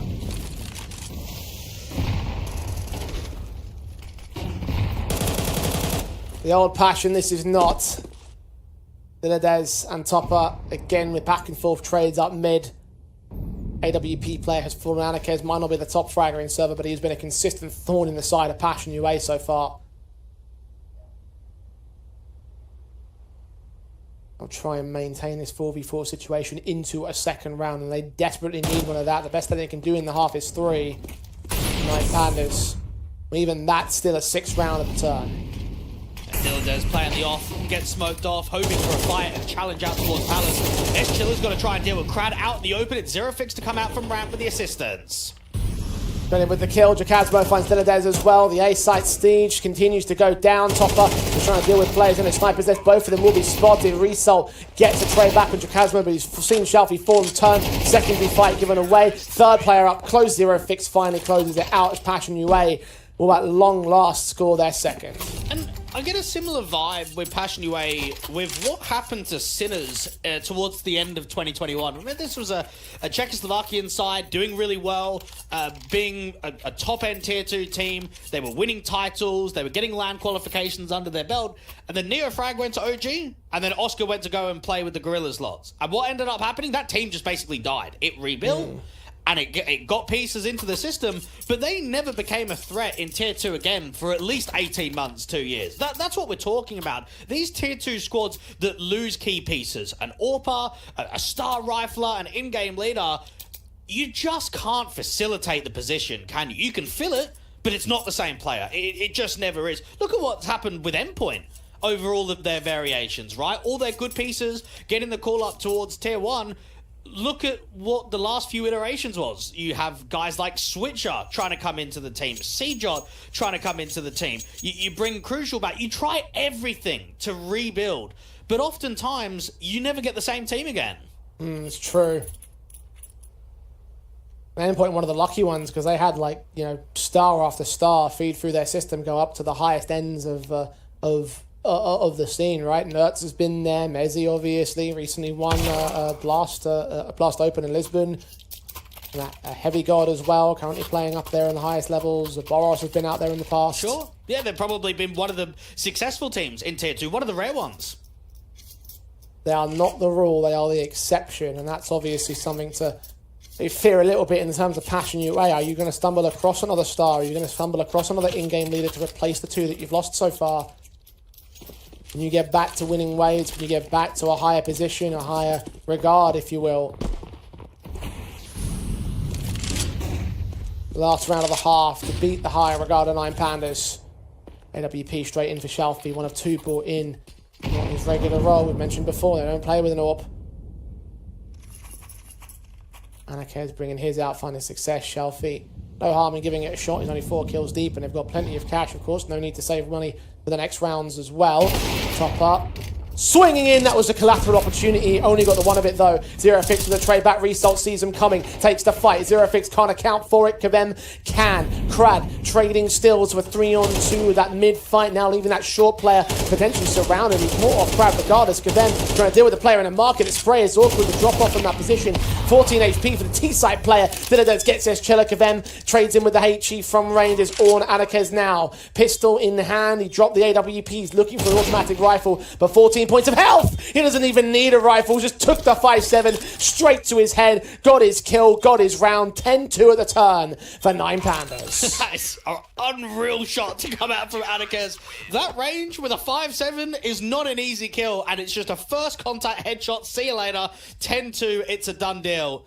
And Passion got themselves decently with the trades. Kavem does his best to get out of the apartments, keep that pressure up, but Dilladez and Result just doing God's work out on the short archers in there at market. A 10-2 half from 9 Pandas, and I kind of look at where 9 Pandas can be with some top 4s that they've had in a CCTs, with them being in a grand final early in the year in that Frost and Fire event, even being at the Blast Bounty where they took on Liquid. And I just think, when's that next opportunity coming? Is it going to be here in Compass? Is it going to be the top 3 in the group? 9 Pandas currently the top 1 in this match. 8 rounds separate T-side up to task, although it will not be that difficult of a task. Only 3 to go before they take this one over, and Passion UA desperately in need of a pistol win to keep their lifeline. Zerofix to strike first against Shelfie out of the apartment's window. Gets a second on Anarchy despite the goose damage done. Eschilla is low. Bomb is on site, ready to get planted as Eschilla finally gets overwhelmed. Crad takes that kill. Resell turns back towards this market entrance where Jacasmo is found. It's a 3v3 with low HP on Zerofix. He can't make his way through the door. Result knows that. He's still paying attention towards that short presence where Dilladez will take some more damage to them now on 19. He's also extremely low. Highest HP is Topper. He might be required in this. Zerofix does get a trade back on Result at point blank, but they're running out of time. 20 seconds have ticked by, and Topper moves forward. Perfect headshot on Dilladez, but now Crowd waits and baits. Close range against the first player, and the second gets the return, and Topper has enough time with the kit to get the all-important pistol win of Passion UA. Well, Zerofix would have been fuming if they don't win that round, because he's done everything he can to try and hold off. That first contact out from short gets him 2 kills before he gets goosed. Now, him and Topper work together in the 2v1 to make sure that the round gets 1. Passion UA make it 3. But I'm even looking at some of the recent results, Jay, and I'm looking at the games that eliminated them out of the PGL Astana and Bucharest quals. One of them was an 0-2 loss to Navi Jr. That's the Makazi roster that seems to be doing okay in Tier 2. The other one was Fireflux. That's Banjo and Skrunk and those boys. And it's like, man, how are those are the teams that are eliminating this squad?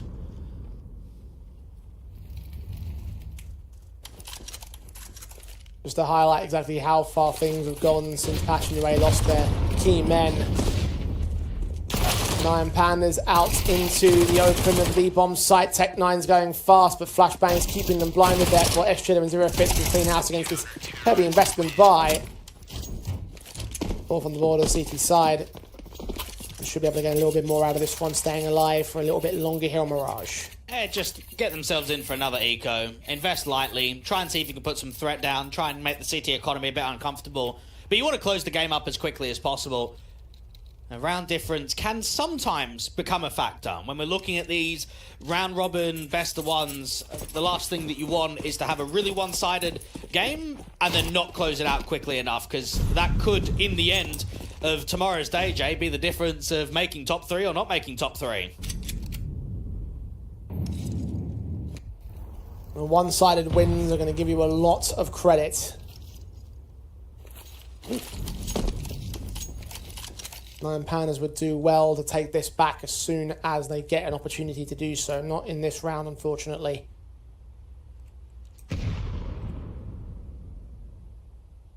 Wipe away some of the round difference that Passion UA have over the rest of the field with how close and that 16-14 that they lost towards. They get close again, and that might aid them in the long run if they can get victories in tomorrow's proceedings. Well, certainly should get 5 here and now. Nine Pandas have only got pistols.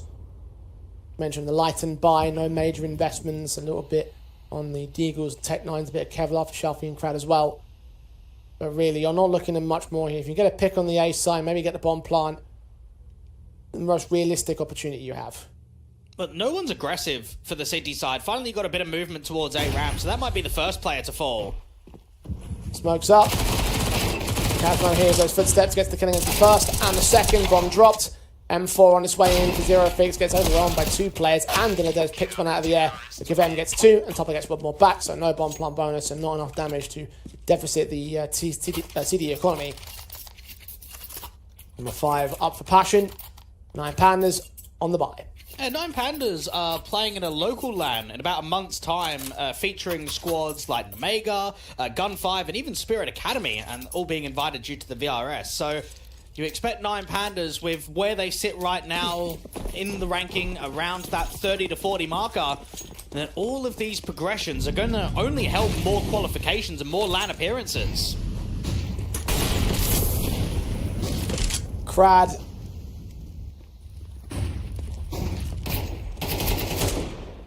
First man forward, trying to engage against the CT side here. 9 Pandas. On him with a fantastic A defensive. Can you turn that into a mid-offensive? So far, so light in terms of the contact. The damage been done towards both sides in minimal amounts. Although Zero Fix and Topper do come out a little bit worse for wear. And not many early contacts in this second half.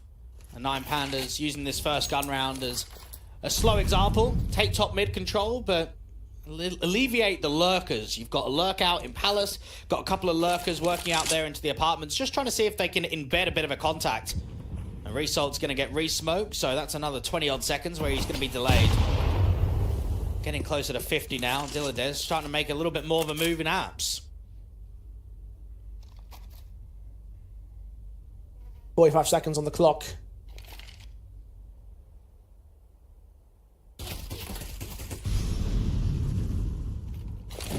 Time is running ever shorter on 9 Pandas for this execution. They've played default so well so far, but Dilladez have made the first mistake.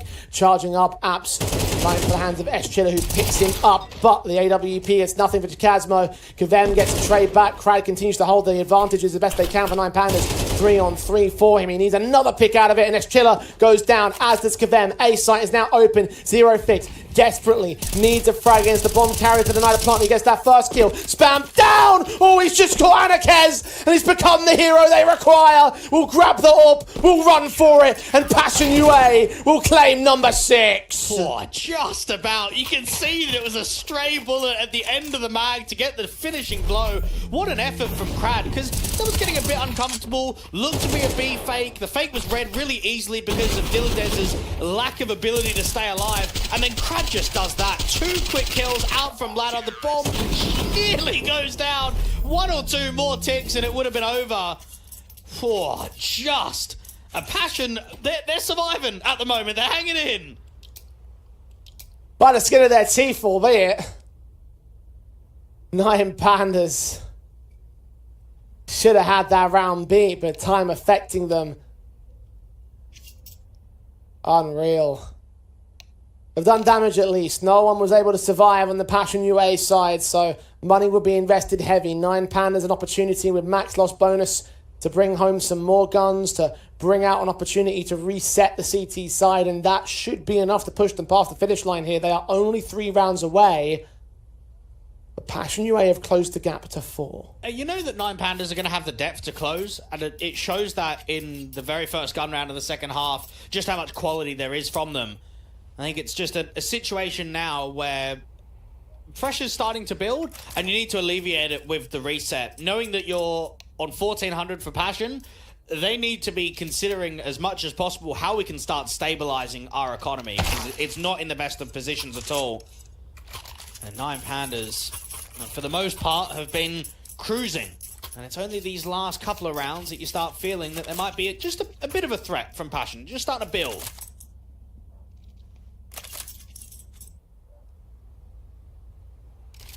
And that threat could be neutralised with one good victory from 9 Pandas. All they need to do is win a confident round, and that would seal the deal on what Passion UA have to offer here on Mirage. Still down to a fine margin.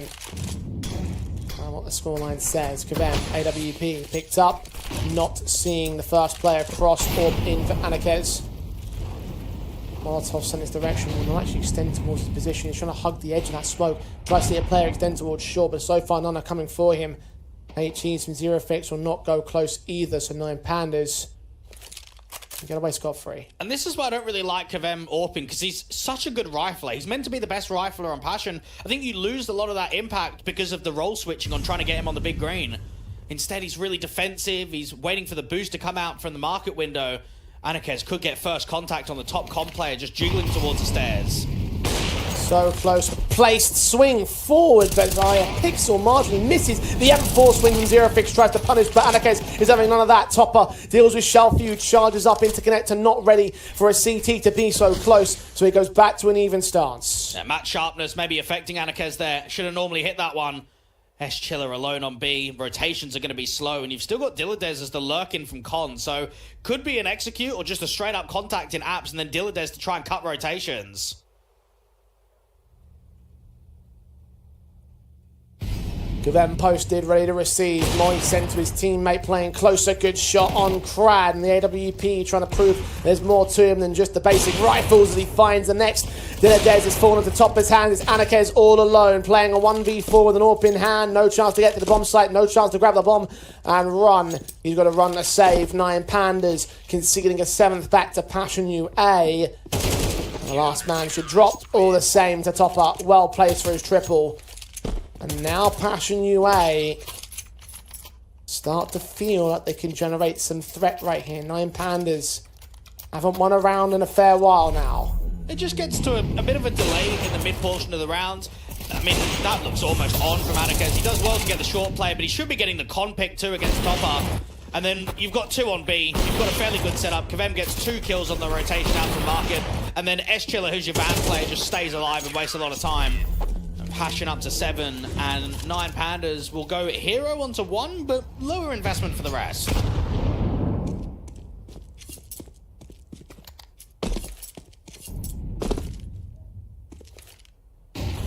Set piece utility inbound, it seems. Smoke to connector. Dilladez moves up. Checks out that position at Sandwich that Zero Fix is watching for. Topper can trade on his teammate though, so rifle or 2 to play with here for the T side. Jacasmo gets caught off guard as Dilladez takes a 2nd kill out of the round for himself. Man advantage, bomb plant in the smoke. He's denied by a wall bang, but YaLLa's not getting his way this time. 9 Pandas, have they finally found the breaking point? Have they found their 11th round? Well, look at the space. There's so much here for 9 Pandas. They've got A ramp, con, and jungle. The only area they don't have is CT spawn, which Krad's now taking. M4 of Dilladez still in play, he's waiting behind the stairs, and very high HP as well for that, for 2 duels with only a tech down on the first one and all. Smoke sent towards Con, Crad closes in the pincers, sees 1, damage done to Topper, he should be going down soon enough, tap to the back of the head, on the bomb defuse they try and get, but they are dealing with it effectively. Knives are out just in case, but Kavem is nowhere near defusing, he's nowhere near winning this round. 9 Pandas with a half buy are finally going to break the Passion UA streak and claim their first of 3. What a round from Dilladez. And that's what you want from a star player. That's what you want, and what we saw in the first half from him. Just pure impact. Comes out of A-ramp, pre-aim sandwich, And notice, even when he gets that first kill, he's not just fighting instantly, is he? He re-smokes, he jiggles, and then he fights. He waits for the protection of that utility to suffice the CT spawn area to then start peeking in towards jungle, to then start putting pressure towards top con. Now, Passion have, unfortunately, got themselves in a very uncomfortable state where they're charging a bit of a comeback, but they're not keeping a huge amount of players alive. You now go into the next gun round without an AWP for Kavem, without kits, light util, a FAMAS for Jacasmo, and then YaLLa, well, probably MP9 armor. Tactical pause got called by Passion to figure out how they approach this next round, how they're going to win it with the limited equipment that you just mentioned, because they need it. 9 Pandas will put them on $1,900 of loss bonus in the next, and with how much investment they've got, it's basically nothing. That would be the end. That was the reset 9 Pandas were looking for. That was the breaking point that they required to get this match over the finish line. But Topper still has something to say about that. Krad's fallen first. Anika's trading to Kazmo. He goes down to 34 HP himself, and Result swing without utility support gives Kem a freebie of 4-on-3 now for Passion UA. Now, Anika's just posted, allows Dilladez to go for a bit of a walk contact out from A ramp. And you've got a solo mid lurk of Xiaofi. Such a strong opening pick from Topper, which was just a complete blind spray through the top win. And now it gets slow. It gets really silent from 9 Pandas. They're hoping for an individual mistake, a duel that's going to create a 3v3 opportunity. Topper's held back here in jungle. Dilladez starts moving towards the ramp. Bomb is on Anika's right behind. Low HP on the AWP. Xiaofi smokes up in comms to ensure that he's covered short access toppings to get his kill. Anarchist drops quick. Dilladez 1v4 breaking points for 9 Pandas will be the clutch to try and win it out in this one. Topper is found first up. 2 more to gain a CT. First player getting isolated. Second one's a little bit closer though. Is he ready for that dangerous position? He's just seen his shoulder. He adjusts back. Half HP though. Bomb tapped once. Looks towards Con. YaLLa swings forward. Gives him a little bit of contact. But they're trying to bait him out for time. Bomb plant tapped again. Trying to force out another player to peek. He gets his wish. 15 seconds. Bomb stuck permanently this time. Dilladez. This will be a magical clutch right here. As he backs up towards spawn. The reload's going to give his position away. Sees his contact. SMG gets back out of the way. And so does YaLLa give chase. Dilladez moves up. YaLLa. He's close. The AK hugs the corner. And YaLLa's fallen. Passion UA have bottled it. And 9 Pandas with a 4K clutch of Dilladez are on match point. Oh, come on! Look at that, mate! Oh, that was played to perfection. Tap the bomb, draw the fight, everything. The positioning advantage. Oh, that's quality. That's very better you will see in Tier 2. Oh, yeah. Oh, yeah. And that should be the end of it, surely. Passion UA, I mentioned the economy state. Nothing was saved. Second stage, loss bonus. That's a tragic way to lose it as well. It'd be one thing if you had like a 2v2 or an even stance and you just lost the jewels at the wrong moments. That was a 4v1. Yeah, it's a tough situation because I don't even think Passion have played that poorly. Like, you can say they gave individual fights, but they weren't over-peaking. It's just Dilladez, the positions that he was able to get into. It's just a masterclass of the clutch. And 9 Pandas, with every advantage in the world at present, need just one round to close this down and take another victory here in the Compass Closed qualifier. What have they got to face? Pistols, an SMG, a Scout. Nothing by comparison to the AKs, the Galil and the AWP. This should be closing time. This should be the end of Mirage. This should be the end of this game. And Result tries to make it so with smokes in the way of their access towards the B bomb side. Battle trying to get back here. They check these corners. YaLLa gets away with 1 kill on the way out. Zero Fix has he been seen. Kavem with a headshot on the scout. They still haven't dealt with this 5-7, but Zero Fix cannot get the kill out of it. Kavem strikes back with another headshot on Shalfie. The scout player has turned up a triple, and this backstab of Crad is all that's left. Topper has just been seen, but Passion UA by miracles will stay alive somehow, some way. The issue that Nine Pandas find themselves in is they can't cancel. They don't have enough players in rotating room to sit there and say no. You're running into a massive trap. There's a lot of players out there on B, and there's a lot of util going around. You had a re-smoke towards Van, another re-smoke in the apartments. There's just smokes everywhere. It helps that Kavem on rotation has done work with both the AWP and the Scout in this second half. And it's a survival round, it's a clutch moment, it's another to add to the tally that Nine Pandas should have closed already. Now they're bringing out hero weapons. 4 match points still remain for Nine Pandas. I mentioned a moment ago that our Passion UA may have bottled that previous round. I hope that Nine Pandas won't bottle this whole lead. Oh, it's a great idea to go hero AK here. You know the CT economy is going to be low, and you know how much damage he can do. Looking for the round wins. Topper leans up, AK cut down. Anakez is undetected, so he can get a return. There's a couple of rifles now to play with here for the Nine Pandas side. Not in the hands of the man that has the Kevlar here, though, so that aim punch might come back to bite them. It's eager to Shelfie, however. Bite Zero Fix, does damage. Crad gets Kavem. It's a 4v2. Another set of pistols look to overwhelm the Passion UA side like they did before. YaLLa gets Shelfie to a 2v2, however, and Jakazmo stands on the bomb site. YaLLa provides support from range. They are opened up in that connector position. And Anakez is finally caught looking the wrong way at the wrong time. Passion UA, by the skin of their teeth, are still alive. I'm not really sure how Passion have won that round. It might have to just be that you rewatch the demo to see where the individual mistakes have come from. But that's a huge advantage for Nine Pandas. They get the short player and they get the con player. It's a 4v2 with 1 player short and 1 player A. Maybe you could say it's a bit of a big whiff from Resol coming out of Palace. He should really be winning that fight against the site individual. And then Jakazmo is on, what, 3 HP? And he somehow just doesn't fall at all.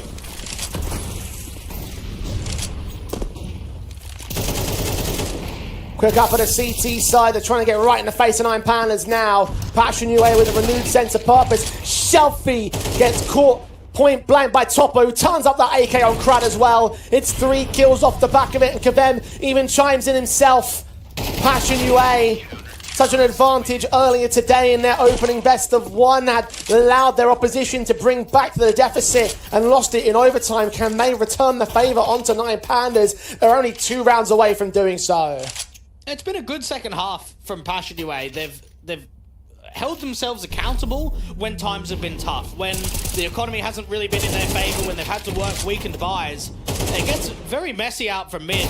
Great individual ability from Topper. I thought, though, that the mid player that went aggressive through the top mid smoke was just in the perfect position to disrupt that aggressive take. And Topper just runs through the top mid smoke and still wins the fight. A lot of AKs to be saved from the CT side.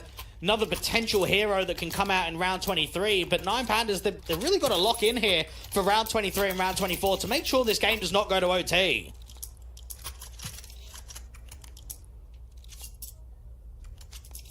We got a half buy.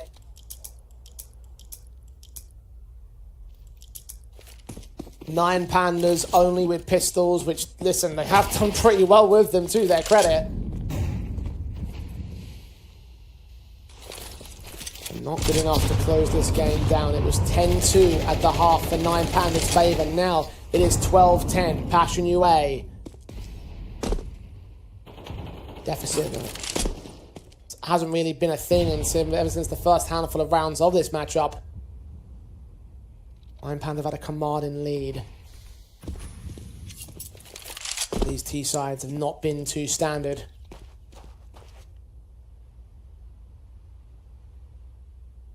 One more set of half-bought pistols into the rifles in the next. Nine Pandas 2 more chances to close. They're going to start acting out of the ramp control. One man of Resol sees its contact, gets to Kazmo. The AWP of them has just seen presence spotted. HG's down to try and deal with Krad. Resol's caught another kill, but Kavem has caught Dilladez. He's coming into his own on this defensive line. The bomb is rotating back because the A site has been completely opened up by Resol. In the meantime, he's caught a triple. S-Chill is down. Kavem is watching the murder hole. Will Resol peek it? Will he give away that advantage? There's one more man back towards CT spawn. He's pulled the attention away. The one's going to rotate back towards the B site instead. Resol's just pulling distraction at this stage. Is the only rifle left.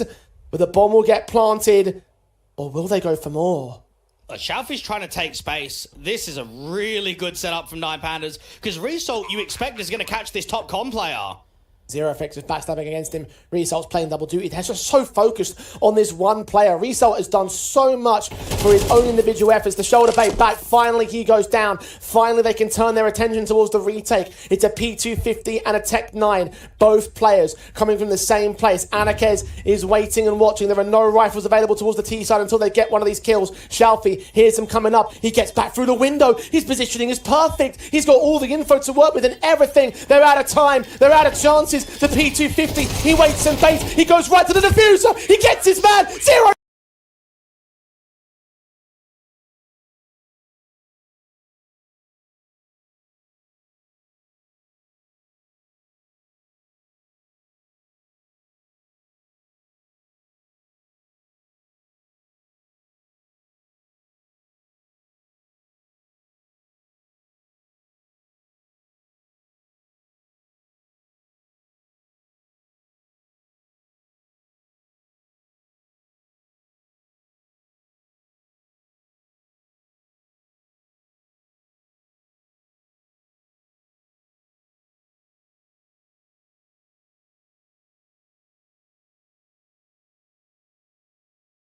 More applicable to the other side of the board. So for Nine Pandas, look, they were the expected victors overall.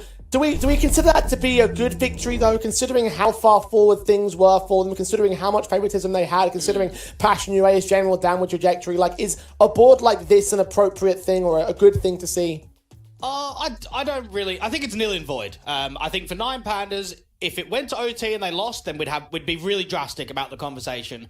But when we're talking about a best-of-1 group stage where top 3 makes LAN, and you're now 2-0, I don't think we can be critical. They've come here for the result, and that's exactly what they've got.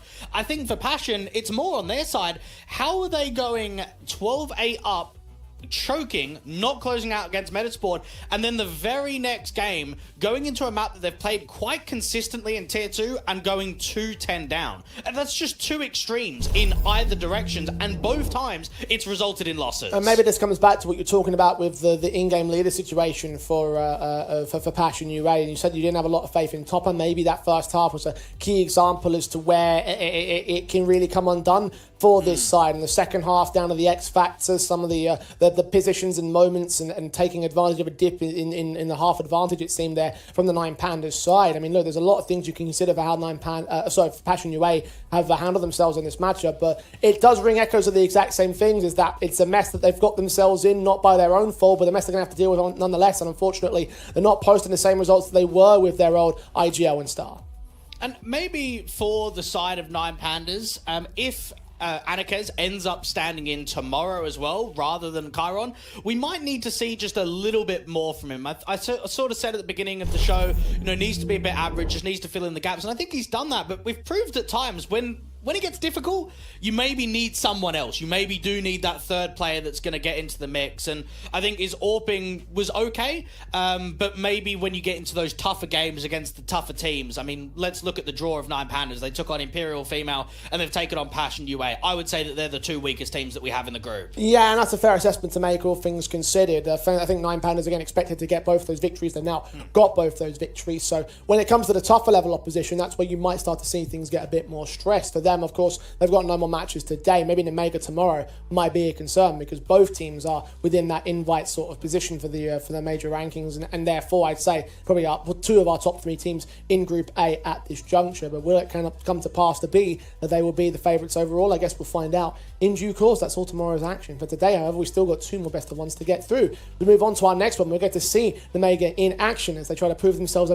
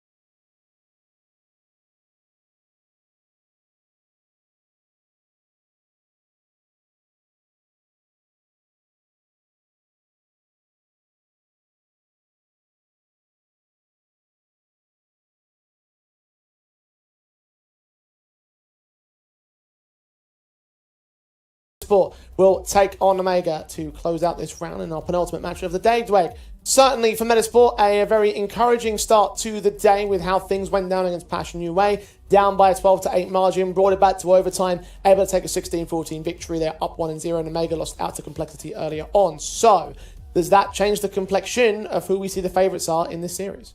Yeah, maybe. I think for Metizport, their form certainly feels a little bit better than it does for Nemiga. I don't think that could be said for last year. I think Nemiga were a top-end Tier 2 team that were very familiar at the higher ranks, whereas in 2025, they've struggled to overcome some of the hurdles and have kind of plateaued. So I'm sure they'll be looking at that opening loss versus Complexity, now going up against Metizport, and just say, that's not really on. Now, I look at this Metizport side, and I think Adam B and Plopsky, mate, they've been cooking. Those two in particular are an incredibly solid duo rifle pack, and that's probably been the key to a lot of their successes as of late. And it's such a contrast as well, because last year, Dwayne, you and I, we ran the Tier 2 awards show, and we gave them the moniker of the worst managed team possible because of the fact that they had such a great squad at this time last year, and they had such a great position in terms of where they were in the Tier 2 space. And you can forgive teams for losing out players to other bigger squads that they did to Gamer Legion, but they actually benched their captain, they benched their key pieces, and they struggled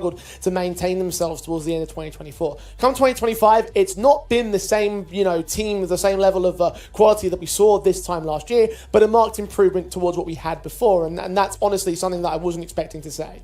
Well, you've got to remember, Plopsky was picking up the in-game leadership for a bit too. So the fact that he's now been stripped of that and gone back into some more active roles has impressed his form as a player. I think Hampus was able to lead that bleed squad to some decent success and even worked quite nicely with Johnny Speeds as of late. He's now been brought over to Cool here. And then you've got an experienced Tier 1 anchor in Isaac who produced a lot of results for both Gamer Legion and having his time and tenure of at least playing in Tier 1 with NIP. So, on paper, this roster is quite strong for the local scene. I think Lumi's a bit of a question mark still. I remember at the time thinking, look, it's nice that they're entrusting a new blood and someone that's not really experienced in the scene.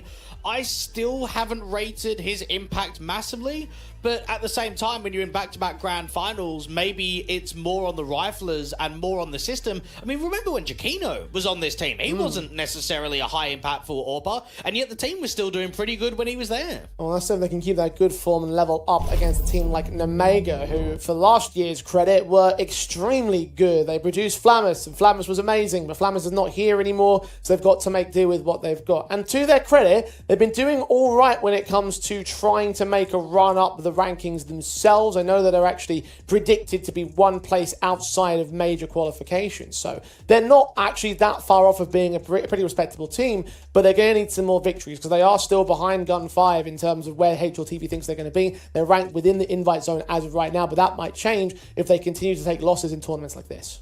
And they've definitely proved that they could be strong on LAN, but I think they've struggled online as of late. I look at their run in ESL Pro League. They took a map off of MIBR. They beat Mind Freak. They beat Heroic 2-1, and then just narrowly lost out to Pain. Last map decider went all the way to round 24, 11-13 loss. They won the rest European Showdown when it came to last year in Serbia, but yet the CCT results, a lot of top 8s, quite a few top 16s, Astana and Bucharest closed qualifiers going out quite early on, and I'm looking at Khan in particular saying he was just missing in that opening matchup against Complexity. The AWP wasn't prevalent, he wasn't putting up numbers, and he's going up against a real threatening rifler where I think Khan needs to step up and show more ability for this Nemiga side. Well, against Adam B, especially a guy to highlight not only for his caliber, but also for his tenure within this Metizport side. The last of the original Swedish team that had evolved Metizport into what they are today. Been about a year and a half now of his overall tenure within this organisation, and hoping for a little bit more to come out of him as well. But look, you talk about several players that have, of course, been cooking on this side, right? There's been a key couple of individuals that really allowed some potential to come out of this Metizport camp and allowed their form to rise up to where it is today. So I don't necessarily think that he's going to be the only player to watch out for today. I think it's impressive to know that Metizport are going deep in a lot of these tournaments without Nilo. I mean, they let him go over to NIP, and yet they haven't been able to get him back, or over to Heroic, I should say. And then, yet what? The team is kind of like still plodding along, and I think that's a positive sign, because in the past, they always rested on Nilo every single time to get them in deep tournament runs, to get them to be a threat.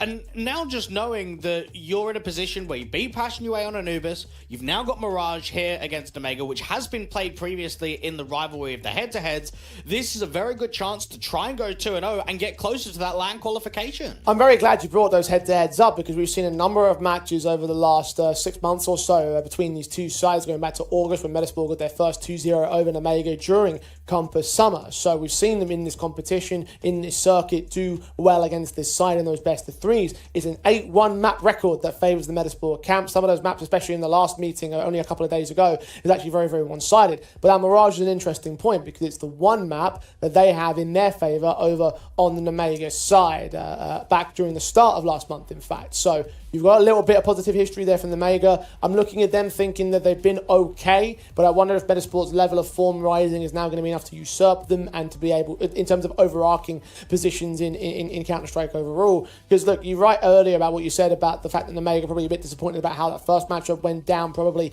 one of our front runners in the competition in this group here to make it into the top 3, and now they may end up battling back in day 2 to try and still maintain that position, because it's very possible they might lose today. Even Metizport, in their recent run of successes getting into back-to-back grand finals, they've been taking on some tough teams in Tier 2 and beating them.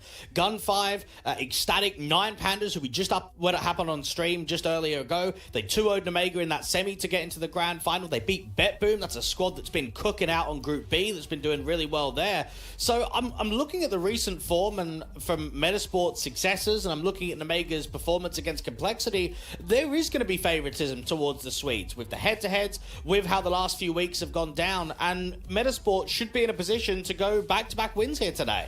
Yeah, I'm feeling the same thing, honestly. Like, again, I'm surprised that I was saying that. I didn't have a lot of faith in what Metizport could bring back after their previous roster had gone the way that it did, but I'm very pleasantly surprised to say that they are, in my eyes, the favourites in this matchup. The head-to-head speak for themselves, the form speaks for themselves, they're in the invite zone, Nemiga and not.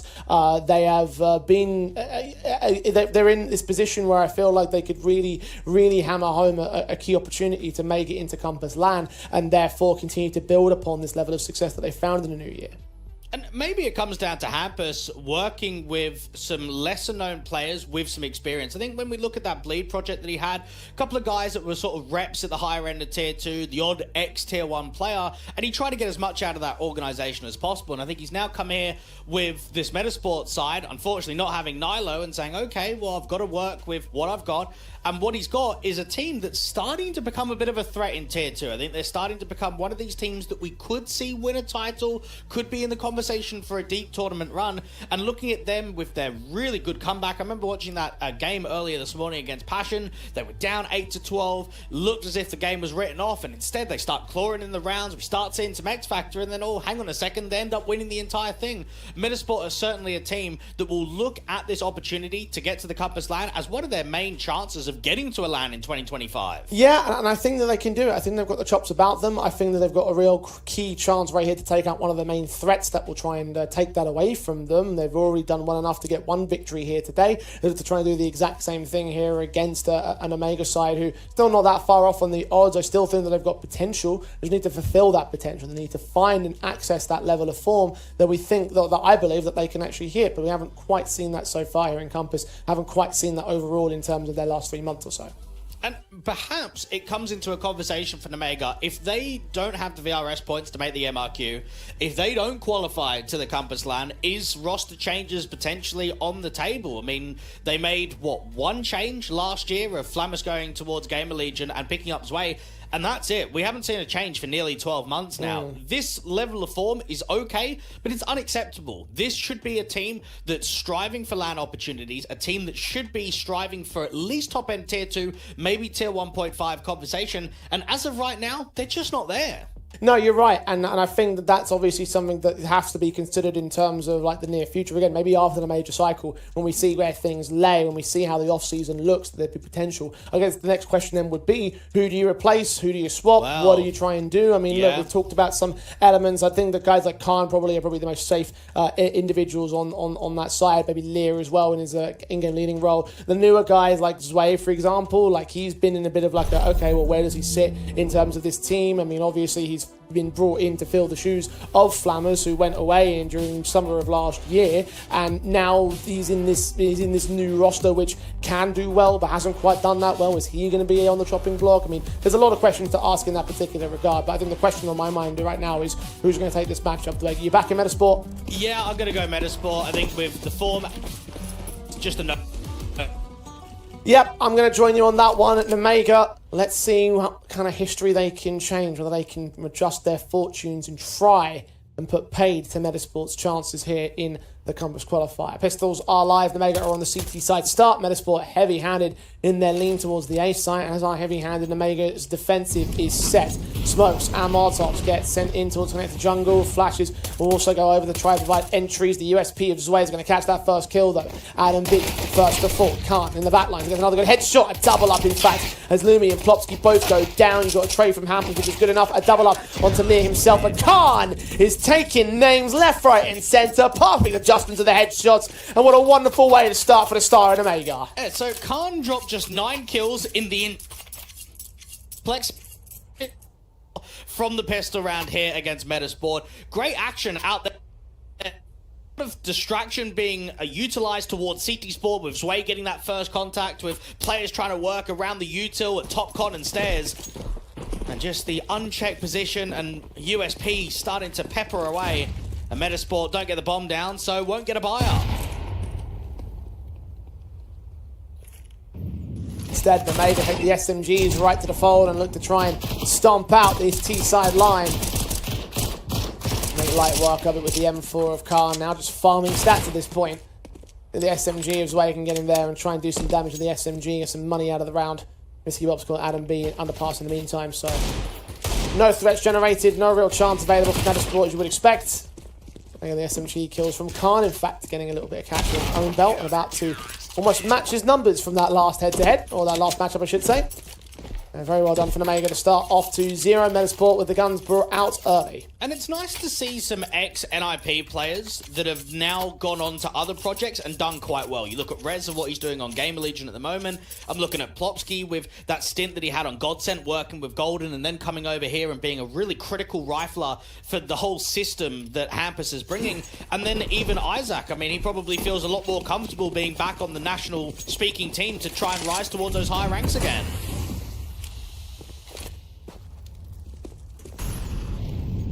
Him and Hampus being the two new blood in this year.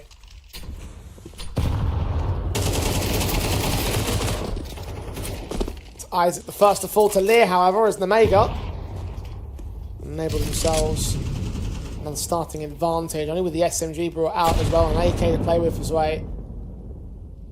Further HE's down against that T-side landing. Pretty close to Lumi, keeping him tagged. A good intent for Nemiga. Aggressive maneuver in towards A-ramp, get the MP9 in close range, work the opener, and then just start shifting the defense. Zwei, the only defender towards A, you've got a very heavy stack towards B right now.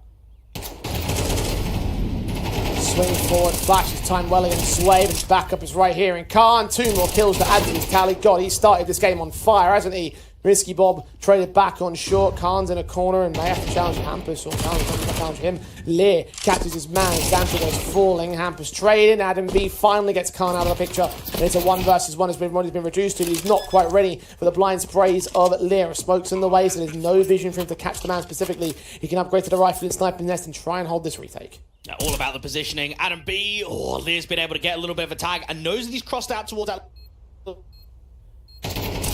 Just in case, in his head, adjusted there, couldn't quite hit the kill shot.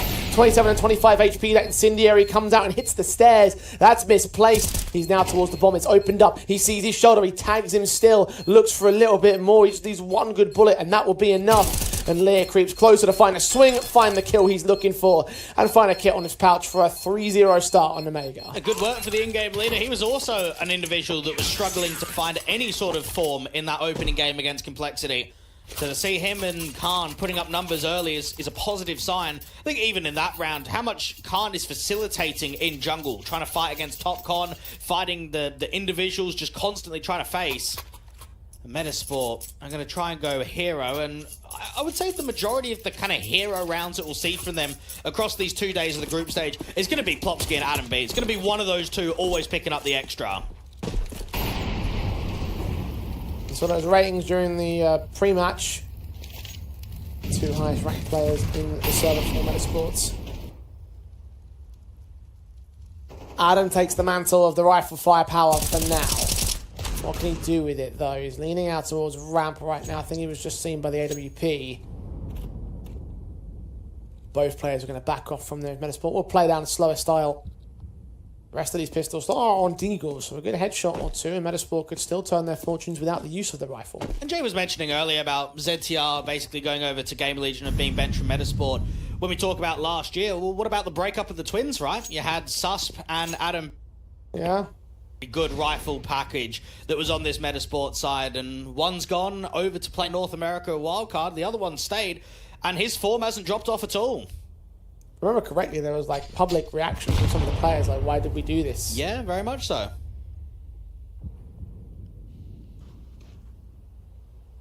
It's taken some time, but Metizport have found where they were hoping to be. Looking to advance even further than that. Not right now in this matchup. Good kill from Adam B to get one pick out towards the B-site aggression, but it's Xanta with the trades back on his main contact. Isaac does recover that AK and get another kill out of the round, but that probably is about it here. Khanzorp locks on his kill, locks in 11 kills so far in this matchup. I'm having a bad feeling that he's going to become a very scary element here today. Metizport better find a way of shutting him down, especially when he has the AWP in his hands, because 4-0 start, I think that could spiral very quickly out of control. Yeah, his form hasn't been great as of late. I'm looking at the last 3 months of Mirage, only averaging a .96 rating for an AWP. I think the whole team has been underwhelming so far this year. A lot of numbers being low, even the win percentages on some maps, and that's mainly because a lot of early exits in the round of 16. Now Khan trying to go back and forth with the util. You've got an aggressive player of Lear trying to get into ladder, and Plopsky running underpass, taking a lot of space away. Incendiary's up, Plopsky stays hidden, Hampus leans forward, the AK in his hands at the edge of the smoke.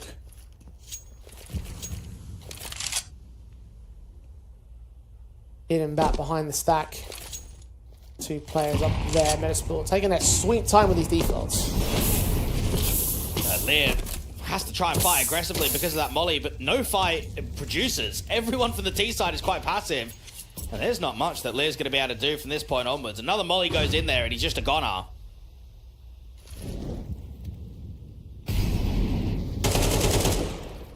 Oh, just spammed down by Plopsky instead.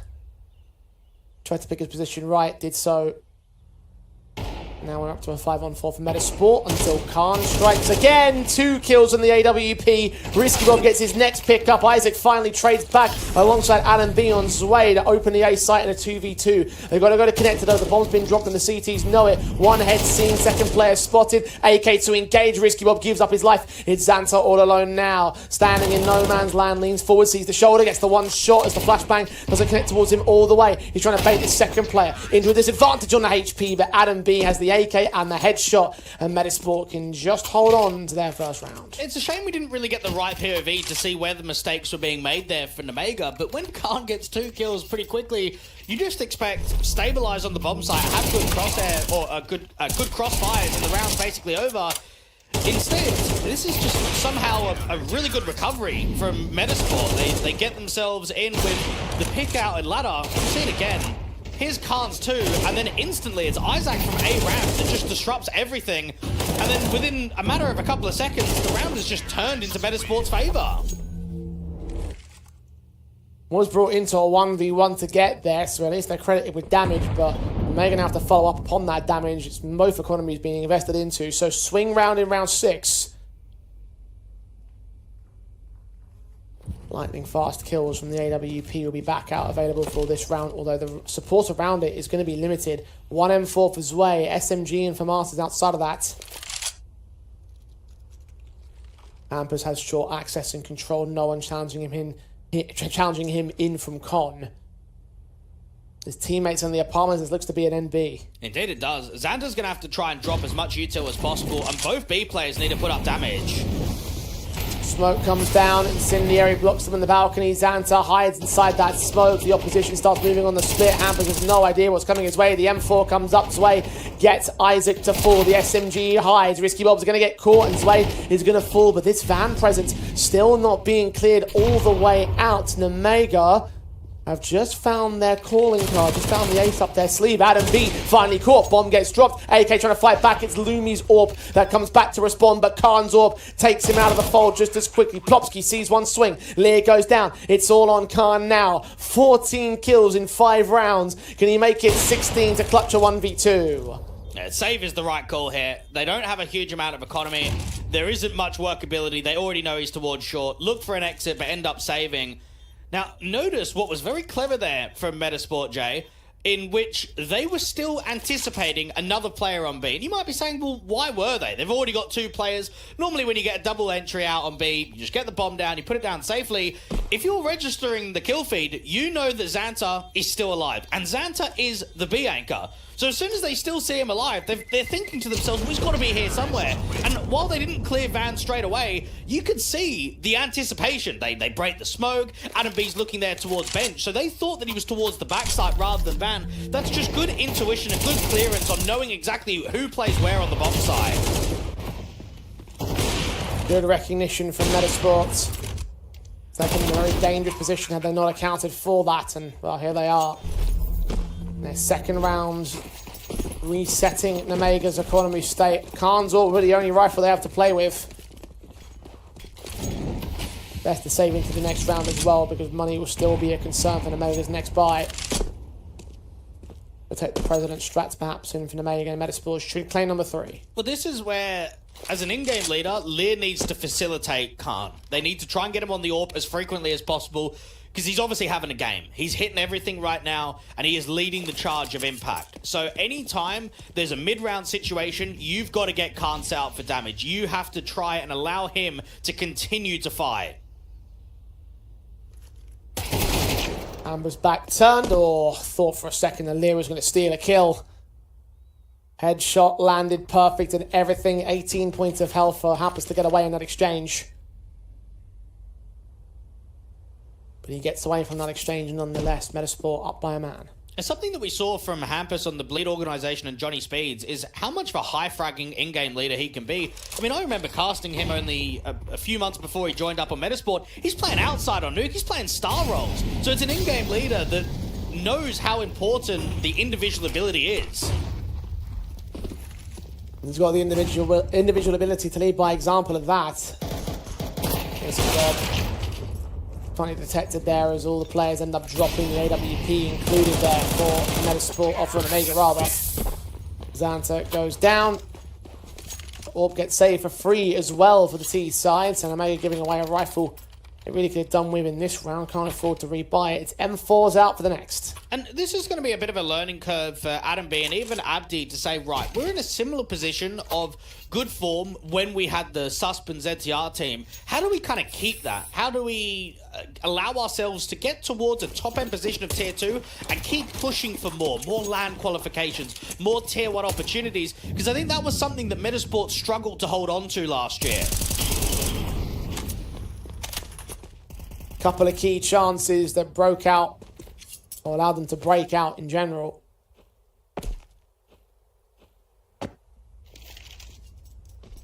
Since then, you're right. Lumi leaning forward to that orb, recovered from Khan in the previous round. Unable to see anything on the A side though. And still lean up into connector. Lear standing by on defensive, as is Khan down at dark. He's waiting for a split play. It's going to be straight out combo. Pampas seen first. He doesn't get away with that first kill. Plopsky can trade back on his casualty. Khan will return the favour. Still got 2 players of the CT side defensive here, but he's supposed not to defend themselves. Khan's going to get caught regardless, but there's way with a responsive from beyond that smoke. 3-on-2 right now for Nemiga. Adam B swings forward into Xanta, sees him at market, does force him to fall back. Needs his teammate to bring that bomb to the bomb site, and you've still got Zway to contend with, but he swings into the open, and Adam B can punish. Xanta waiting for a chance to strike. Waits and holds. Lumi should clear up positions and should get the bomb down. Xanta knows that it's all about the timing. Adam B not looking out towards jungle. Come about a smoke and only barely. Heard a footstep going in towards jungle. Risky Bob. Reload in his weapon, but Xanta's finally to struck. Adam B is dead and buried. It's all Lumi now. AWP versus 2. Incendiaries and flashes coming his way. He'll get a player out. What a shot that is on Xanta. But they're on the defuse right now. It's a full-on stick. 10 seconds too for Risky Bob. The AK spray. The AWP shots. The Glocks don't connect. Oh, and he's got it all the way through. Nemiga steal the round from Metizport. Lumi only a few feet off the crosshair, but he cannot get the job done. Notice how Risky Bob drops window, gets the bottom con, and he's jiggling the tight angle on the left-hand side of the wall, and he's reloading, and he's making all this noise, and it's pulling all of the distraction. Adam B knows, because I've gone aggressive, and I've got out there in the con corner, I need to fight. So you're just pre-aiming the angle, you're waiting for the overswing, and instead, Xanta used that timing to walk up jungle and get the freest kill. That's really well done in the 2v2 from Nemiga. Defends their lead, keeps Metizport in check for now, but for how much longer? Rebuy is available. Economy hasn't recovered fully for the CTs. So many casualties taken in that previous round. Isaac now makes his move. Plopsky's going to get caught by Lear first in sandwich. No one can deal with him there for Metizport. Positions one's right. Lumi can take his way. Molotov comes down, spoke to protect it. Will this player on top of Tetris try and take him? Khan's playing distraction. He adjusts well towards Atlas and tucks out of the way to try and give Lear a bit of an exit wound. He gets kills damage on towards Adam B. Finished off by Risky Bob. Lumi Zorba can now look for exits because there's nothing left in the round for him. 1v3, and now the question is, does he fall after time? They know that he's going to be somewhere around Palace and A ramp, but can Nemiga get the players in the right position to put pressure on him when the clock expires? Because that could really disrupt just everything. And this is all hindsight and maybe just a bit of theory crafting, but let's look at a best of 1 veto, okay? You get 3 bans each, and this is a head-to-head that's always gone the way of Metizport. They've always got the one up. But yet, Jay, you mentioned it. The only map that's ever been won for Nemiga has been Mirage. So is it a good call to not be banning Mirage in a best of 1 versus them? I guess we'll find out in due course, because it is something to think about. 8-1 was the record that favours Metizport on maps. 4-0 in best of 3s. Fortunately, this is a best of 1. And that 1 map victory for Nemiga was here on Mirage. They'll take the number 6 at the CT basis. Lumi dropping as the latest casualty. Means they cannot lose this half. Best Metizport can do is try and tie up. Nemiga want to try and pull truly away. It was in that last map. They got a 9-3 CT side. That's certainly possible right now. I remember the wake-up call that Metizport had at the start of the year, being invited as the worst seed into the Blast Bounty and going up against Vitality in their opening game. I'm sure they'll be looking at all of these other opportunities back to Tier 1 and saying, please, if we make it, can we not be the worst seed? Can we at least give ourselves a bit of an easy draw in our first few games?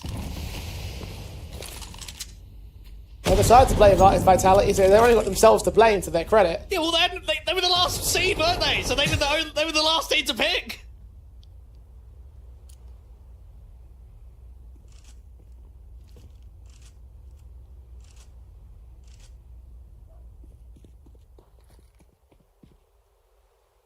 Deagle standing against Nemiga here. Hero AK to Hampus this time. Seen first SMG to engage with Xanta. AK in the back of jail. Hampus better be checking for that. Nope, Lear and Khan have all the picks as appropriate. Not even needing the backline defensive to come through until the very last second. Xanta gets 2 kills out of it, the SMG. Nemiga takes 7. Advantage, true. And locked in for the CT side. Can they extend to that 9th? And the conversation that we had about Khan when we casted these guys on land towards the end of last year was at times his AK and M4 looks better than his AWP. He's kind of one of those AWPers that's a little bit hybrid heavy, rocks the rifle quite consistently. But yet, in this best of one, he has just been immaculate with the AWP. He's just been so on it every single round. And it's a real threat that, unfortunately, Metizport haven't really been able to capitalize upon. I mean, it's difficult to slow a player down when you're playing like that. When you're 17-6, you can try and avoid him, you can try and hit him. You just need to take the opportunities when they come. And I think you look at that 2v2 round that they had on the post plant towards A and say, oh, that was a chance, but didn't quite get taken. The scoreline is being stolen away from them. And even this next gun round, you're looking at no AWP for Lumi and a MAC 10 down for Hampers. It's not the best of buys going into round 11.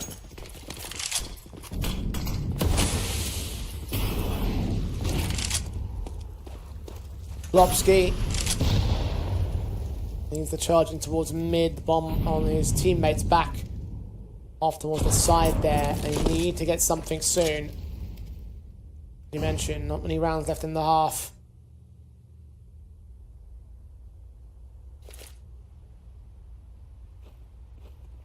They can just take this at their own pace. Mid access from 3 individuals. HE placed well. Oh, chunky on Adam and Hampus. Half HP or thereabouts. Not a good start. And Lear just backing off and giving that respect in case there is a boost up into window. And Plopsky and a teammate just clearing out all of that space. Risky Bob playing an off angle and reverse default while his teammate is peering down towards A ramp. Even got a slight further rotation from Lear to get further back and get himself out to spawn. Risky Bob, good kill on Hampus.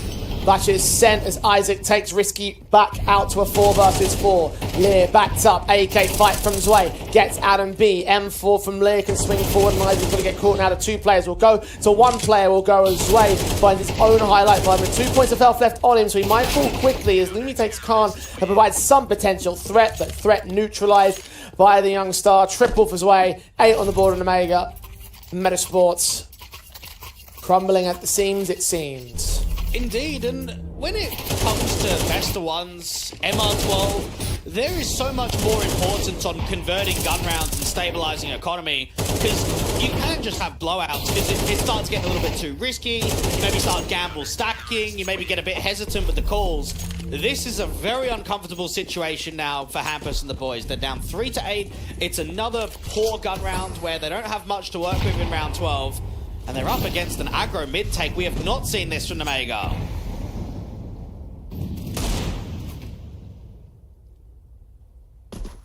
Deagle trying to fight back from the brink, but this is the only man up here in top mid for Metasport. Xanta and Zwei can combine pretty quickly. Easily, the 2 players underpass have to be detected, and both about to get dealt with. Double for Zwei. M4 now for Lear, who provides support on the A defensive. Adam B's picked up last. It's another 9-3 half. How eerily similar for Nemiga on Mirage. And this just can't be me. I don't know why we're seeing just a lack of tacticals across the day. It feels, in best of threes, that we see so many more tacticals, but yet in the best of ones in Compass, the games are just momentum-based. They're just getting completely one-sided. They're being whitewashing to fair, and we're just not seeing consistent tacks. We're not seeing the games being slowed down at all.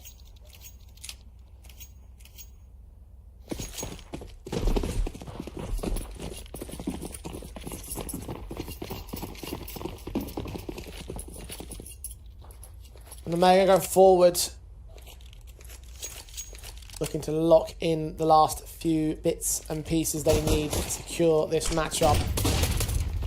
Second half pistol, sees them storming the B-bomb site. Quick up they go, and well, Isaac's overwhelmed in an instant. No one checks the backlines, though. Hampus and Plopsky can combine with that to take 2 more out to a 3v3. But Plopsky's such low HP here on shore. Needs to both rotate back and rejoin Adam and Lumi. Triple swing from the T side, catching that market player dead to rights. Risky Bob credited with the kill. Lumi's been tagged low. It's 28 points of health between these 2 players. There should be no chance of the retake. The Nemiga to take the pistol. A much needed one at that. Beautiful shooting from Risky Bob. A quadra in the round for him. And 10 on the board of Nemiga. Metasport. They're running out of chances here, aren't they? Indeed they are, and that was encroaching quite early in the first half, so to now see it being 10-3, it's basically a done conclusion. It's a good wake-up call for Nemiga, though. I look at their opening game versus Complexity. Yeah, you might say they're the most experienced team in the group, but they're struggling in the Tier 1 environment right now. They get owned. They just get destroyed in that best of one. You think, oh, maybe the morales are quite low, everyone's not really feeling it, but yet they come into this series against an opponent that really doesn't give them an easy time in Tier 2, and instead it's a complete different outcome.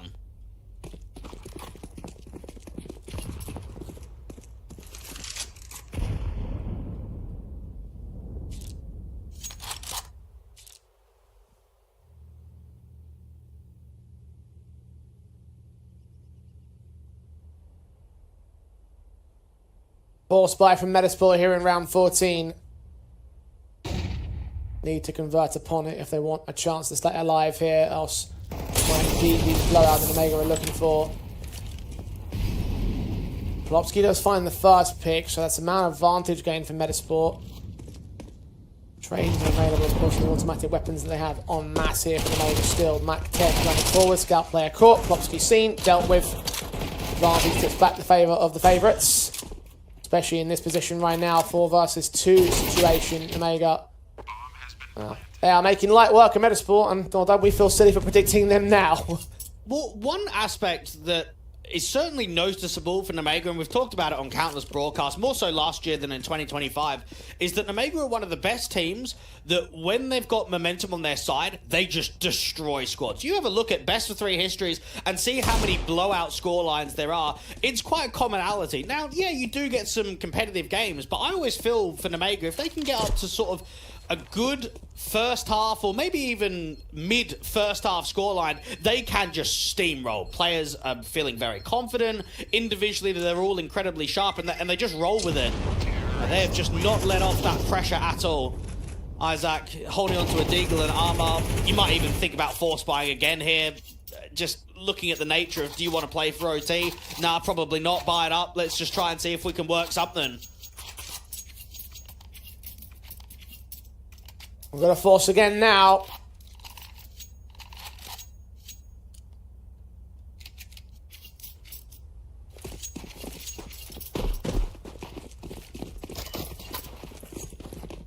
Mega in every single circumstance are in the driver's seat.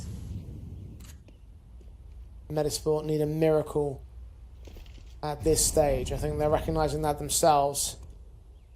At least they've got some firepower. At least they have a couple of rifles. Not M4s, of course, but beggars can't be choosers. Metizport are begging for a way into these rounds. They may have just found it. Zwei, first to fall. It's an advantage somewhere. Now, that last round was fairly heavy stack towards the B side. You've now got a slightly heavier stack towards A. Khan putting down the con smoke.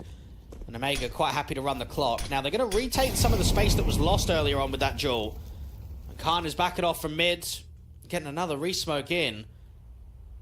Where does the Mac 10 fire from? Xanta's probably going to want contact after the A ramp players play in. Leo will be first up to call Adam B around that corner.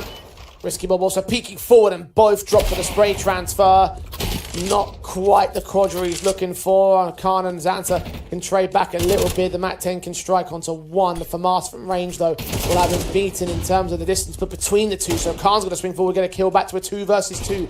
Wary, there's possibly and most likely some connector and jungle presence. And also at CT, where once again the efforts of one man of Nemiga are going to come up good against the Metizport side. 1v2 for Isaac. This was a golden opportunity, a chance to recover and survive, but it may have been a chance wasted here. Sees that bomb, but no kit, no smoke to cover. I think Xanta's just seen him. He certainly will know where he is now with that HE forcing him out. The Eagle headshot, second player, not quite seen fully. Now spotted. AK looks to duel against the Eagle, who's just forced out on time. Khan makes it 4 on his kill board and 12 on the scoreboard for Nemiga.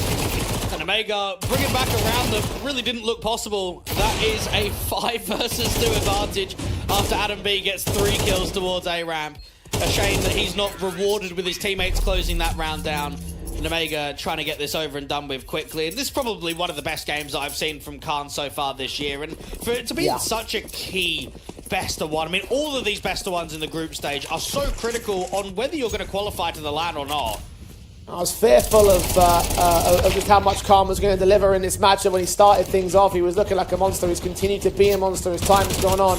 Metizport now desperate to stay alive, and another force buy back in, slightly getting better and better weapons as these rounds go up, but they need to win this one and need to turn it into 9 on the trot. They've gotten a 2-for-2 trade out on the A defensive, but look at the Mac 10 charging up from Xanta in from mid, out towards Connector Jungle, seeing a second player on the bomb site from range, getting Lumi to forwards. Isaac again in a 1vx, a 1v3 this time as Khan falls, Zwei will not. It's a complete and utter blowout from the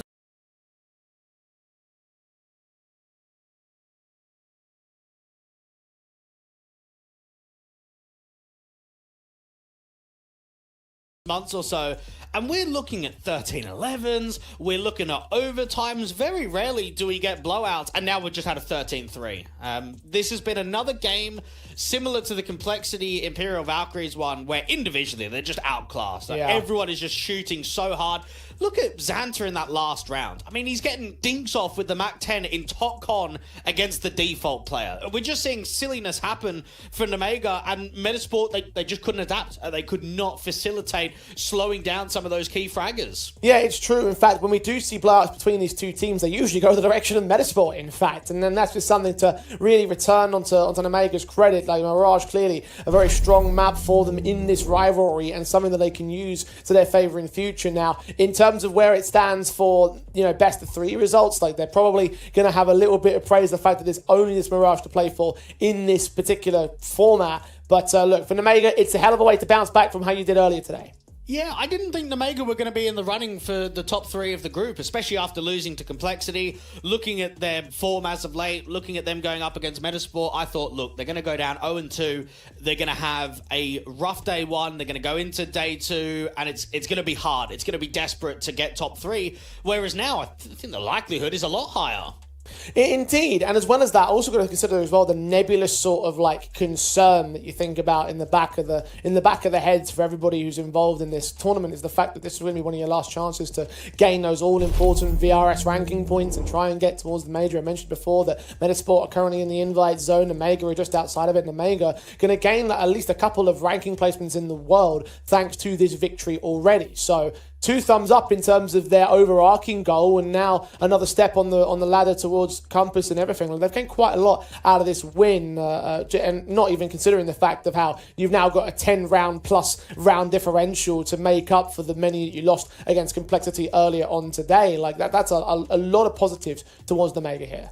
Yeah, it is, but I also want to start seeing some consistency from this team. I want to see the performances that we saw in Pro League and bring them towards the online environment. I don't want to see results of getting knocked out by bet booms and baits and OGs and sort of squads in tier 2 online environments where you're getting sort of top 8s and top 16s. I want to see the deep tournament run for Nemiga where they get into a final. They get into sort of those deeper ends where they can contest.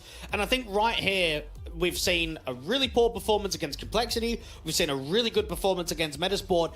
It's a lot of a question mark, maybe on game to game in this best of 1 format to see what Nemiga is going to be on display. Well, look, let's think about this logically, okay? So they've just beaten Metizport. They've already taken on Complexity. That means Nemiga now have 9 Pandas, Passion UA, and Imperial FE to go here in the group stage. So I'm going to certainly say that I feel like they'd be heavy favourites over Imperial FE and Passion UA. Really, it's that 9 Pandas match where you sort of measure whether or not they can, first of all, maintain this consistency, and second of all, whether or not they will be in the running to make it into the top 3 of the group. Yeah, that result or that matchup against 9 Pandas is probably going to be one of the keyest games in the group. I mean, Russian Derby, a lot of parallels between the two. That's going to be a big matchup in Group A. Unfortunately, it comes your way tomorrow, so you have to wait for it, unfortunately, little boys and girls. But look, we will continue with our day here today because tomorrow is only so far away and we've got one more match to bring for you. Metizport taking a lot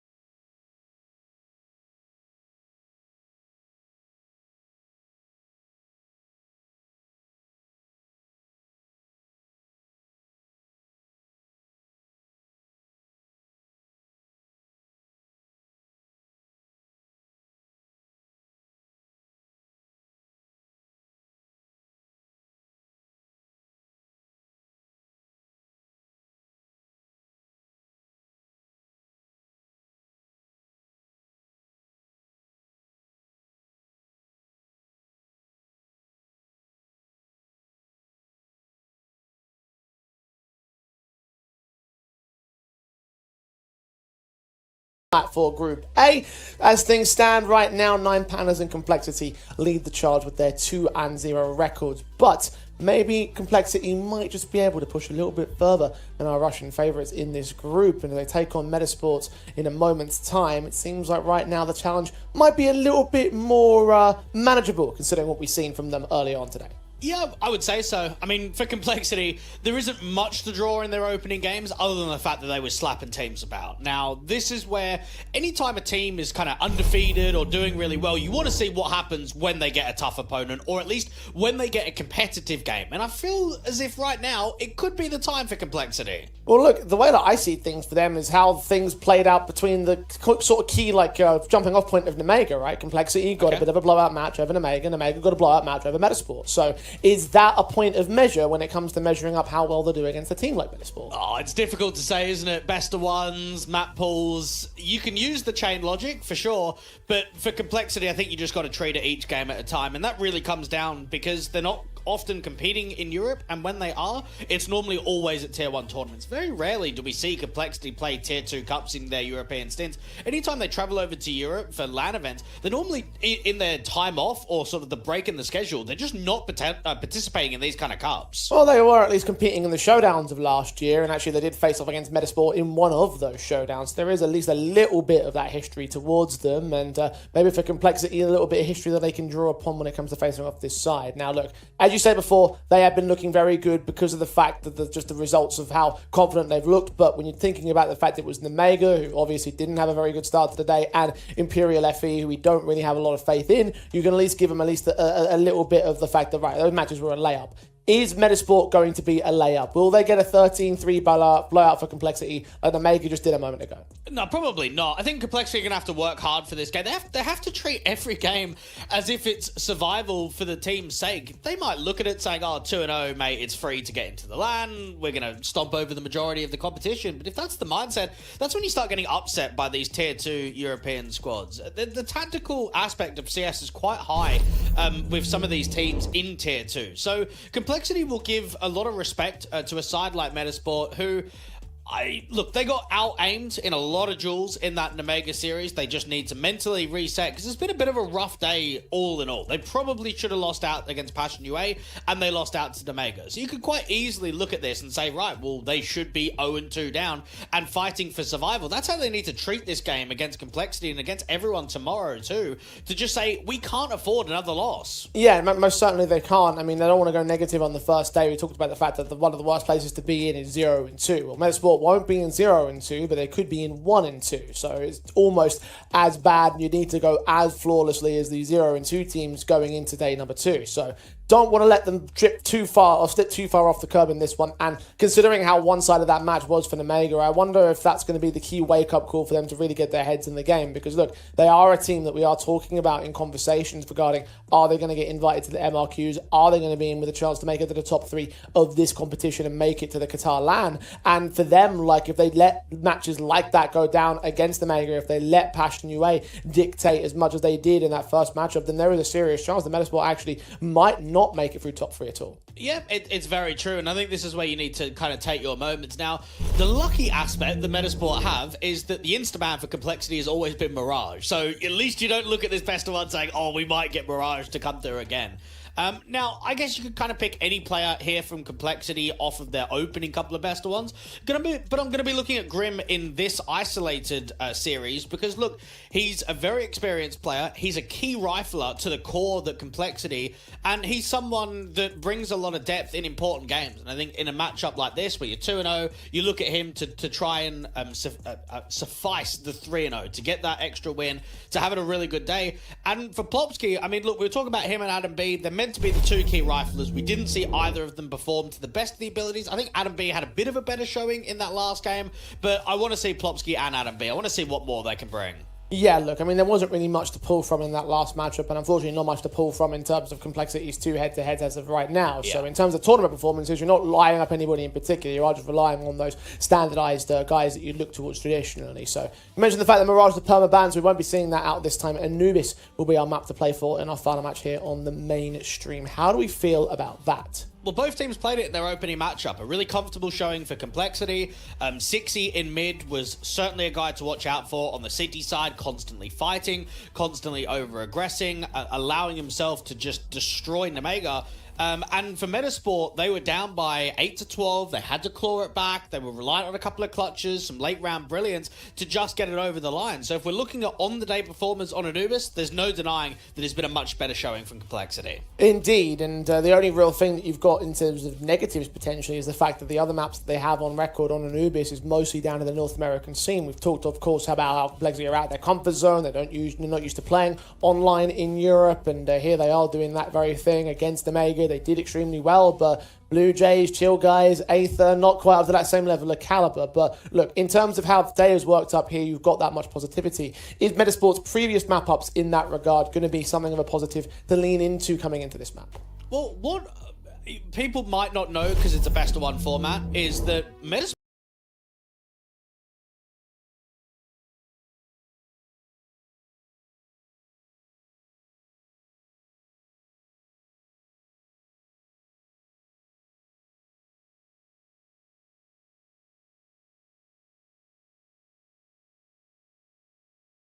honor and a lot of officials under their belt in the most recent couple of tournaments. They will be on the T side start, Dweck. So what do we feel about this one? You think Metasport are going to take this one, or Complexity going to remain undefeated? I'm going to go Complexity 3-0. I think they're going to have a really good day, number one. I think I'm going to join you there. Metasports better step up and prove that that last matchup, the 13-3 loss, is only an outlier. Look at the fast-forward face from Holzerg. 180 flicks towards Plopsky as Isaac fell first. At least the man will get caught off and traded quickly. That's still a man advantage for Complexity. One of the most ballsy plays you're going to see all day. Oh, that's mental. And now Sixy is on the front foot, just allowing info. JT is jiggling out here from the canal. Seen one player with the bomb deep in the T stairs, but they still haven't got the inkling on exactly where the mass players are. Sixy's seen a little bit more, and there's two defenders passively towards A.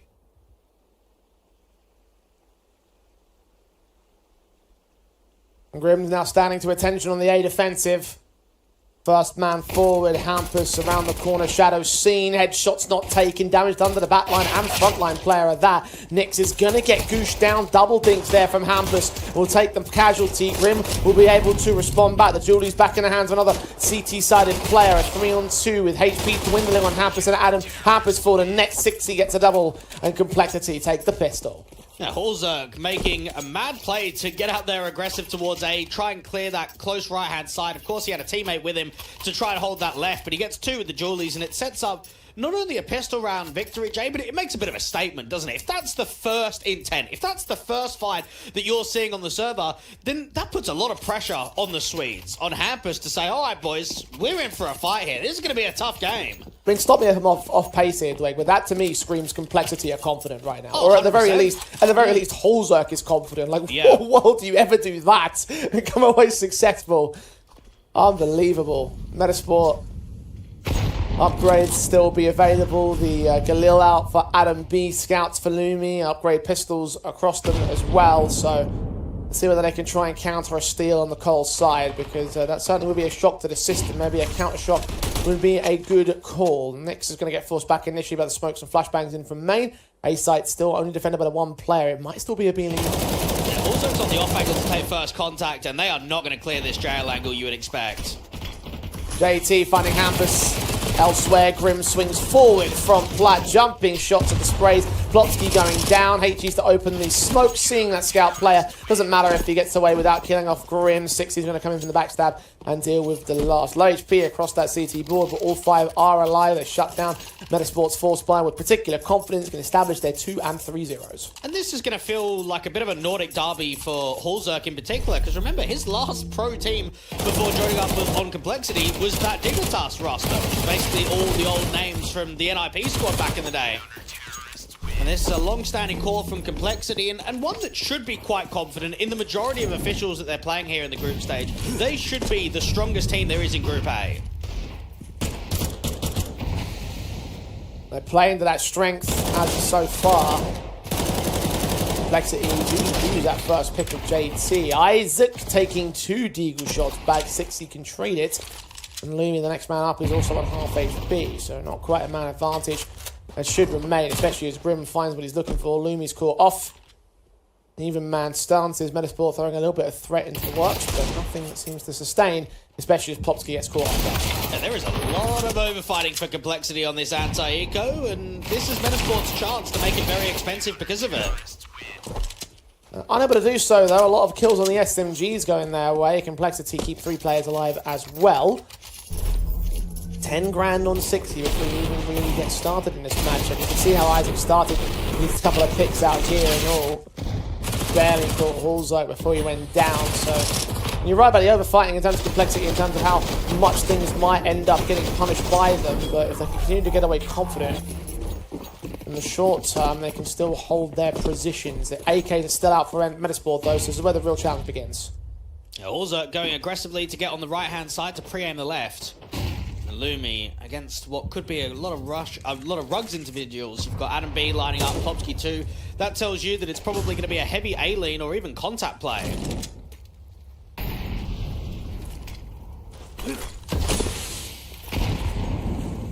HE sent ahead of those Molotov smokes into the T side will block real access towards that main corridor.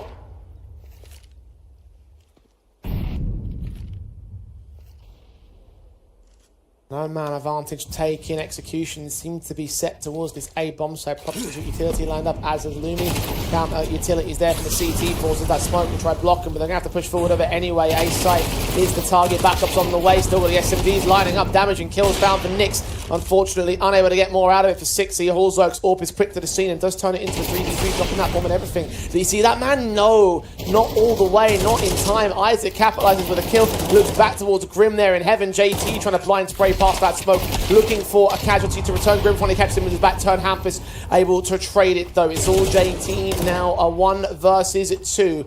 And here come the high fragging captain. Sees the first, takes Hampus, aware of the second now at the fountain. But can he deal with the kills appropriate? The flashbang, try to send him back. Incendiary to the right, force him out to the open, but Lumi lands a straight headshot.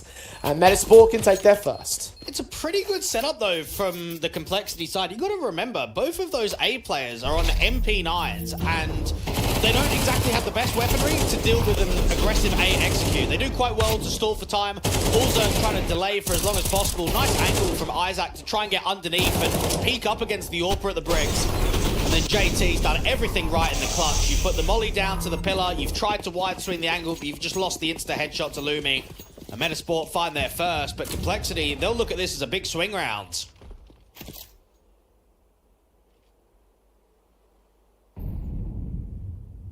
All invested into their guns, limited utility at this moment in time. Adam B about to run right into Hallzerk as their flash support from his teammates. They see the shadow node right there. Shot connects, perfect from Hallzerk. Nyx better be wary of Lumi on the corner though, jumps past it, the shot does not ring out from the T side orbit to maintain the man disadvantage. It's good info, and it's complexity putting pressure on towards A. You have Grim and JT out there on the B bomb site, 60 very defensively in mid, and then that AWP just starting to rotate away. Metizport might try and end A again. I mean, they've got no one outside of mid, no one outside of B. Looks to be a B main push for complexity to try and work some information. Now, this is all going to be timing, because A is going to be taken. Flash forward for Isaac to make his way in. Smokes down to cover off positions. Complexity will still have them out of advantage. Metizport are not going to get given another fight to them. Bomb gets planted. Mollies do not force them forward. Nyx is considering the push anyway. They heard those tags. Where have at least one player, maybe two. Isaac starts swinging in. Back to return. They're not ready for this position. They're not ready for this push forward. So he gets caught. Nyx is down. Isaac needs to force forward and towards Hallzerk and takes another head with him. Lumi's AWP can strike on 60. And now Metizport are looking to take full control. JT and Grim have got to run back and save their weapons because there is no way they're winning this. And with the reset in mind, Metizport gain a very, very nice second round. Maybe even more with the exits. Not quite for Hampus. Success regardless. I'm wondering if Metizport have a little bit of a read on perhaps what the complexity defaults are going to look like in the mid to late round. A looks quite weak. Yeah, it might have been an opening pick for the AWP to get aggressively, but we've now seen the A targetization 2 rounds in a row, and both times it's been a site collapse. We've not seen the even trades or even man advantage being held from complexity. And Metizport will have that in the back of their mind, and so will complexity on how they try and adapt. But that's 2 good rounds from the Swedes, and Hampus will be a bit disappointed that he didn't get more impact in terms of those exits, because the M4 staying in for JT and Grim could still make this round expensive in complexity.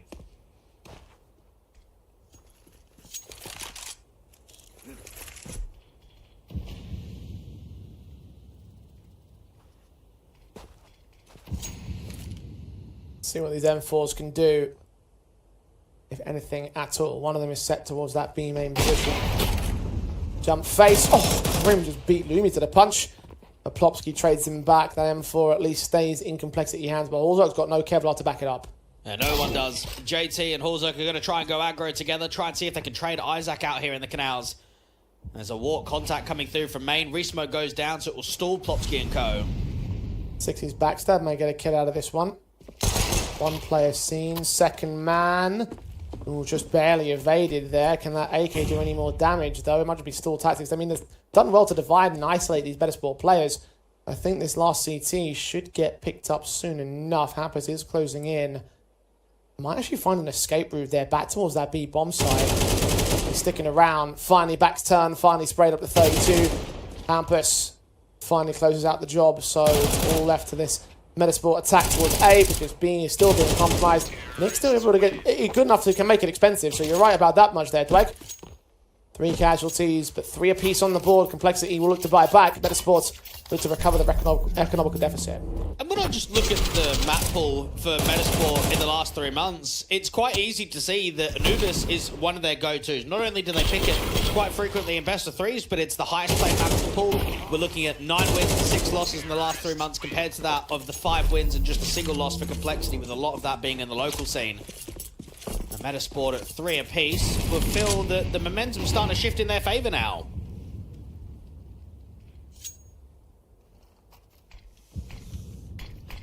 And they keep momentum running in said favour, though. Again, Complexity with a buy up to try and deny such. The M4s are out for everybody. Well, utility defensives are available for them. They're so limited by comparison to Metizport here. And they've done well at least to keep them at bay for the time being on A. The smoke towards main will only just start to clear, and the rifles get flashed in by Lumi to allow them to start peeking, see if A can get compromised. Well, notice the change on the A side anchor. Nyx is behind the pillar. Normally they're more defensive towards the bricks and the heaven angle. Counter incendiary sent from the CT side. Nyx is forced to face, and he will do a lot of damage but not get the kill. Neither will 60. Halzerk can trade back Adam on the forward face, and Isaac is still also low HP. Halzerk with a double, but Plopsky will trade him with the AK burst. The 3-on-2 established by Metizport. Grim will start leaning forward. Lumi's all misses, though. Another chance that may have been given up there by the Metizport players. The M4 start moving. They know there's a player on the bomb site, but can they deal with him? They have to extend out towards T-side contact before they can find the man. JT tempting fate ever so closer. Lumi gets Grim. JT trades back 1. Orb shot baited. Second transfer. USP needs to get pulled out, though. He's out of ammo. And that just simply will not be enough firepower. And nowhere near enough accuracy either. Advantage Metizport now on the board. And we're just starting to see Nyx and A consistently being an issue. And I don't know how you change that, to be honest. Normally, an anchor would say that Anubis A is probably the hardest bomb site to hold. There's not that many positions to play, and it's a lot of times just a straight-up duel where you've got to go 1-for-1 and you've got to stall. So what's the change-up? I mean, he's been trying to maneuver from sort of orange on the wall, at the back of bricks, out there in the pillar, and he's just not getting impact. He's not getting that 1 kill that's required. So what ends up happening is he's just consistently getting overwhelmed, and the bomb site's being cracked open pretty much for free. So I would say if your A anchor is struggling, we need to put more pressure on B main to work a pick, or to work a little bit more information in mid. It has to be elsewhere on the map where they can give themselves a little bit of workability.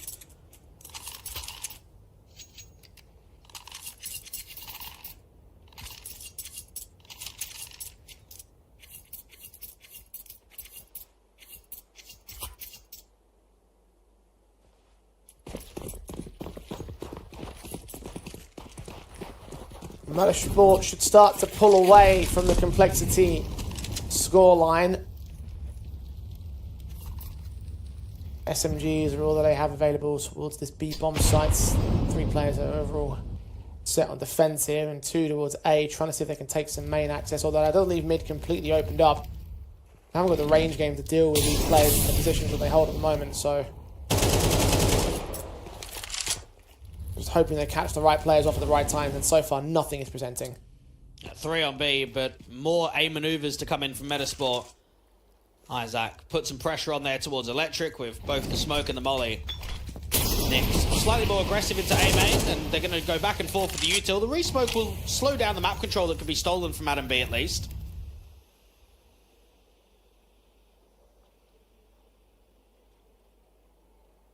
Nick's will be waiting here. Is there a kill in him? Is there amends to be made? He'll fall back. Mid starting to get established here by the SMG of 6E.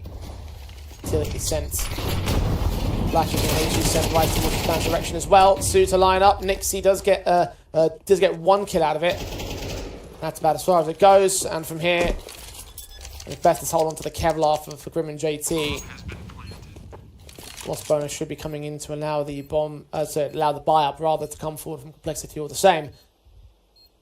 Metizport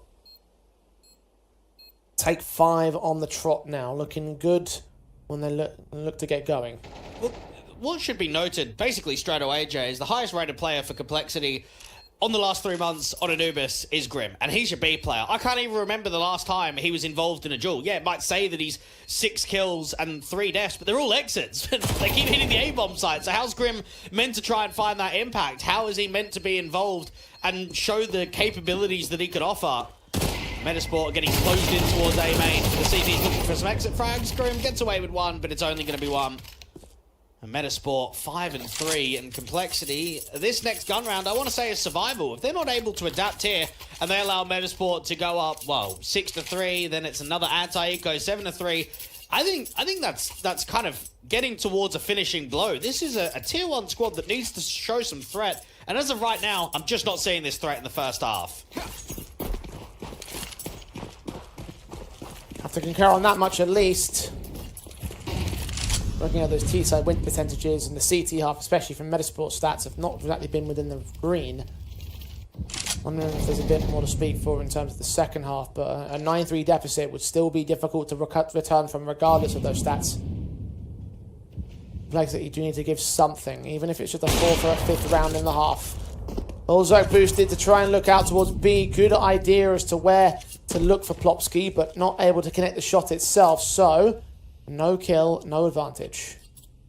And we're not seeing much B pressure at all from Metizport. They pretty much smoke Canal and lean towards A every single time. And finally we're getting 2 on A with a 3rd player that could be a quick rotator in from camera. Flash from 6C. Nix might push forward. Molotov burning the man of Adam B. He wasn't quite aware of his demise. Advantage taken, AWP reposition. Holzer gets caught off by Plopsky, however, another missed AWP shot. And now they look to storm in, split in towards the Z bomb site. 2 defenders, 2 more rotators on the way, but now 60 leaving Nix all alone, isolated and surrounded. It's Lumi with that pickup. 2 players remaining for Complexity. It's JT and Grim again to try and recover the situation, or more likely save their weapons. I'm being funny. I think they need 3 players on A. It's starting to actually become ridiculous. We have just seen A hit 6 rounds in a row.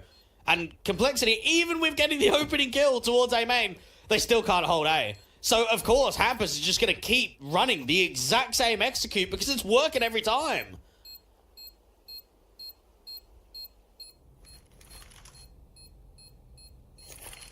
They found a weakness and they're going to keep picking at it until Complexity break. And you can see the slight variations too. You can't just run A exec after A exec. You need to be able to show different levels of pressure and the timings of it. That time around, it was sort of Adam B was aggressive into main, but not with everybody else. And then you've got your contact in from mid, so that it's an A split. There's 2 in from camera, 2 in from main. You've got to have enough of a change up that you still keep Complexity on their toes of, okay, is it going to be an A fake? Is it eventually a lean back to B? You've got to keep them guessing. And right now, Complexity look a little bit lost on their city side. They've not been able to find the reads in these rounds.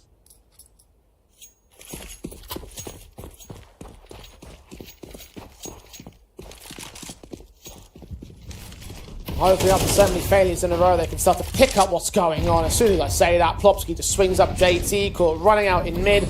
Straight shot, direct to the head, hit between the eyes, and the kill's found in an instant with no chance to respond from Complexity. They will try and take some map presence away, particularly here at Canals and A main, although 60 just got caught. Holzerk finds Isaac, tanks a ton of damage for it, and Nyx will get another kill elsewhere. 3v3, Adam B's now been seen. Holzerk, however, still less than 20 points of health to get out of this position. I think they know that they can just spam him down here. Adam's starting to walk towards A site in the meantime. They're just so stuck. Holzert knows he needs to keep fighting. He needs to keep intensity up.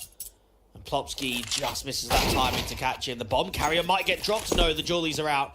And the A-side path is already being taken. Now, Grim is incredibly passive. Does this get pre-aimed from Adam B? I think he's at least got the inkling of that might be a possibility. He's going to check heaven. M4 spray is awkward. And that leaves Nyx, the man who recovered that man advantage to a 3v3, to run back in a 1v3 and save his gun, because I think he recognises that there's no chance. 7 on the board of Metizport. They have the half. Indeed they do. And who could have assumed it was another A-take? Complexity are getting in their own heads a little bit now. And if we're going to go on this parallel, right, if we're going to talk about the story of Passion UA and what happened, losing Fear, losing Jambo, can we not say the exact same thing for Complexity? Losing Elige and dropping Floppy. Losing Elige is just the crutch of this team. It's the best player by far, one of the best riflers that you'll see in North America. And while you try and replace 2 players with local North American talent, it is not the same team. It might be the same core, but we're seeing them at Tier 1 getting owned, getting destroyed. And the good reason for it is that it's a rebuild with a much smaller capacity of impact than what the previous lineup could do.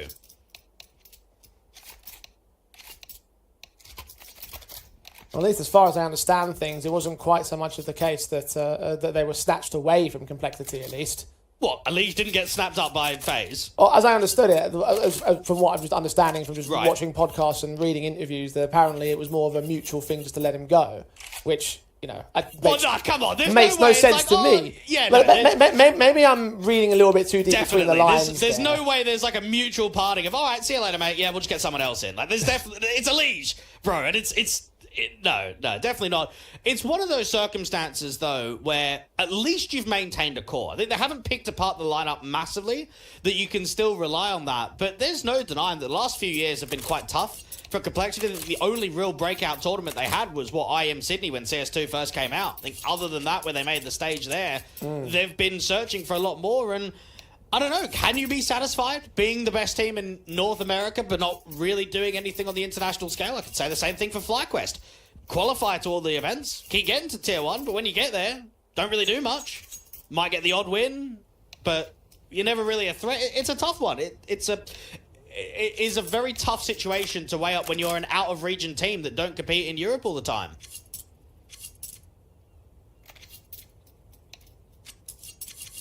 And at least in the past, you can say with their Tier 1 appearances, it's like I said earlier today, it's like, listen, you're losing to VP and Eternal Fire and Team Liquid and what have you. Those are all like very good, high-caliber, Tier 1 definitive teams. I mean, losing a few matches and not qualifying for Compass here in the qualifier might be a little bit too much to forgive. I'd agree. Yeah, I'd agree. I mean, look, it's tough even in the local scene, right? Even your top I suppose buddies aren't even full American lineups, are they? Liquid's not even full American anymore. M80's brought in Sin and Slack. So Wildcard, look at them. They've got Susp over there. They've got Fuzi. And it's like, well, all of the number 1 teams in North America aren't even North American. They're cores, but they're mainly European, or at least with European imports. This one is a pure blood. And I respect that. I really do. Yeah. How long can you stay pure until results are required, though? That's, yeah. Same thing with a team like Endpoint. You know, UK's greatest squad. Eventually had to move different ways. Same thing for ITB, rest in peace, back in the day. Sure. It's a tough call. You never really know the answer until it's too late, I think. More pertinently to the point here, obviously, the replacement elements of Elige and Floppy, like you say, are Sixy and Nyx, and you have to wonder how much pressure is on their shoulders at the moment. Oh, bloody hell. There'd be a lot. I mean, take Nyx as an example, right? You're an anchor player that's playing against Tier 1 caliber opposition, and you've played on Limitless, Take Flight, and Lag. You've just been playing, what, like ECL in America. You've been playing the odd local LAN event, and then you're flying over to Katowice. You're going over to Cluj. You're trying to qualify here to the Compass LAN. You're going to Bucharest for PGL. It's a huge change. It's a massive step up.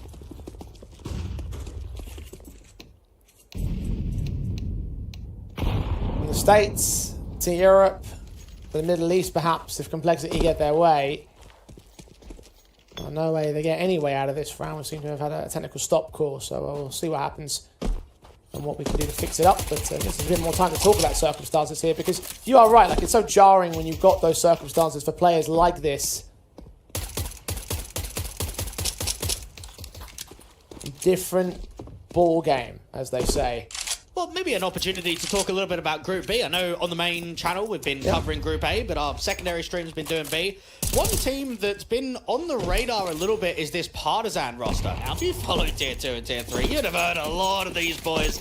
Been around the scene for quite some time, especially Collins, Emmy, Vladen. I mean, you and IJ, we were praising a lot of Vladen when he was playing out on Bleed and doing incredibly well in some of the anchor roles. They've been on real hot form as of late. They've been beating some really good teams. They're getting a pretty good VRS ranking. They're 2-0 here in Group B. I'm really surprised to see Enst getting smashed out by BetBoom. I'm surprised to see that Nexus were able to beat Eklot. So I think that will be an impressive group to keep an eye on for, especially going into tomorrow, to see exactly who the top 3 is over there. Probably not the result that ends one team, but at least they're doing some smashing about, because unfortunately for Partisan, their first 2 opponents were GTZ and Nexus, which is like, okay, those are pretty simple. Ents, however, 7-1 at the moment on the B stream.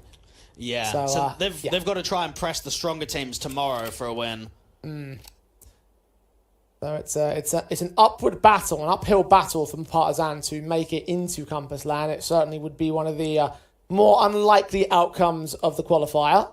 Well, it'd be nice to see a Serbian team towards the top end of Tier 2, because I think the last decent name that we saw in the local scene, if we're not counting the Zero Tenacity side with the local teams, is probably iNation. I think outside of them, I can't really recall the last one that used to compete at a top-end level in Tier 2. I'm trying to think. I feel like there was one in the interim, and... Well, I know you had, like, the Valiance roster that was core when it's sort of that... back in the day, like, before Crazy, the Nexa and Hunter one. But that's years ago now. Was that before or after iNation, though? Like...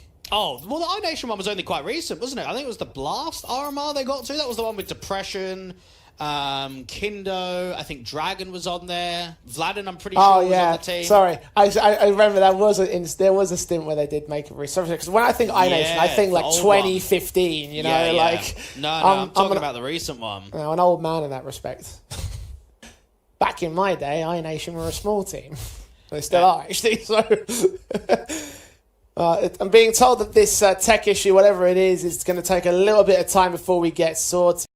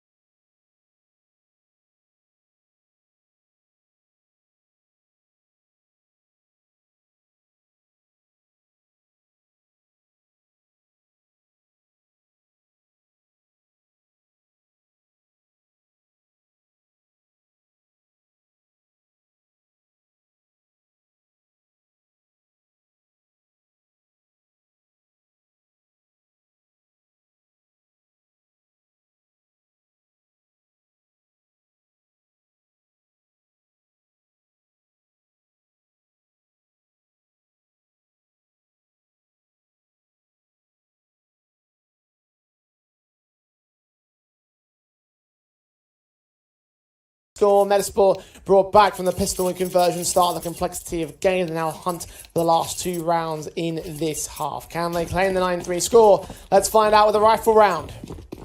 Well, the easiest way to recap what we've just seen, Jay, is a 3-round lead for Complexity, followed by 7 in a row for Metizport. This has been a one-sided first half, and Metizport bringing a lot of pace for Adam B into A main. HG's right on Isaac. Halls are going to pick up the kill against Adam first and foremost. So tank down, dealt with. Isaac does find the return, though. Another missed shot from the AWP. Multiple of those out from Halls over the course of this match. Started so well with a stellar opening pistol, but the big green has not been as impactful for Complexity. Now Metizport look to try and exploit gaps in their defensive. As Grim gets caught, Hampus doubles up, and the B site this time has fallen. It's funny, they hit A time after time, recognizing the weaknesses, and then they go B, and it's much of the same. And just a clean double entry coming through from Hampus. I saw a little bit of that in the series against Passion UA, especially in overtime. I remember some of the B hits that Hampus was hitting. And Plopsky just maintaining outside of B towards that top mid area. It's another save call. This has got to be so frustrating for Complexity because there's just been so many rounds where they can't even attempt the retake. They're just so far away from the bomb side. There's nothing in their favor. And yeah, you could be saving going into round 12 and thinking, well, how many more chances are we going to get? This could be a completely flawless 9-round winning streak from Metizport to end the half. Hedging my bets that actually is going to end up that way. We've got an AK upgrade for 60. At least they have a rifle in spare. But we need so much more right now from the Complexity side. Again, as I said before, I'm holding out some hope there's something on the T side, but 9-3 is still a very difficult comeback. It's funny, you see those tweets from time to time, and it's just the KDs, right, of all the players, and it's guess who won the map. You could say that right here, because the numbers aren't bad for Complexity. It's not as if they're getting farmed from the KD differential.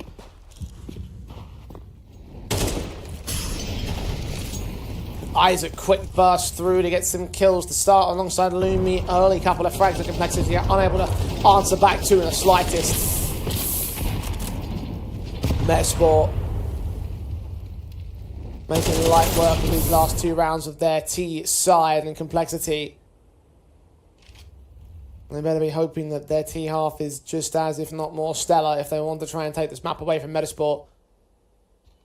They're going to need to be the case. Yeah, 60 out from mid has got Hampus on that right-hand side, just jiggling one another for info. And 60's trying to get a little bit more aggressive. It's all about that timing when Hampus swings. 60 hasn't spotted the bomb carrier, but now Adam P has got another entry in towards A. While pressure's building towards A, it does look like it's going to be a B-split for Metizport. And they can do that because they can. Loopy just caught Grim. 60 now all alone.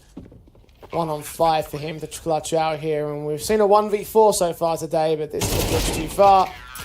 No chance of a retake. 9-3 at the turn. Metizport have made mincemeat out of Complexity, and I genuinely didn't think that they were going to be the ones getting a blowout here. And you can see on the cameras that Graham Pitt, Messioso standing behind Complexity, just being in the coach slot, right? Just being there to keep the boys passionate, keep them happy, whatever. But you do think in moments like this, the lack of a coach is probably a huge difference in how to adapt to just be a secondary voice towards JT. And it makes me wonder, how long are we going to be waiting for? Like, even if Complexity do qualify to the Compass LAN, are they going to have a coach in time for LAN? I mean, I'm waiting for it. It's been over a month now. Might need that. Give yourself a chance to turn Complexity running right in towards the B bombs. I didn't check this corner of Plopsky. The pistols are live and ready in round 13. 60 and Grim can overwhelm those B defenders, and finally something starts going right for Cole. A little bit of positivity in their T side. Maybe the one thing they needed the most right here. CT side a bust, but the T half of this map proving positive on stats, so maybe those stats might show something more right here and now. You a fan of the old school logo coming back, Joe? Oh yeah, I am. Oh yeah. I always hated rebrandings, and I understand that the Complexity logo, the old one, was literally made in MS Paint in 2003, and it took 10 seconds of effort from somebody, but equally, it's the meaning behind it that matters to me. Bit of nostalgia. Yeah. Hopefully a bit of a return to form in the near future for Complexity. Certainly the return to form here and now in this best of one. Pistol's been gained. Got the conversions as well on that CT side, so maybe it's in round 16 or 17 where we might start to see some concerns pop up for the Complexity camp. Right now, they should be able to make light work of the ecos, although I say that, Metizport have brought down. Plopsky up against what looks to be a pretty quick execution into B. Not many players on the B bomb side. Mac 10 straight in, MP9 to meet him. Flashbang's perfectly placed from JT, so Plopsky's overwhelmed quick. And the bomb will go down. The round is over. Metizport know it. They're already saving. Yeah, hold on to what you've got. Bring it forward into the next round. And Complexity, they just need to continue the round streak for as long as possible because they want to try and make the CT economy as uncomfortable once we start getting into those gut rounds because that's only going to help the T side continue round winning. JT and the boys just maintaining any sort of a late exit prounce that there could be to try and get on for a last minute second retake. But then it's going to be 5, and Metizport will treat this as basically back-to-back force buys, but they won't invest again, but they've still got 4 players worth of utility and weaponry, and even a little bit of utility could be upgraded come that next round. Terrorists win.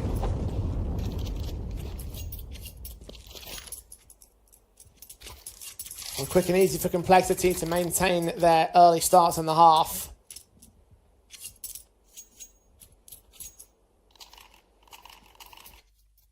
Can they close the gap all the way? 4 more to make up the difference. Well, I think it's funny when Jay mentioned how Adam B was a bit of an OG to this Metizport organization. I look at that very first iteration of the roster. H&S, mate, he sells peripherals now. Giacchino, he's open for Copenhagen Wolves. Nilo is in contract hell out there with Heroic. And who else is there? Rusty. Haven't seen him for a very long time on it. I don't think he's played professionally since being on Metizport. When you say he sells peripherals, He like sells that's- peripherals. He actually sells peripherals. So what? H&S. Does he Yeah. like? Does he like actually like like a salesman, No, or does he like sit behind I- a counter and just? I'm not sure. I don't have the answer, but I know that he sells peripherals. Oddly vague coming from you, but okay, fair enough. Let me get the Twitter page up. Have a little You're look. gonna live research here while you wait for Well, this. I had a little interaction with H&S the other day because that Gamer X clip came up again. It always does the recycling every few years. Oh yeah, that one. Okay. The one that's about 8 years ago that always somehow is on my feed. Yeah, it just says, retired CS Pro, now I'm just into esports and gaming peripherals. And he says, I am cooking the peripheral scene, see you soon. He's cooking the peripherals. He's So cooking. he's not actually selling. I anything. believe he's selling peripherals for a company. I believe so. I think we need to go ahead and get him on the line and figure out Honestly, exactly we what's do. going on. We need to get him in. Find out exactly what's happening. And hopefully we can get a response later on today because we're going to go back into the action. Metizport are going to take this seriously now. We've got rifles, AWPs, M4s. Versus the Galils and the AKs that Cole has pretty easily gained. 3 of those AKs in play for the T-side line. 3 rounds to make up as well. A rifle win here and now may change how this match is shaping up. Likes to be on the back foot for an overwhelming majority of time. It was 9 rounds in a row in that first half, as you mentioned a moment ago, Dweg. Complexity gaining 3 on their trop. The pistol conversion is exactly what they gained on their CT side as well. Will that streak come to an end now? And making it really easy with the double mollies on both house and doors and the HE and the smoke to just drive the CTs further defensively. Now, once this smoking camera clears, it could be a double swing from both Temple and Hampus to work together to put a bit more pressure towards mid. It gets very silent from Complexity. And no lurker deep in B main. It's more passive sightline being held. Metizport have not, at the moment, made an info play, but you expect soon enough that they'll be a bit active.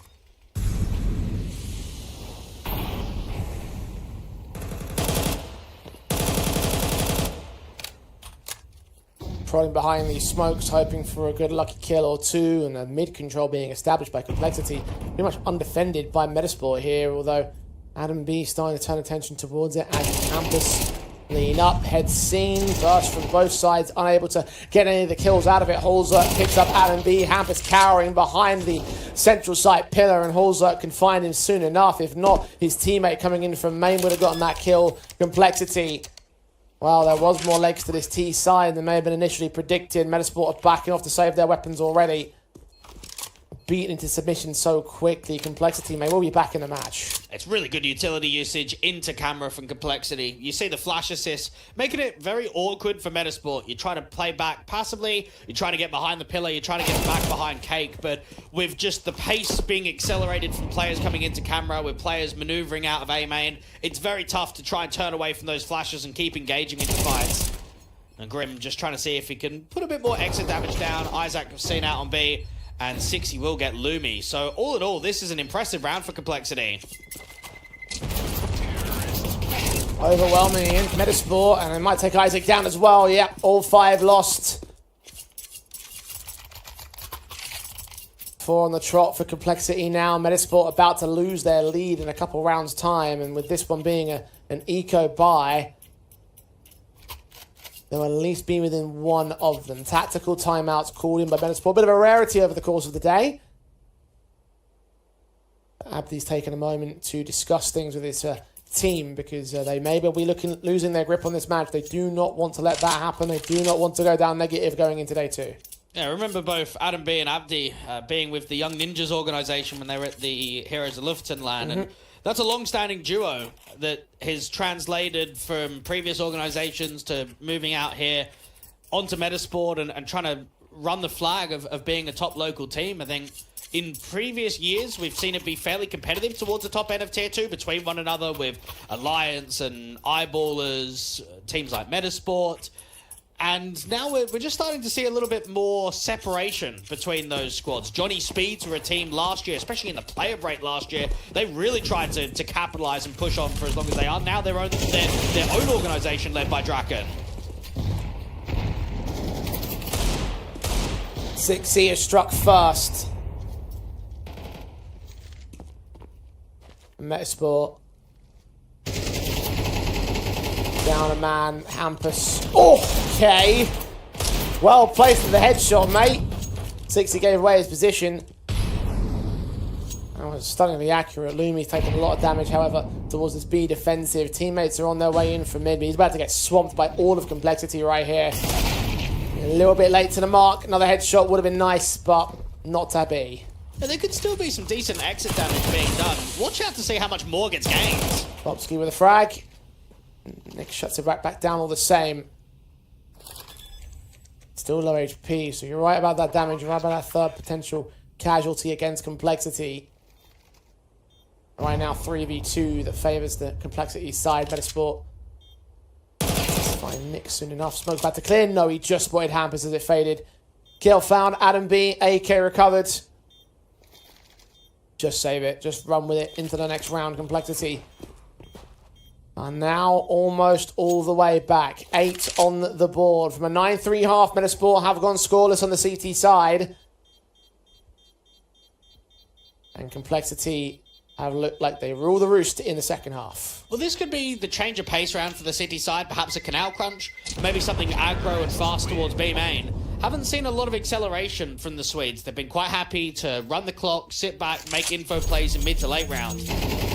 Wonder when pressure starts building, whether that's just the change-up of flying something, being in the front face and make it a bit uncomfortable for the opposition.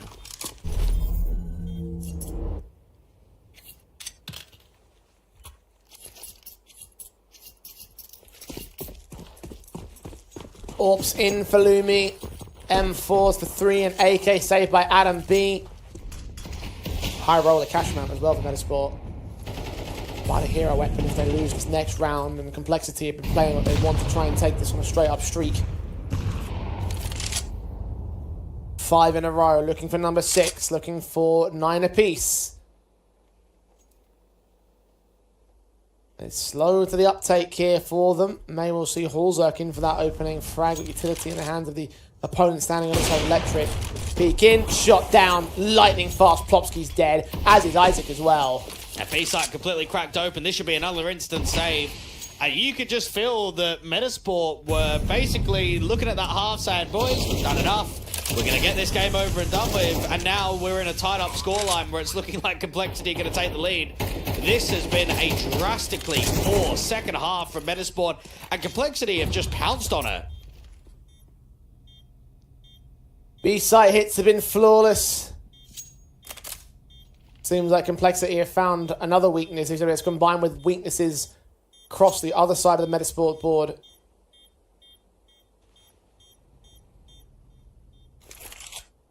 Six in a row. We are dead set even.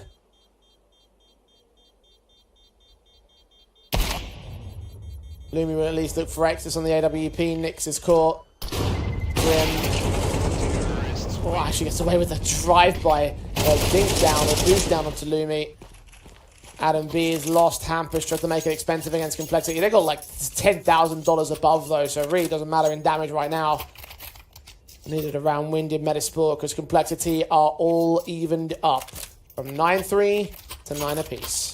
Things are getting tough. And for Metizport, they've got the AWP out fairly consistently for Lumi in the second half. We've seen quite a few gun rounds that he's been allowed to invest into the AWP, but we haven't seen impact out of it. He's been very quiet. And this might be the moment to try and change it up. Now, that's the Canals Crunch smoke, and they are going to try and press it with the AWP coming out of dark. Oh, JT identifies Lumi with a shot that just cleared up enough of the smoke. Kill found a start. Isaac backed up behind the central pillar of the B bomb site. There's smokes in the way of main. HE to open, sees his man, but 6C still gets away with a kill. It doubles up on Hampus in the back as well, or the front, I should say. Plopsky takes trade, needs to double up, and he does do so, but JT maintains control of the man advantage, taking the B bomb site once again. 1v3, Adam B, no chance in hell. I think he recognizes that. Complexity, this is their 7th round in a row to take the lead away from Metizport. Well, that's, you could say, very unlucky that the AWP just gets completely spammed. You've got a bit more of an aggressive setup. It seems like he's trying to play anti-flash. They might try and break the smoke. There's obviously some setup that Metizport are trying to do, and instead JT is just spamming that AK, and it's a full connection to the headshot. This has been back-to-back gun rounds in which Isaac has got nothing, and I rate Isaac really highly. I think he's a really strong anchor player. He's one of the most experienced players that you've got on this Metizport side, but he's getting overwhelmed on B. Even that round, there's 3 on B there. You lose the AWP, okay, you're down by 1, but Hampus is on B, Isaac is on B, Plopsky's there as well, and you can't quite get the crossfire. You can't quite hold the site. Wow, what a second half this has been.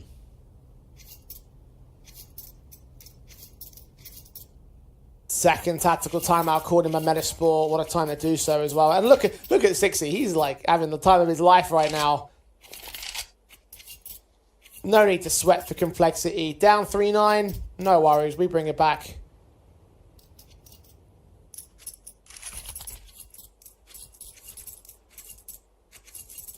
Just look at how that round history has played out.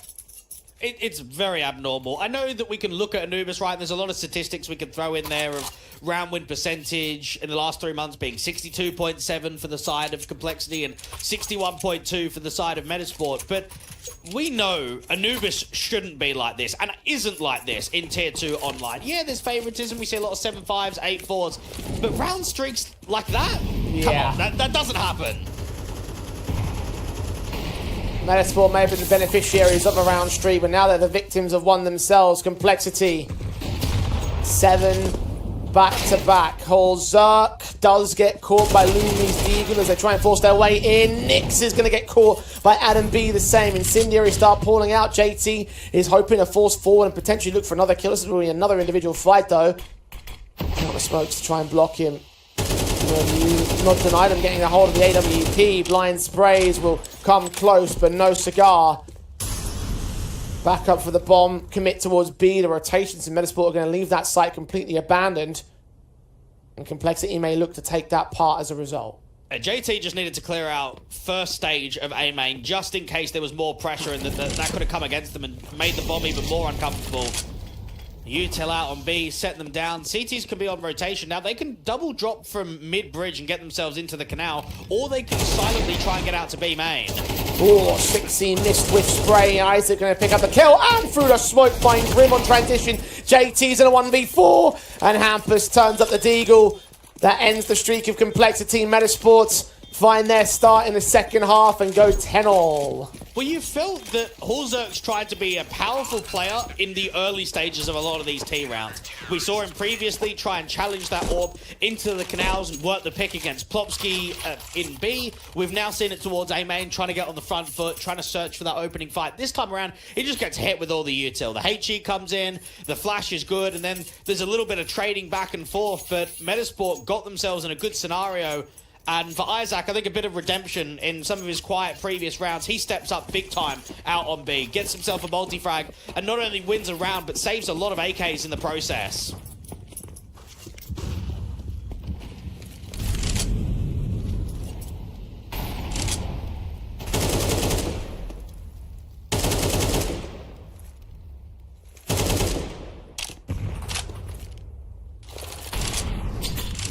Metizport chance to take back the lead over complexity, and they look to gain that as well. JT struck first, but Grim's got to follow up with the 2 trades back on Metizport. We're 3-on-3 with B bomb site gain and backup still in rotation. And not a lot of space for complexity on this post plant. They do at least have a lot of util, and 60's been able to get himself in a good position outside of B main. Is he being watched? Yes, he is. 60. Counting for the backstab, get the headshot quick. Hulzerx now, the smoke clears up towards Temple. We'll get Adam B next up. Lumi required his teammate to establish some presence on the bomb site for the AWP to be effective on the retake, and it just wasn't going to happen. Back away, save it. Complexity, back in control again. Yeah, every time Lumi's got this AWP, it just feels as if he's in an area of the map that's just not contentious. And maybe that's because Complexity have been grouping so much. Really good site access. I mean, those B anchors are really only going 1-for-1. Plopsky was trying to stall for time with util, but he gets caught after that first fight towards the canal, transitioning back towards main. What do Metizport do in terms of the approach? Because the only round that they've won in this second half has been an eco. They've not managed to do it on a gun round yet. Might have to do it here if they want to maintain themselves in the matchup. Wild sprays of complexity. HE's down against Isaac. Molotov damage is not going to quite spread to that corner.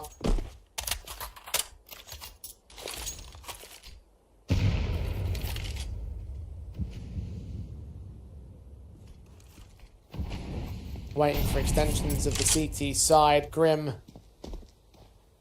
playing anti-flash when they do look to force the issue out on towards that B main push, which they have done at least once. It's getting quite gambly. No one mid, single player towards A. There's 4 on B here for Metizport. Might be the right call to make here as well. The bomb's still outside of B main. It's not fully committing towards it. They're waiting for someone from Metizport to make a move. They might get their wish, but not in an angle they're prepared for here. Bit of mid presence being established. Nick's about to see what's going on. Swing forward, C2. Okay, boys, I might be in trouble. Might need some support from JT. Looks down the canal, sees nothing. Drop down, finds Isaac, gets a ton of damage. Nix is forced to respond towards him to 4v4, and that B stack is scattered. And players are just all over the place. Metizport have consistently over-rotated. Adam B is late to get back on the bomb site. Molotov sent in, third man's on the way. AK from range, Adam B completely whiffs his spray. Hampus will trade it. Smoke to that main entrance, blocks the AWP. Hampus still known towards Glyph. HE's doubled up, sent towards him. The HE back from Lumi's AWP clears up the smoke to get Grim in a 2 versus 2. Missed shots from Blind Bomb will not be denied, although Nick certainly will be tagged low. 1 point of health. Hulzerx needs to go pretty massive right here. 16 kills on the high HP element of the T side, but he's baited on that AWP and now pinned behind the pillar. Needs a perfect shot. It's not coming his way. Nick's unaccounted for though. Gets Lumi. Swung out from Plopsky. Now well aware of what's going on. And Hulzerx tried his hand another chance, but the AWP still unable to get consistent hits. Gives Metizport 11 apiece. Yeah, Hulzerx just needed 1 there. 1 kill with the AWP, and that's just game done. Get yourself up to 12, force that reset. Great utility usage. Grim, it's an unfortunate timing where he's trying to get aggressive to work on the edge of the smoke and he gets HG. And Lumi with a great shot and Plopsky in for the clutch. It shows his class and shows his quality. 11-11, Metizport know that this game is still on. Yeah, Dragus kick in, screaming into the 24th round and maybe beyond. Complexity, look at Plopsky. On forward face here, AK to meet him on the other side, but Grim couldn't get all of it. So much damage done towards the CT side player. 14 HP remaining on Plopsky. The man advantage is with Metizport. Lumi can extend upon it. JT is caught next. It's a 5-on-3 A site. Being leaned into by Nyx. Adam B on the defensive. Got utility coming this direction. He's got smoke in his hand. Blocked vision, wave it back. You're playing a two-man advantage on this retake. And Nyx is just trying to force as many of those camera players back as possible. They need to take space though. Need to get aggressive. They've got to take storage here. Nyx pushes the issue. Sixy finds Adam B. Cleaned up in the back. Heaven control established and extended upon here. Oh, really good position. They're going to fight as a unit. Oh, and they all fall apart from Metizport. Halzert lines up. Sixy gets two of his own. A triple in the round for him individually. Complexity played the right place at the right time. And Metizport fell apart into match point for the opposition. And it came after the two experienced players lost their life out of B. I mean, losing Grim and JT, you think, oh, the round might be completely over. It's the right protocol there in a 3v5. You've got to take space. You've put all that util down to camera, so you can't get aggro there. You've planted towards Heaven and Bricks, and you don't have anyone towards A main. So there's only really one area you can go, and that's aggro CT. That's getting into storage and putting pressure down deep Heaven. And 3 players on the lineup. Metizport, oh, they'll be kicking themselves, because think about it. Plopsky's just won a clutch. You've given yourself a lifeline. You've lost the next follow-up round. And what do you get rewarded with? A crap buy. You've got an AWP out for Lumi, who I can't even remember the last time that he got an AWP pick in an opening to mid-sequence of a round. The only time we've seen the AWP success has been in the late round on the retakes. You've got Adam B on an M4A1S. You've got Plopsky on another one. MP9 for Isaac and a Deagle for Hampus. This is one of the worst-looking buys that you could ask for come round 24.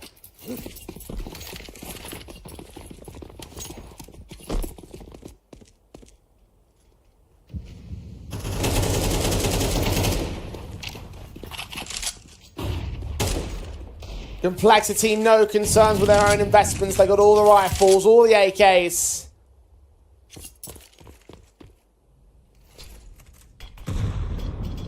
One chance to close, one round required. Metizport at most every single disadvantage. Complexity choose to end A. Smokes are at the ready, the Molotovs are already being thrown out. M4 and an Eagle on site. Also with right support Hampus. HE sent towards the centre contact. It's Adam B that finds the first to 6C, so it's an advantage again for the Metizport side, but Complexity have fought their way out of this corner several times over the course of this matchup. Will they do it again? They might need that mid presence soon, because right now it's 3 players on site and 5 players inbound. Lumi not fully faced upon here. Smoke to clear. Player in Heaven. Hampus is the Eagle. Strikes well and strikes true. Looking for 2 and that. JT is found. Grim now strikes with only 1 frag to his name. Nyx will not survive forever. And Metizport pushes all the way to overtime. And in the most unlikeliest of rounds, you've got a lot of success being landed before the bomb even goes down. Great work from Adam B to span through that Heaven smoke, find a good connection, and then just anticipate some slightly overly aggressive maneuvers from stairs out towards Bricks. Metizport do well to establish some good crossfires. I mean, even Hampus, that smoke's clearing out in Heaven. It's being pre-aimed by an AK just on the other side of Cake. You're expecting Complexity to win that duel and to force that first fight. Instead, it just goes the complete other direction. And Metizport, well, they hold on. That they do. A near choke lost.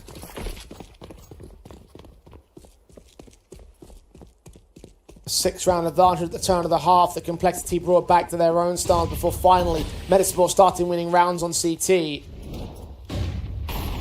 They won just enough to keep this game going, to keep themselves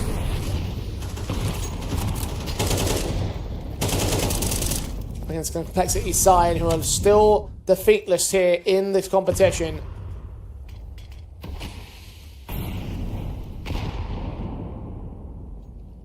Set the rifles up for overtime. AWP's in for Lumi. Nix close to contact, spots his man. What an adjustment that is. A shot towards the right-hand side of the AWP. Isaac double flash. Does he clear the right-hand side? No. Grim gets the easy trade back, and now Plopsky is completely alone with no rotators inside. They're on their way, but they might not get here quick enough. Molly's in Glyph. Electric control established. Nix catches Hampus on rotate back to A. Plopsky takes a chance to strike. Drops that bomb. Drops a second. He picked his moment. Perfect. Oh, he's got a triple out of it. Forcing the TK from Nix, who's on 21 points of health. Looking for Adam B. A 1v1. I think he saw a shadow right there. M4 backs up, AK to swing, seen his man, and Adam B holds the opening round of OT. I think you can give a lot of effort there to Nix. He's done as much as possible in that round. He's got a great opener towards A. He's then got a secondary kill in the canals. He's got the third kill on the trade back on B, and then has to be set up for the 4K to win it. You would have just hoped that one of those main players trade out Plopsky. There's 2 coming in from canals, 2 out from main, and Plopsky just denies that split completely. Adam B to get the finishing blow. Metizport to win the first round of OT.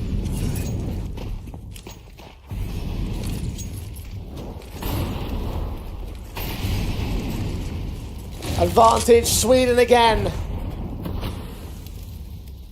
Will it last?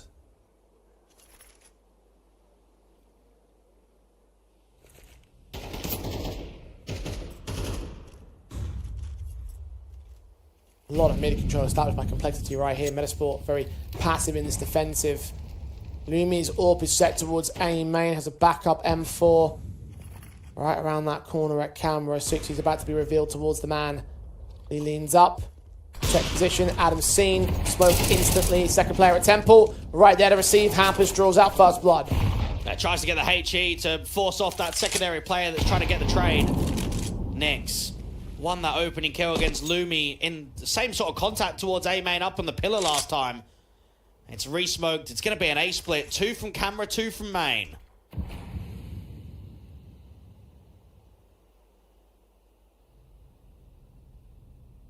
Forty seconds.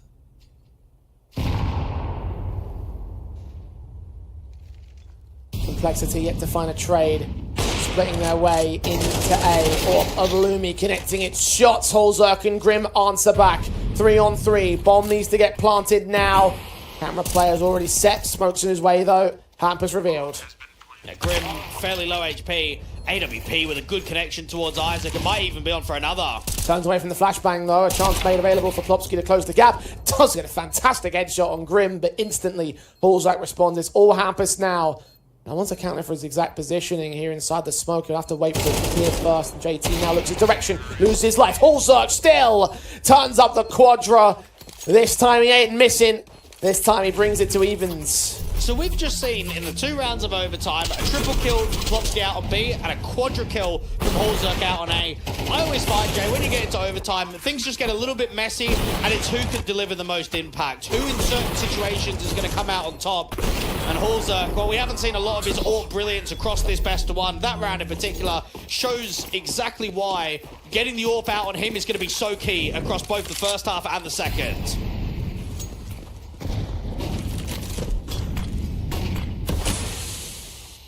Lumi hugging that corner wall. JT can't punish it this time.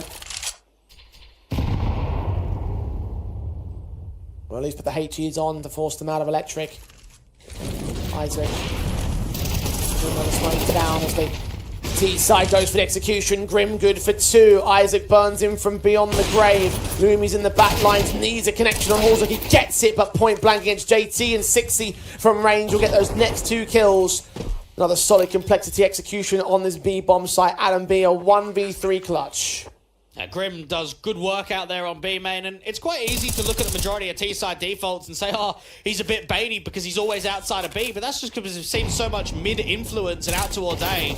Finally, he gets involved by going aggressive into B, and we see the difference. Adam B tries his absolute best to isolate a few of those duels, but the 1v3 just doesn't present, and Complexity make it 2 out of 3 gun rounds on the overtime first half. I think you've got to be fairly happy about that one. coming away with the advantage at the turning of T side, most certainly. We've seen how T-sided this matchup has been thus far. X Factor certainly sits with them right now, but it was a little bit missing on that first half for Complexity. All that transition over into the second half of overtime. Cole on CT side, Metizport. For mid-control, first up, Hulzerk's flashed off, blinded, backs away completely. No opening kills in the early few seconds. JT might think about a bit of an aggressive move out there in the canals. Campus just prodding, bursting. You've got A-Main taking fairly aggressively from Complexity, trying to get on the front foot. Metizport. It hasn't been much of a contact at all early on.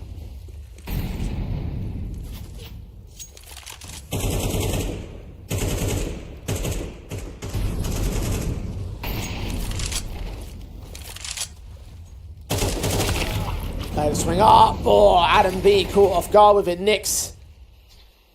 Advantage found for Complexity. 16 wants to consider leaning forward, as is JT. Utility sent down. AWP leans forward. Of it though, missed shot. JT punishes. Lumi's fallen now. 2-man advantage up for Cole. And he may be getting a little bit more out of Main. He's turned his attention towards Hampers, who's starting to lean forward. Got a player also back at Temple. Swings and sees 2. Takes 1. Plopsky can finally take Grim back, but JT's pulled out a USP for a headshot. That's good enough to get the kill. Isaac caught out in the open. 15 for Complexity. Match point at last. Do you know, Nix has earned my respect in this best of one. I was really let down by him. I thought that he was being punished quite a lot as the A anchor in the first half of regulation, that he was having a tough time, wasn't delivering impact.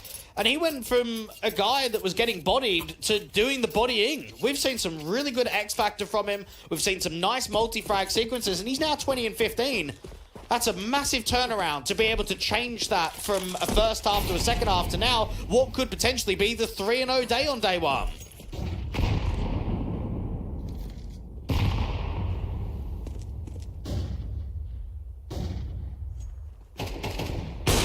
Hulzerk sees the first in this round. He takes the highlight moment. That's a lazy clearance. No one holding A-Main there. And Nix might have impressed you, but Hulzerk is still top frag at 23 on his board. Getting an easy one, a layup kill there to start things off. Plopsky's trying to trade back on this B defensive. There's 3 players total, and none of them are offering up an angle of attack. Lumi does get his own back on Hulzerk, though, but Adam B is going to be the man to follow up the man. Advantage for Metizport. Advantage of the 4 versus 3 in particular. And that spreads Complexity thin onto the defensive line. And this is why we're starting to see a little bit of movement. You get Grim, the B anchor that goes into dark, and you get potentially a mass over-rotation. Now, the A player of Nix has been able to get aggressive. That is the indication that it's either going to be a mid play or a group B, and they're going to try and get 2 on B because of it. Grim leans forward. Smokes get in the way. He waits.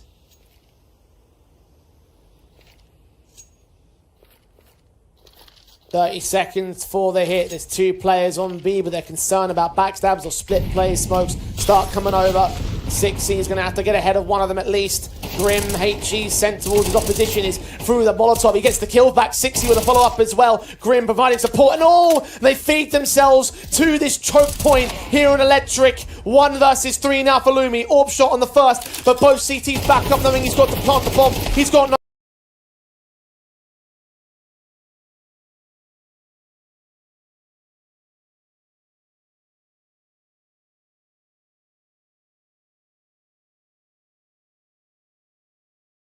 0 in the group. Oh, finally, Complexity getting a bit of a challenge, and it didn't look like that from a 9-3 scoreline at the turn, but it ended up being quite a competitive affair. And Complexity, it's the expected outcome. The experienced squad that play in the Tier 1 environment, they've come here to Europe, they've gone 3-0 in the group. It's been a very successful day.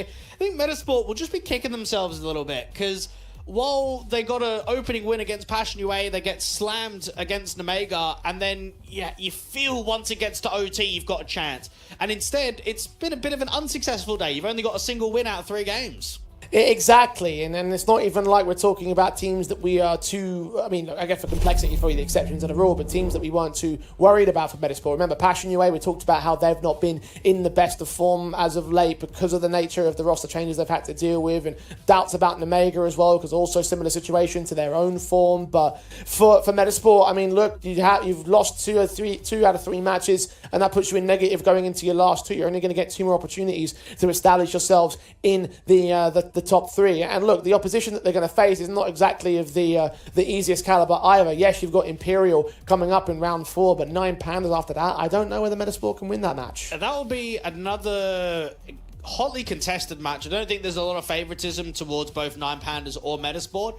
And just kind of knowing and reflecting on how day one goes down, you're going to be asking a lot of questions come tomorrow, right? Because it's one loss that you shouldn't have taken that could potentially be you going 4th or even 5th in the group and not being in the running to qualify to the LAN.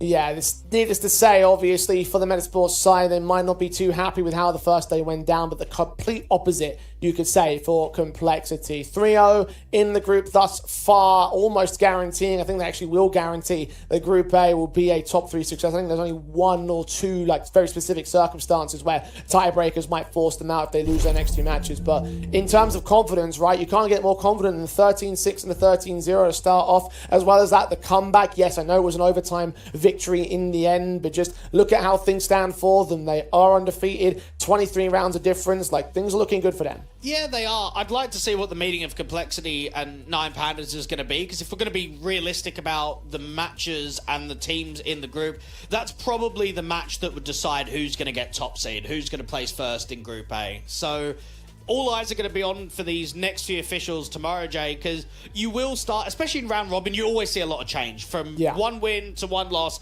that table can start fluctuating quite a bit, especially the 3rd and 4th place. Those are normally the ones that start changing quite a lot every single best of 1. Well, 9 Pandas are the other team that are undefeated as of right now, 2-0 in their record. So, of course, Complexity beat them out, but 9 Pandas have a game in hand, and maybe that game may well go towards their favour when they take on Complexity in round number 4. Nemiga currently sit in the top 3 with a 2-1 record, which, of course, a 1-1 record, I should say, rather, which, of course, is going to beat our Metizport, who played 3 matches, now negatively ranked at the moment, going to need to try and bring something back because their head-to-head tiebreaker will favour Nemiga in that case. Meanwhile, Passion UA and Imperial Valkyries so far unable to get victories on their board, so they sit at 0-2 at the bottom end of Group A, and that is how Group A shapes up at the moment. Over in Group B, to sort of keep up to date with how the B stream action went down, BetBoom in a similar position towards 9 Pandas, 2-0, undefeated in their group, the only team undefeated, because Ents and Partizan are 2-1. Ents, of course, defeating Partizan pretty handily in the round 3 match on the B stream a moment ago. Nexus 1-1 in place number 4 on the B on Group B, and Eklot and GTZ down 0-2, and that rounds out how your standings look after day 1, Dwayne. Yeah, the first thing that can be said is the last Compass winner was Eklot. They went on an incredible run. They surprised a lot of people. They won the entire event, got some nice cash. They've come into the qualifier to the LAN and they haven't won a game yet. So it tells you about the pedigree, right? That you go from the Swiss stages of contenders and main Swiss and playoffs in the typical circuit we have here in Compass. But then once we start playing with the big boys here in the best of 1 formats, it's oftentimes the stronger teams that always pull out ahead. Well, look, I give you big boys in the case of BetBoom for the likes of Eklot, but they also lost out to Nexus in round 1. Yeah. So, look, I don't know if that's going to maybe potentially hinder their chances of making the LAN and making that top 3. There's several teams that I think actually might end up giving Eklot a few more spanners in the works, particularly against that Ents side in round 5 of tomorrow's proceedings. But that's all for tomorrow's proceedings and how Group B and Group A look at the moment. Tomorrow we continue at the same starting time, where on the A stream, specifically for Group A, Passion UA will take on Imperial Valkyries. A chance of Passion UA maybe to make up some points, get their first victory on the board, Blake. Yeah, you'd expect so. I mean, for Imperial, you just want them to have a fresh mindset going into day 2. This would have been a tough one. I'm sure they're going to build up a little bit of confidence taking on DMS in the best of 3 that they've got in the local divisions. So get that win there, make it a pretty clean game, and have a fresh mindset moving into day 2. It all starts at 10 a.m. CEST, back here in the same time, same place, same everything here in Compass. Only 2 days in the closed qualifier, and there's everything to play for still. So we'll see you back here tomorrow. For the day we bid you adieu, make sure you're tuning in to see who's going to qualify.